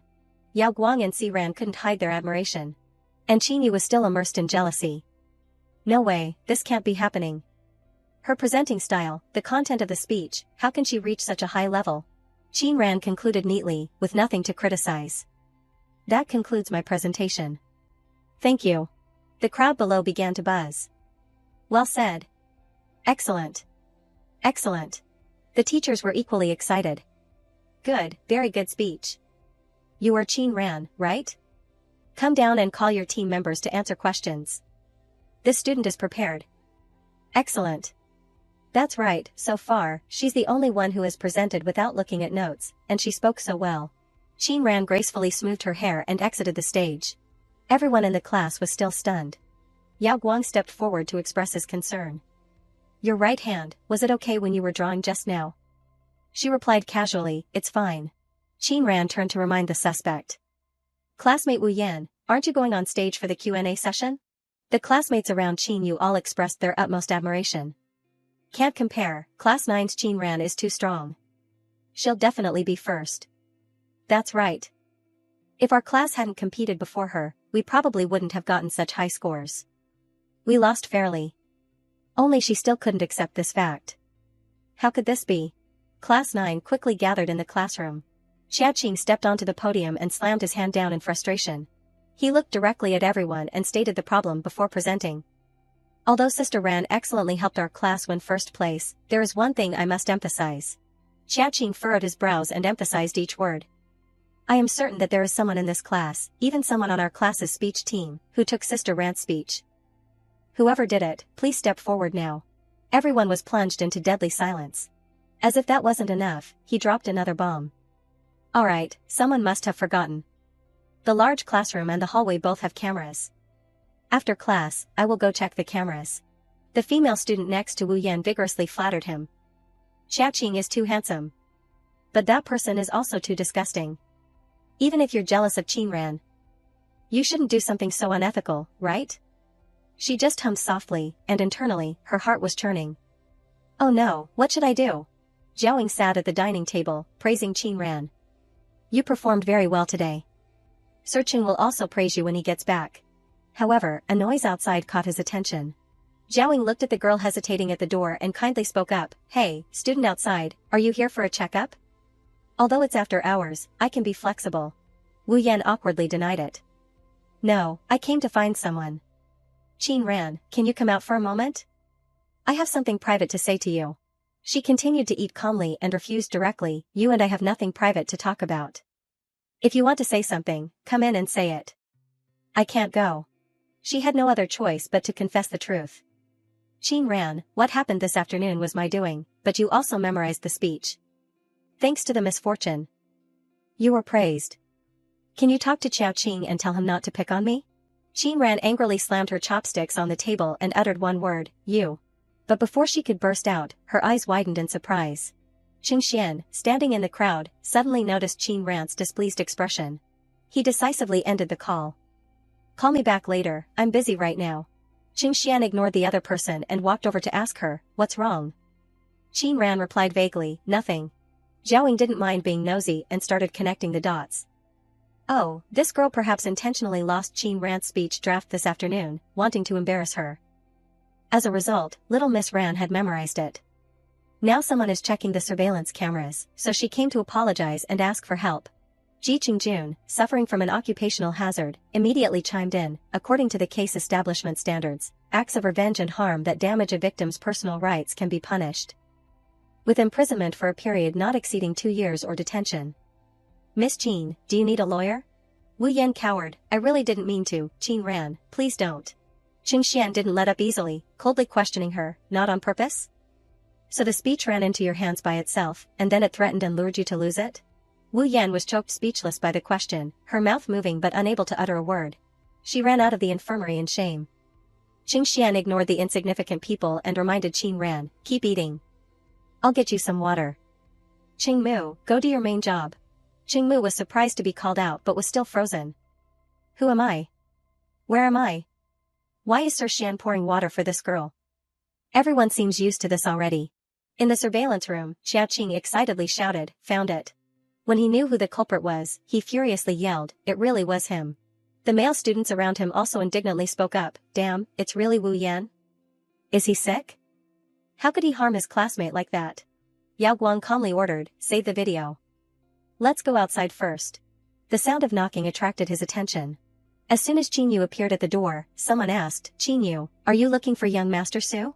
She tilted her head and smiled, but her question seemed out of place. What are you all planning to do? Xiaoqing juggled the USB in his hand and gave 2 concise answers, publish the video. Qin Yu hurried forward to plead for the culprit. I just met Wu Yan on the way here. He's in a very bad state. Have you considered the immense pressure he'll face after the video is made public? Did my sister ask you to check the surveillance cameras? Xiaoqing gnashed his teeth and retorted, then have you considered what your sister would have faced if she hadn't memorized the speech? You truly have no goodwill towards her. She's not the type of person to complain or ask others for help. At this point, she's not afraid to expose herself. I've met many people like her, pretending to be bullied to gain sympathy. If the video is made public, won't Wu Yan be isolated? Isn't this trick very clever? He was annoyed by her words. My friend, I understand his personality. I don't need you to teach me. Qin Yu saw his tough attitude and played the emotional card. Qiaqing, we've known each other for 2 years. Is it less than a month you've known her? He didn't show any respect and slapped her face directly. At least she doesn't cause trouble or badmouth people behind their backs in front of me. Young Master Su, I'm leaving. Qingyu was so angry that her liver hurt. Qin Ran, you're really high-handed. You didn't say a word, and you've already won over Lin Jinxian and Qiaqing. She turned to Yao Guang. Young Master Su, Qiaqing didn't listen to my explanation, you. But her star of hope also proved tough this time. You want me to beg Qiaqing? Right? But this time, Wu Yan really made a big mistake. Qingyu put on a weak and pitiful act. I know he's at fault, but he's also my friend. I can't bear to see him ruined. We're all students, there's no need to be so harsh. She clutched the hem of her skirt as if she were suffering immense injustice. Qingyu skillfully continued to play the sympathy card. Young Master Su, we've known each other for 2 years. I've never asked you for anything. This time, can you just consider it a favor? Yao Guang was swayed and immediately sent a message to Qiaqing regarding Wu Yan's matter. Just give him a private lecture and then let it go. Consider it a favor I owe you. He couldn't help but curse after reading it. Damn, what kind of spell did Qingyu cast on young Master Su? Qiaqing angrily typed on his keyboard. Young Master Su, I know you like Qingyu, but do you really have to go this far for her? Yao Guang also didn't hide his private thoughts. I've listened to her play for 2 years. This is the first time she's asked me for a favor. Do you agree? He felt utterly speechless, sent one last message, and hung up. How can I not agree? But what do you even like about her? Is it just because she can play the violin? Even if Qin Ran can't play the violin, she's much cuter. Do you only like people who can play the violin? Yao Guang read this probing message and blurted out, why does everyone think I like her? Qiaqing, pressured by his friend's moral stance, was profusely apologizing to the victim. Qin Ran, due to pressure from power, I apologize to you, but I will definitely teach Wu Yan a lesson on your behalf. The next day, Wu Yan gushed her gratitude. Thank you. Her inner self was now much more confident. As expected, Qingyu is the best. It's so good to have young Master Su's protection. Qingyu sweetly replied, we're all friends. How could I not help you? Class is about to start, I'm going back to class first. You go to class too. Wu Yan, having escaped disaster, skipped back to the classroom. She found her support and immediately approached Qin Ran to provoke her. You think without Qiaqing's protection, you're nothing in this school. She put down her phone and countered, who told you I need others' protection? In her heart, it became clear. So that's what Qiaqing's message meant. Qin Ran hadn't had a chance to express her attitude when Si Ran suddenly yelled, Wu Yan, how dare you do such a thing? Everyone around them looked on in confusion. What's wrong? Why is the class representative so angry? She rushed forward with hurried steps and exposed her. Why did you lose Ranran's speech? The other classmates asked in confusion, Lin Si Ran, are you mistaken? Wu Yan also put a lot of effort into that speech. Even at this point, Wu Yan was still arguing brazenly. Don't talk nonsense. Maybe Qin Ran herself memorized it beforehand and then tore up the speech to draw attention and stand out. She dared to be so bold because she had strong confidence in her heart. Anyway, with young Master Su backing me, the video definitely won't be made public. She pointed directly at Qin Ran and criticized, did he tell you that? Intentionally causing trouble, right? You need to clarify this, don't let me be slandered. Si Ran gripped her phone tightly, surging with determination. Ran, this time, I'll protect you. The surrounding classmates also anxiously spoke up, Lin Si Ran, you also say a few words. She took a deep breath and held up the phone in her hand. Alright, then you all can see for yourselves. Wu Yan, a dying duck, still had a strong mouth. Who are you trying to scare? Do you even have something like that on your phone? But before she could finish, her face suddenly changed color. Si Ran explained to everyone, this is a video posted on the forum. The whole class suddenly buzzed. Oh my god, it really is Wu Yan. The video clearly shows him tearing up Qin Ran's speech and throwing it in the trash, and even pouring water on it. Wu Yan listened in fear as criticism surrounded her. I didn't expect Wu Yan to have such tactics, playing innocent and bringing trouble upon himself. If there was no surveillance video, Qin Ran would have been wrongly accused by him.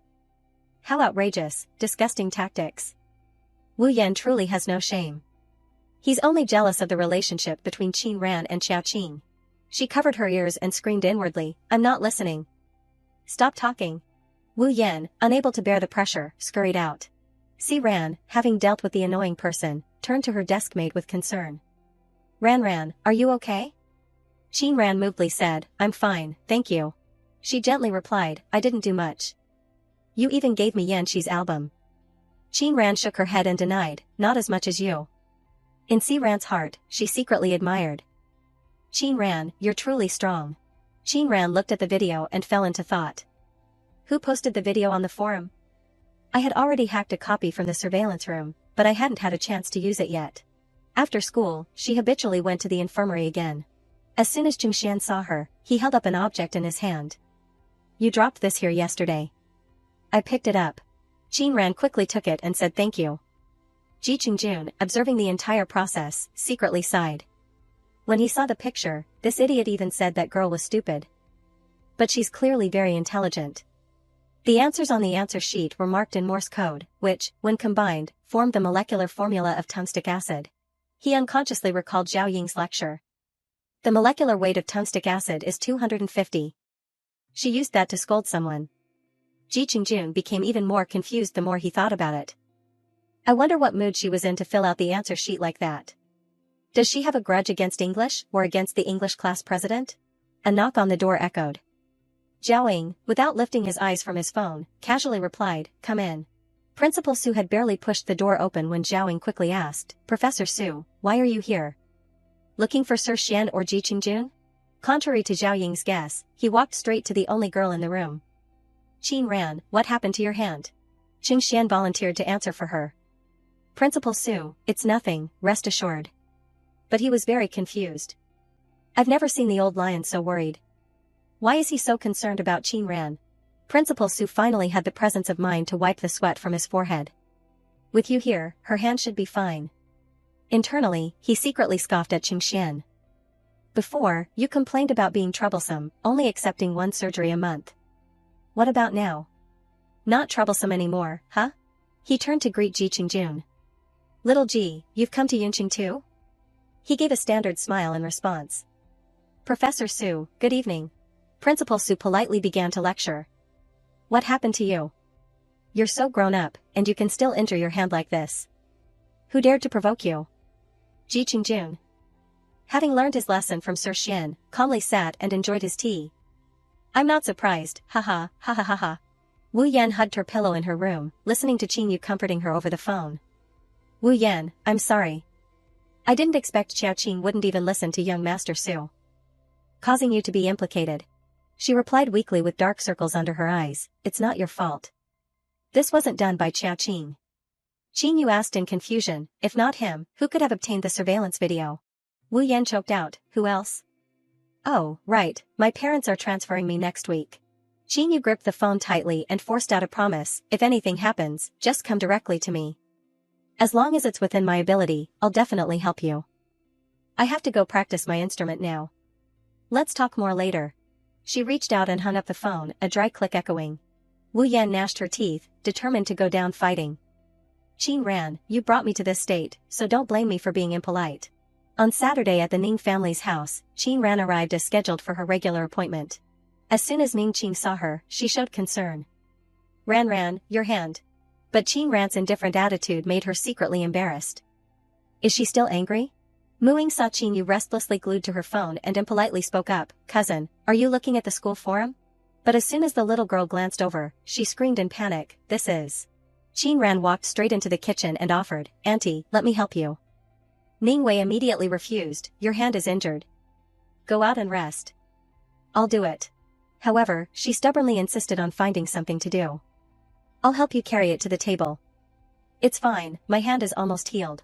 At the dining table, Ning Qing and her mother were deep in thought, studying information on their phones. Ning Wei put down the pot and asked worriedly, what's wrong? Why does everyone have such an expression? Ning Qing started to get angry out of habit. Ran, tell me honestly, where did you get the money to pay for your grandmother last time?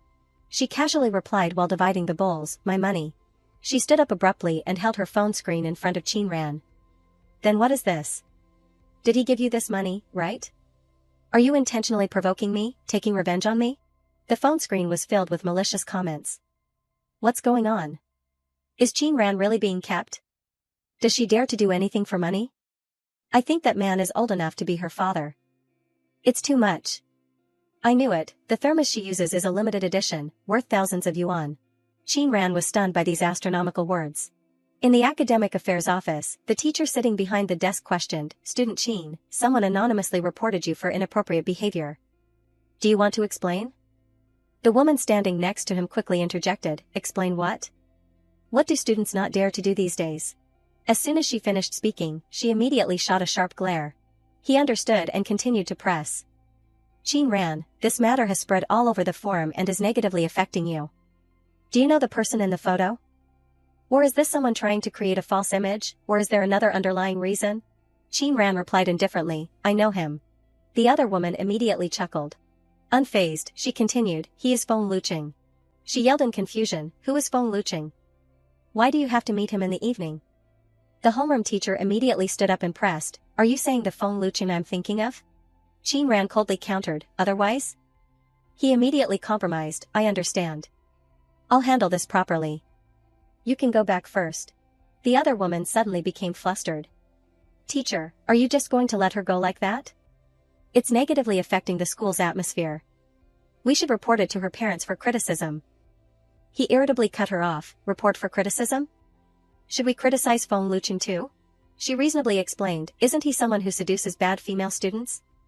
Why can't he be criticized?" The homeroom teacher, exasperated, enlightened his opponent.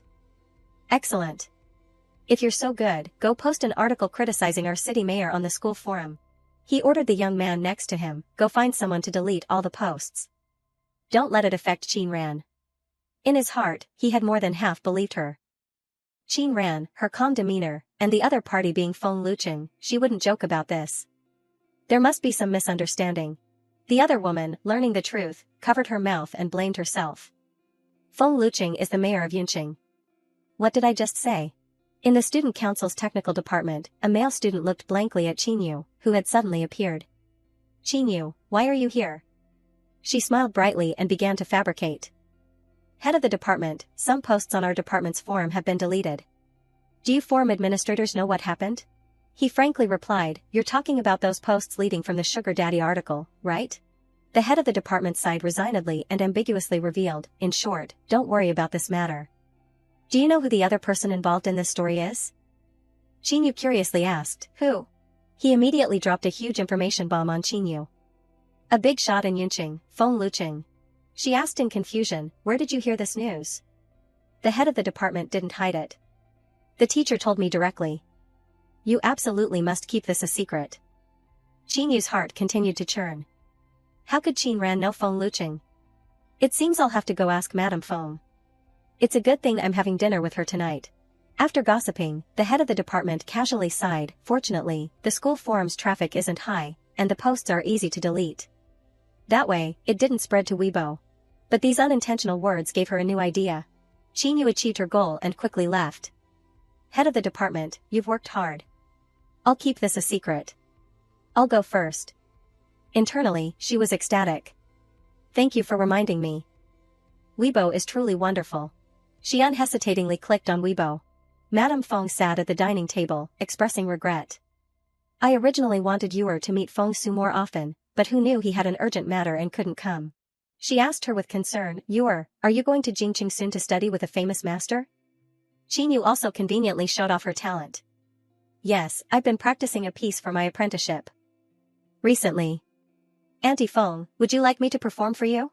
She stood up and performed the musical piece that she had accidentally acquired earlier. Madame Feng listened, trying to recall. "This song has a familiar melody. I think I've heard it somewhere before." After her performance, Qinyu ran over to take credit.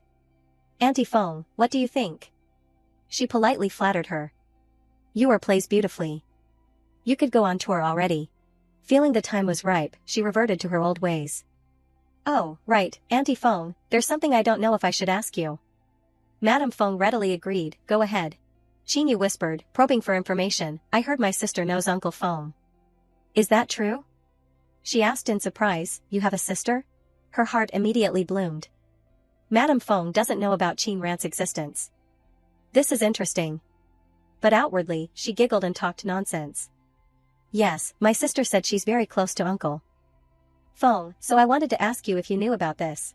Madame Feng immediately denied it. Strange, old Feng isn't close with many people. Internally, she continuously cursed. Where did such a young girl come from, daring to talk so wildly? Jin Xian couldn't help but ask, who told you that? She's not the type of person to talk nonsense like that. Qin Yu quickly corrected herself. Oh, so they're not close. Then I must have misheard. But in her heart, she secretly planned. Jin Xian is protecting Qin Ran again. It's okay, I'm about to expose her lie. Zhao saw Qin Ran engrossed in her phone and approached to inform her, Little Miss Qin, do you have something urgent? Sir Xian is changing your dressing, and you're still on your phone. She secretly confirmed in her mind, okay, the IP has been identified. But when she replied to him, she was quite casual. Just watching a video game. Zhao was actually distracted by this lie. Oh, right, you also play Jojo Journey. Did you watch the tournament? Next month, DST Team's Yangshan will be competing in Yunqing. I'll have someone get tickets and take you to watch the Masters play. She casually hummed, showing no interest. He observed her reaction and became suspicious. Yangshan is our country's first globally renowned player. Why isn't Qin Ran excited at all? Is she a fake fan? Zhao looked at the couple in front of him and knew his place. Alright, you two enjoy your own world.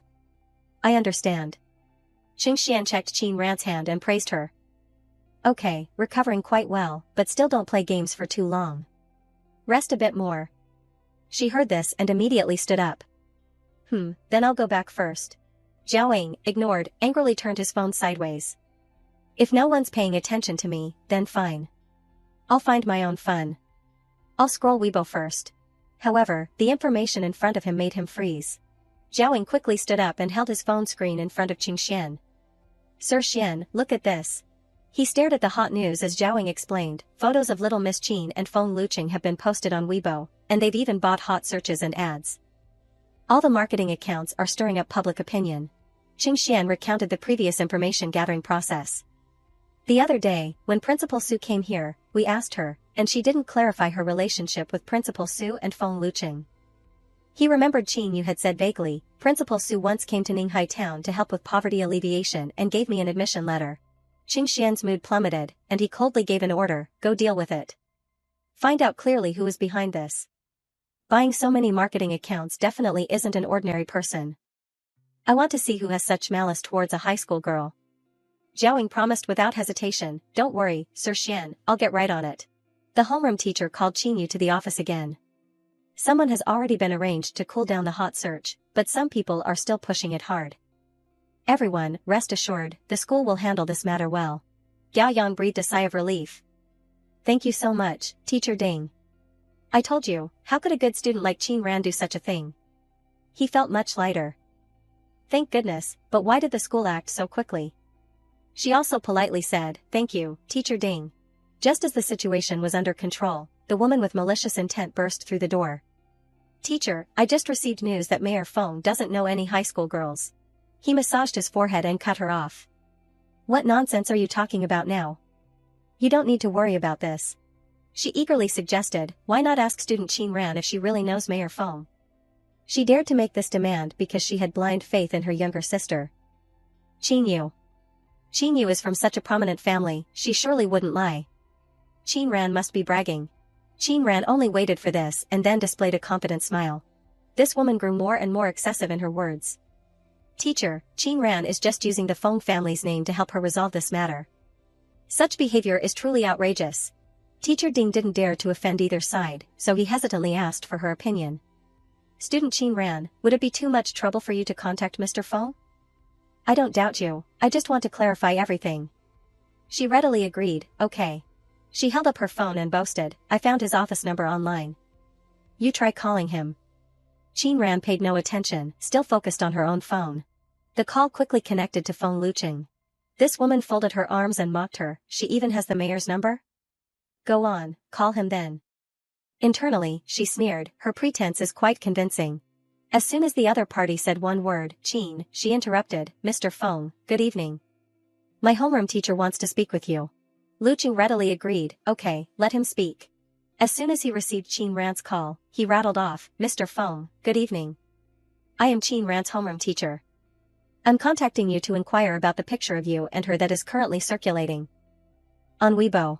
He was also bothered by this gossip, so he immediately explained, I apologize, I was just bringing some food to the child. I didn't expect such a big incident to occur. Luqing continued to delegate, I have a meeting right now and cannot leave. I will send my secretary to the school.